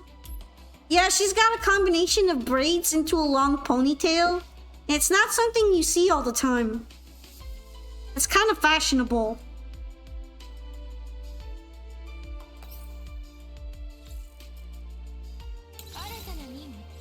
I'm pretty sure that's also her default hair as well. Yep. She always has it.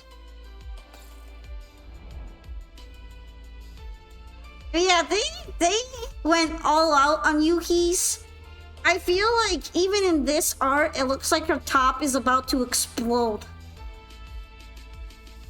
They were on something else when they made that one. They're pushing boundaries. Gooning boundaries.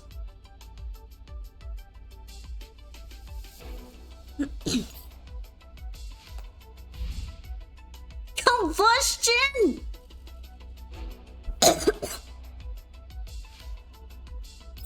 Anyway, there's not a whole lot left in the event, so I'm going to do like 1 or 2 more rounds of my newfound addiction.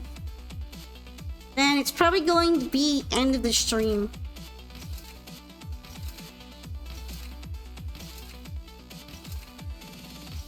It's like we've come full circle. We started with the jumping.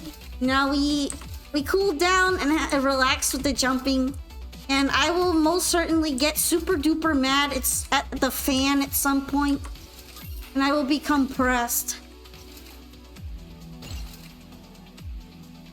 I will get mad at hitboxes and or platform placement. Just watch.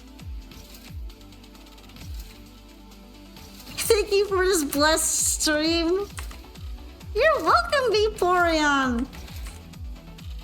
You know, they should totally reward me for how much I help sell their game.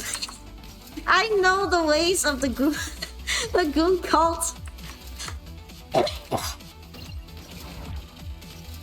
Also, clearly they do too, because otherwise they wouldn't have made all of those outfits, some of them being free and or default.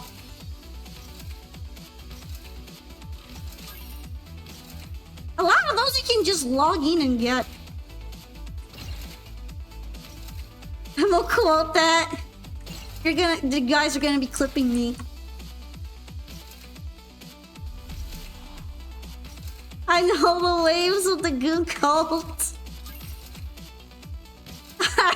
I know what you are. We're all like that here.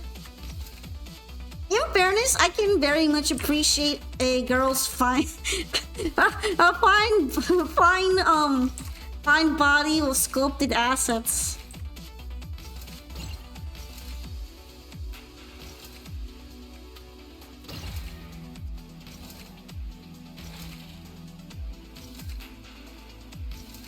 Wow, the coin really just decided to go, nah.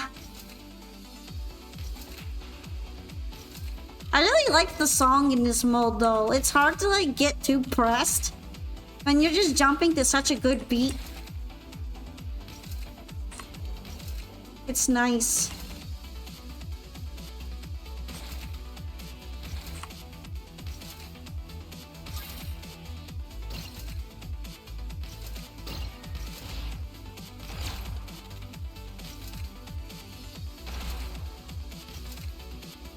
What would we call this anyway? Goon Goka?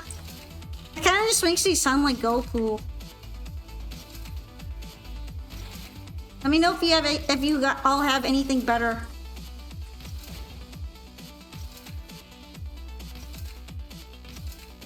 For a minute there, I really thought I was gonna fall.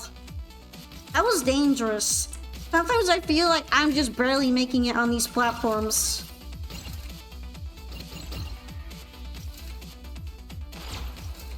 For a moment, I really thought, oh no, Diner Gate! The slight overcompensation on the keyboard really fucks me over in this game sometimes. This definitely felt like it was calibrated for mobile. At least it turns out you don't have to get 15,000 total score in one run. You can just kind of get it in between other runs, so even if you have skill issue, if you play it enough times, you'll get all the rewards. I was really worried I was gonna have to get super good. You know what I mean? But fortunately, all the minigames don't necessarily force you to become epic skill level.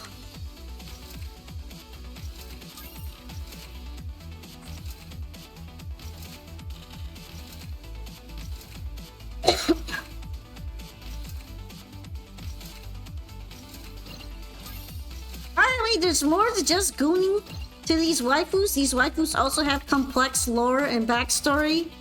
So make sure to read about your favorite waifus in the lore section. They've been through a lot. Everybody needs a therapist.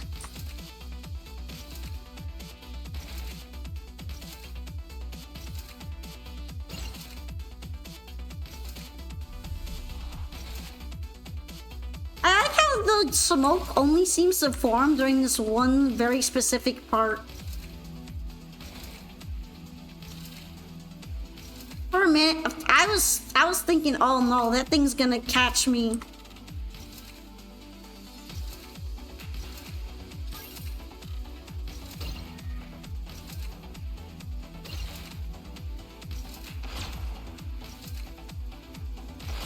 Are you serious? It wasn't letting me shoot it.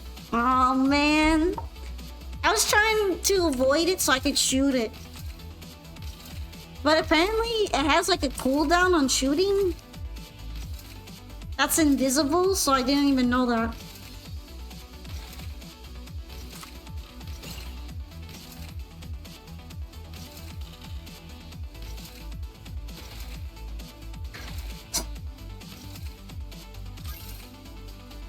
I gotta say though, someone who really likes a lot of styles of pixel art, the background is really good. It kind of makes me want to keep climbing because I want to see more of it. I know it kind of repeats after a while, but look at all the details in the back. They could have made it a lot more simplistic, but the artists really worked hard on it. Especially in this part where it's actually spinning. And the background is moving. It looks nice.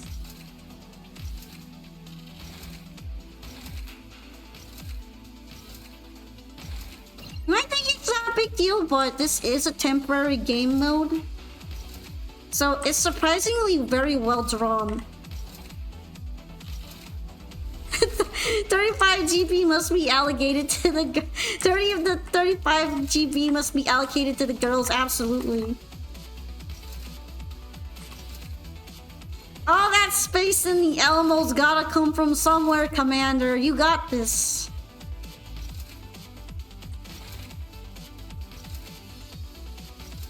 You can load those assets. I believe in you.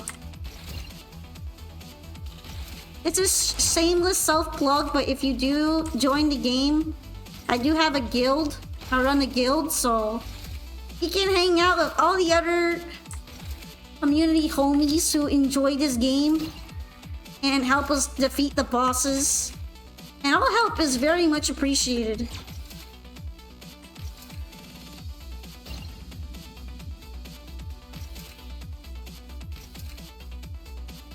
Super jump!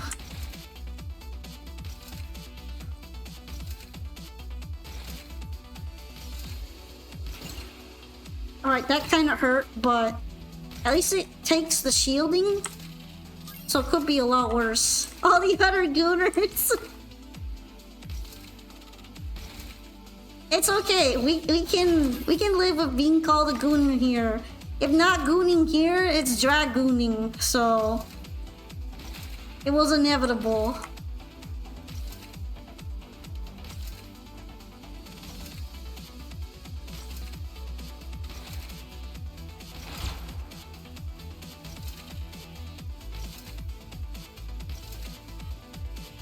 I really thought I was gonna lose there because oh okay. I didn't even see it until it shot me. That guy was aimbotting. How could it do that to me? How could you do this to me? I thought we were friends. You only play girl decks on MD too anyway.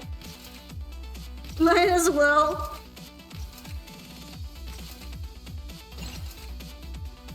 Well, this is a goon. This is a safe gooning space. We can goon here. Also, the stream is automatically rated as mature, so I don't really mind talking about it like that.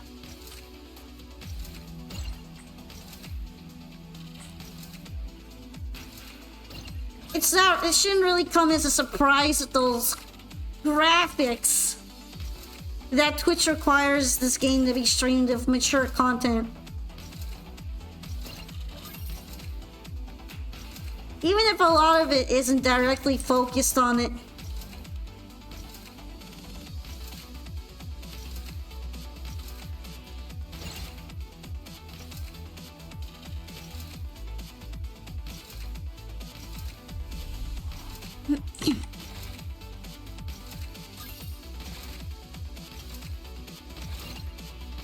Honestly, don't know what the grenade power-up does. Every single time I've grabbed it, I don't notice anything different.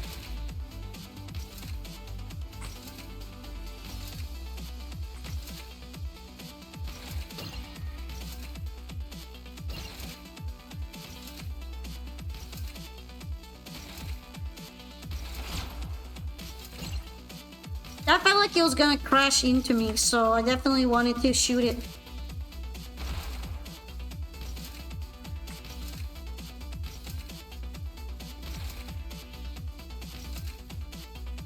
Okay, it let me jump on there. I was really worried it wouldn't.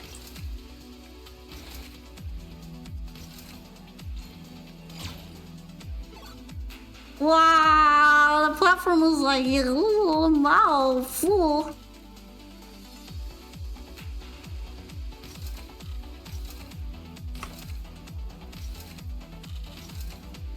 Well, you thought you could win.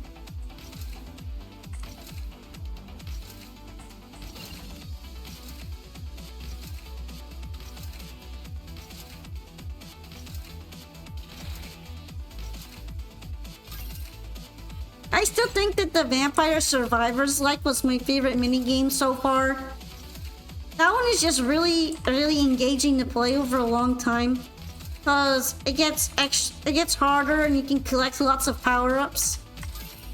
And I'm glad they brought it back twice so far. I hope that they keep bringing it back with more improvements.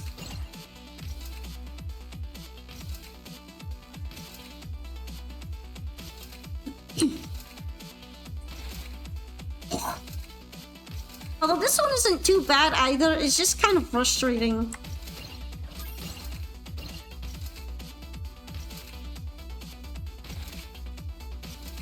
Sometimes it doesn't even feel like it's your fault if you died. It was just RNG deciding that it's had enough of your run.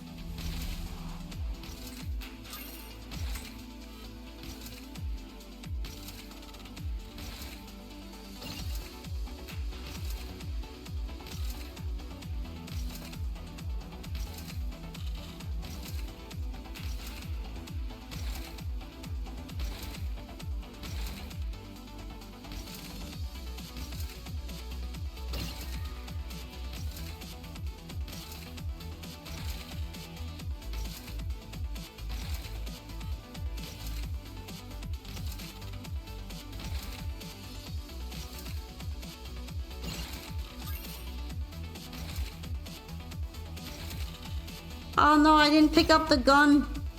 Hopefully that won't bite me in the ass.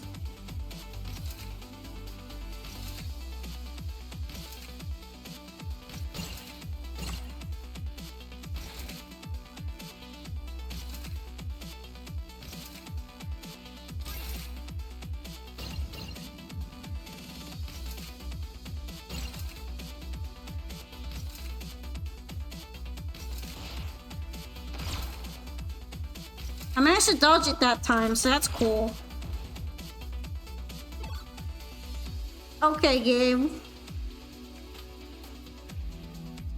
I think like my second least favorite platforms are the dynamite ones, because they seem to be timed to just disappear the 1 second before your jump timing is up to actually jump on them. And it's not like you can make the little dino gate jump faster. So at that point, if there's no other platform, fuck you for trying. Thanks for playing. So yeah, they're not my favorite.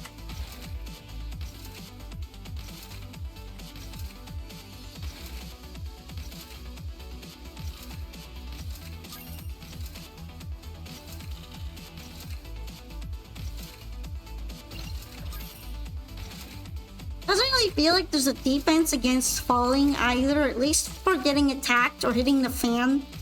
There's kind of a defense. But for those ones, not really.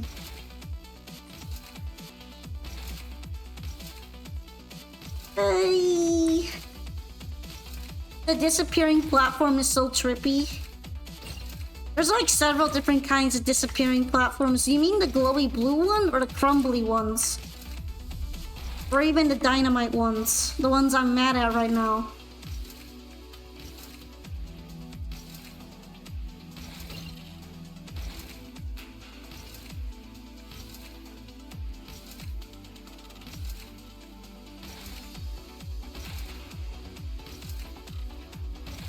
Funny how the crumbly ones feel like one of the safest platforms. The glowy one?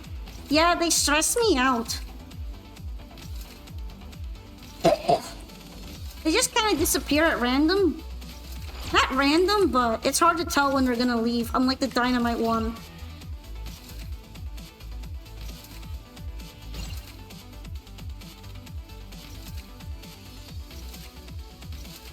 Okay, I was really worried I was gonna fall down from there.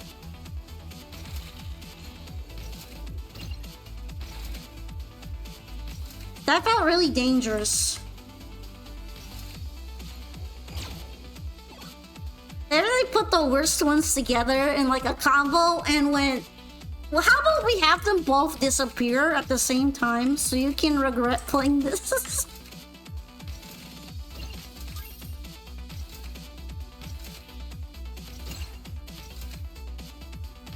Maybe it would help if they dropped more power-ups in this mode.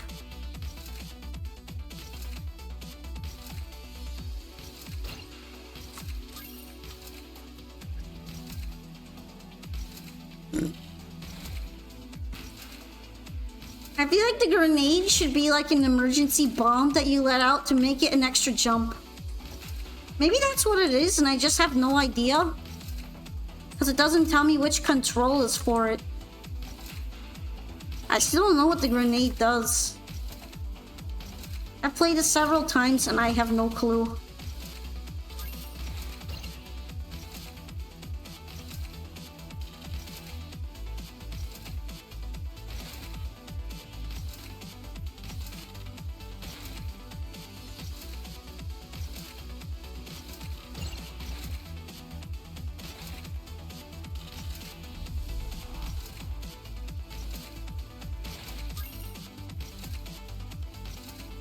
Having the smoke up at higher levels would be really scary.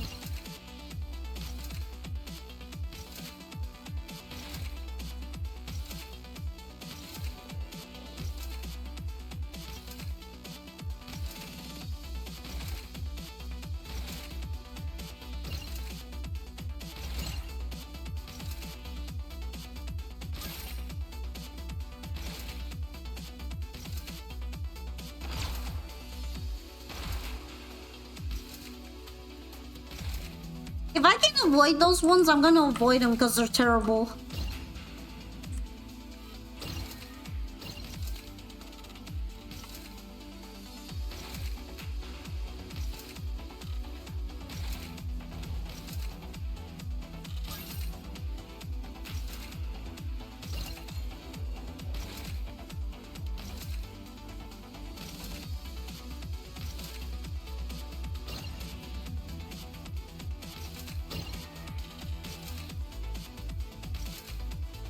The green ones are also really Oh, okay.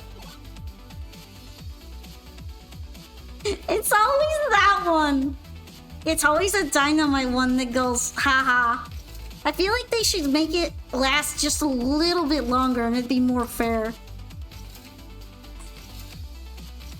Because what if it's your only way up and you just so happen to have the timing not be aligned properly because the fuse gets lit the moment it appears on the screen. Like there's nothing you can do about it.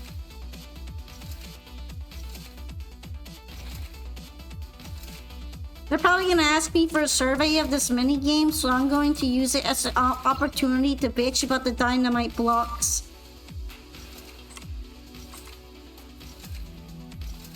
And be like, they fucked my vibe. I was having fun, but the dynamite ones fucked my vibe. They gave me the vibe check.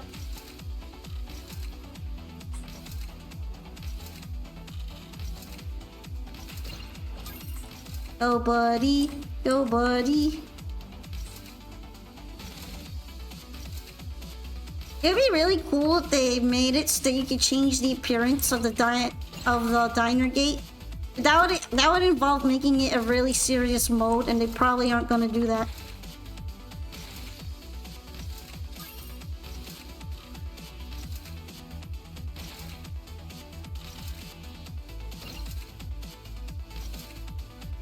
Are there grenades just for score?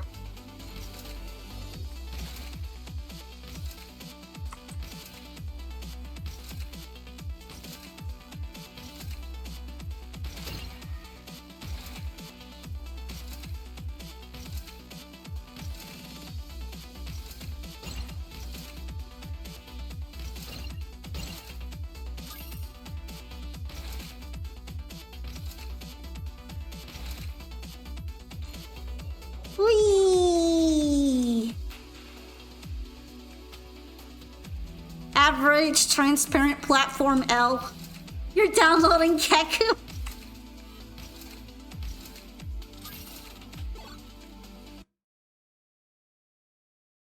Just in case you want to get in on the platoon action early, this is the platoon ID that you can search for to join the guild.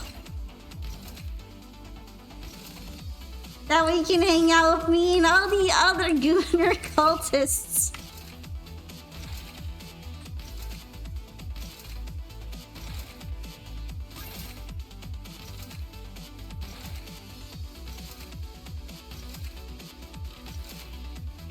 I know it's meant to look like a dog and act like a puppy, but the diner gate in this form kind of looks like a bunny. And the hopping doesn't help with that image.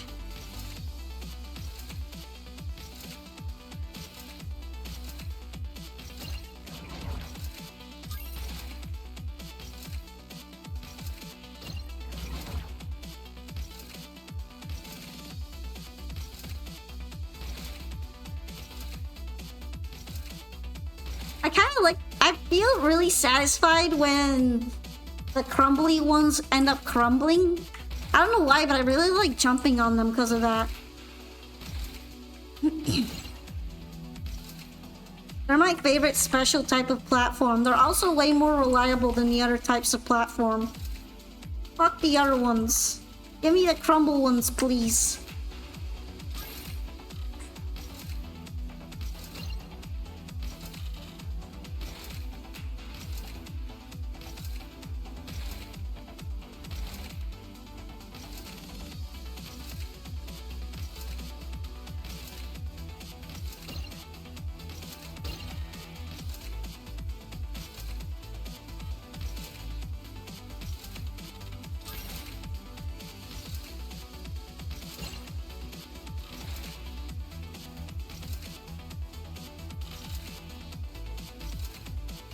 Yeah, I'm just skipping the dynamite one there. I'm not even gonna deal with it.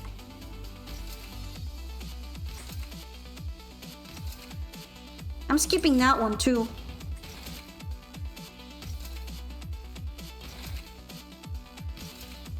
I guess if I shot that fan, I think I wouldn't have been able to make it.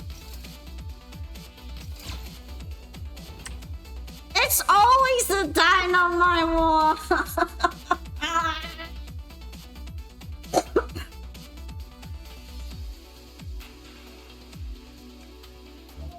Alright. I think I'm good with the diner gate jump mode. And I'm not gonna get any more rewards for it, so at this point it would just be for the funnies.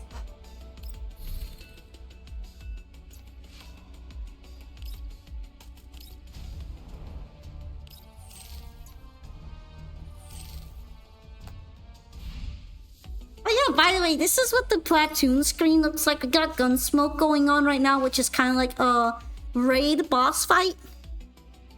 But you probably won't be able to get in on it right away because of it being mid-season, so you should be able to have time to prepare for the next one if you'd like to help us score some points. But yeah, thank you for coming by to my stream, everybody. I hope that you like I hope that you like the the gooning show. I always like reading out the story together with you all. And hopefully you also like the additions that I bring to the text, where I can at least give them a little bit of personality, since sometimes they're not voiced like this events. So yeah, I appreciate you all very much. I will be streaming again later today, and it's going to be a combo stream of Master Duel followed by Withering Waves. So if you've been missing the Woo Wall content, I'm going to be returning to tackle the new event stuff right now, including apparently all the new elusive theater stuff. So I hope that you all look forward to some more yapping. Yeah, yapping. Thank you very much for hanging out with me. I'll be raiding out soon. So also, if you haven't, you can take a look at the Discord link here. That way, if you haven't joined and you want somewhere to get announcements, this would be a really great place to go. Or you can check out links such as to my X in the description. It's Friday night. I'm gonna enjoy this. Get ready for a lot of story. The beginning chapter, and pretty much every chapter, has a lot of text to go through, but there's also some really nicely animated movie scenes that feel really exciting. So I don't feel like it's super boring and just a visual novel. It can get really engaging. I do have a warning though, a lot of the story that's in the main story got put into events, and you can't access the previous events as a feature right now. So you may want to eventually look up the previous events content in case you want to make sure you don't miss anything in the storyline. So yeah, make sure to keep that in mind. If you find the story confusing at some point, it's probably because of missing a core event that actually explains what the fuck is going on. Kind of not a big fan that they haven't made them available within the game, but hopefully they will hurry up with it. I keep putting it in the survey and they keep not listening to me, so I have to probably continue sternly wording it in the survey box, just as a warning in case there's some confusing things missing. Besides the context from the first game, which you need to go play the first game for, but that's kind of expected. Honestly, it's not that big of a deal. I still understand what's going on, even though I haven't played through the first game's storyline. And not knowing how everyone's interacting with you kind of actually makes it feel really mysterious, because you get this whole feeling of being in a world where your character has been part of it for a long time, and you're kind of jumping in along the ride of the main character. I find that aspect really enjoyable, even if it might not be intentional. Because there are too many gachas that have you start out as like an amnesiac or an isekai dude or something along those lines. who doesn't have any established connections of anyone and is just a player stand-in. And it's pretty refreshing to have the complete opposite, where people have a lot of relationships with you, and even if you don't know who everyone is, they all know who you are and they all have very strong feelings about it. So I really enjoy this aspect of the story, where you feel interconnected with all the characters in the game. Even if you don't understand the connections, they still exist. And it makes your character feel a lot more like they belong instead of being a player stand-in. I don't really like player stand-ins. Even a lot of gachas with good story suffer from that. If you look at the waifu long enough, you'll understand all the story eventually. That's a good attitude to have. Also, this isn't really pointed out to you. If you go to Elmo server room, and you go to Traceback, and you go to Remastered Echoes, all of these are individual doll storylines and memories that you can read. And they actually have cutscenes and stuff like that. They also have memories and journal entries. I think these are the ones from the actual storyline, but these ones are all character stories. So if you find this interesting, there are actually guides on how to read this in the chronological order online. I followed the guide, and it felt really easy to understand because of that. The game never really points this feature out to you at any point. You kind of just have to find it by wandering around. So I figured I might as well show it in case you are interested in some lore dumps on your sexy waifus. But yeah, good night everyone. Thanks so much for coming to the stream. Let's go find somebody to raid. Bye-bye.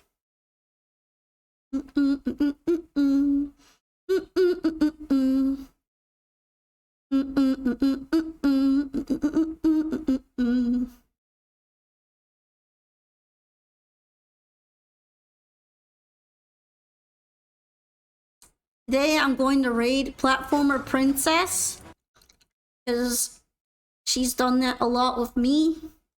I don't usually get to catch her streaming. She's playing Genshin, which is another gacha. So it feels close enough. That's good enough, right? Let's go and check out Platformer Princess stream today. It's solo mode done, right? Yeah, if only they could include the event story mode, it would be completely peak. Unfortunately, they haven't yet, but I'm very hopeful they will finally listen to me and they will incorporate it. But yeah, goodbye. See you next stream, okay? Have a great night.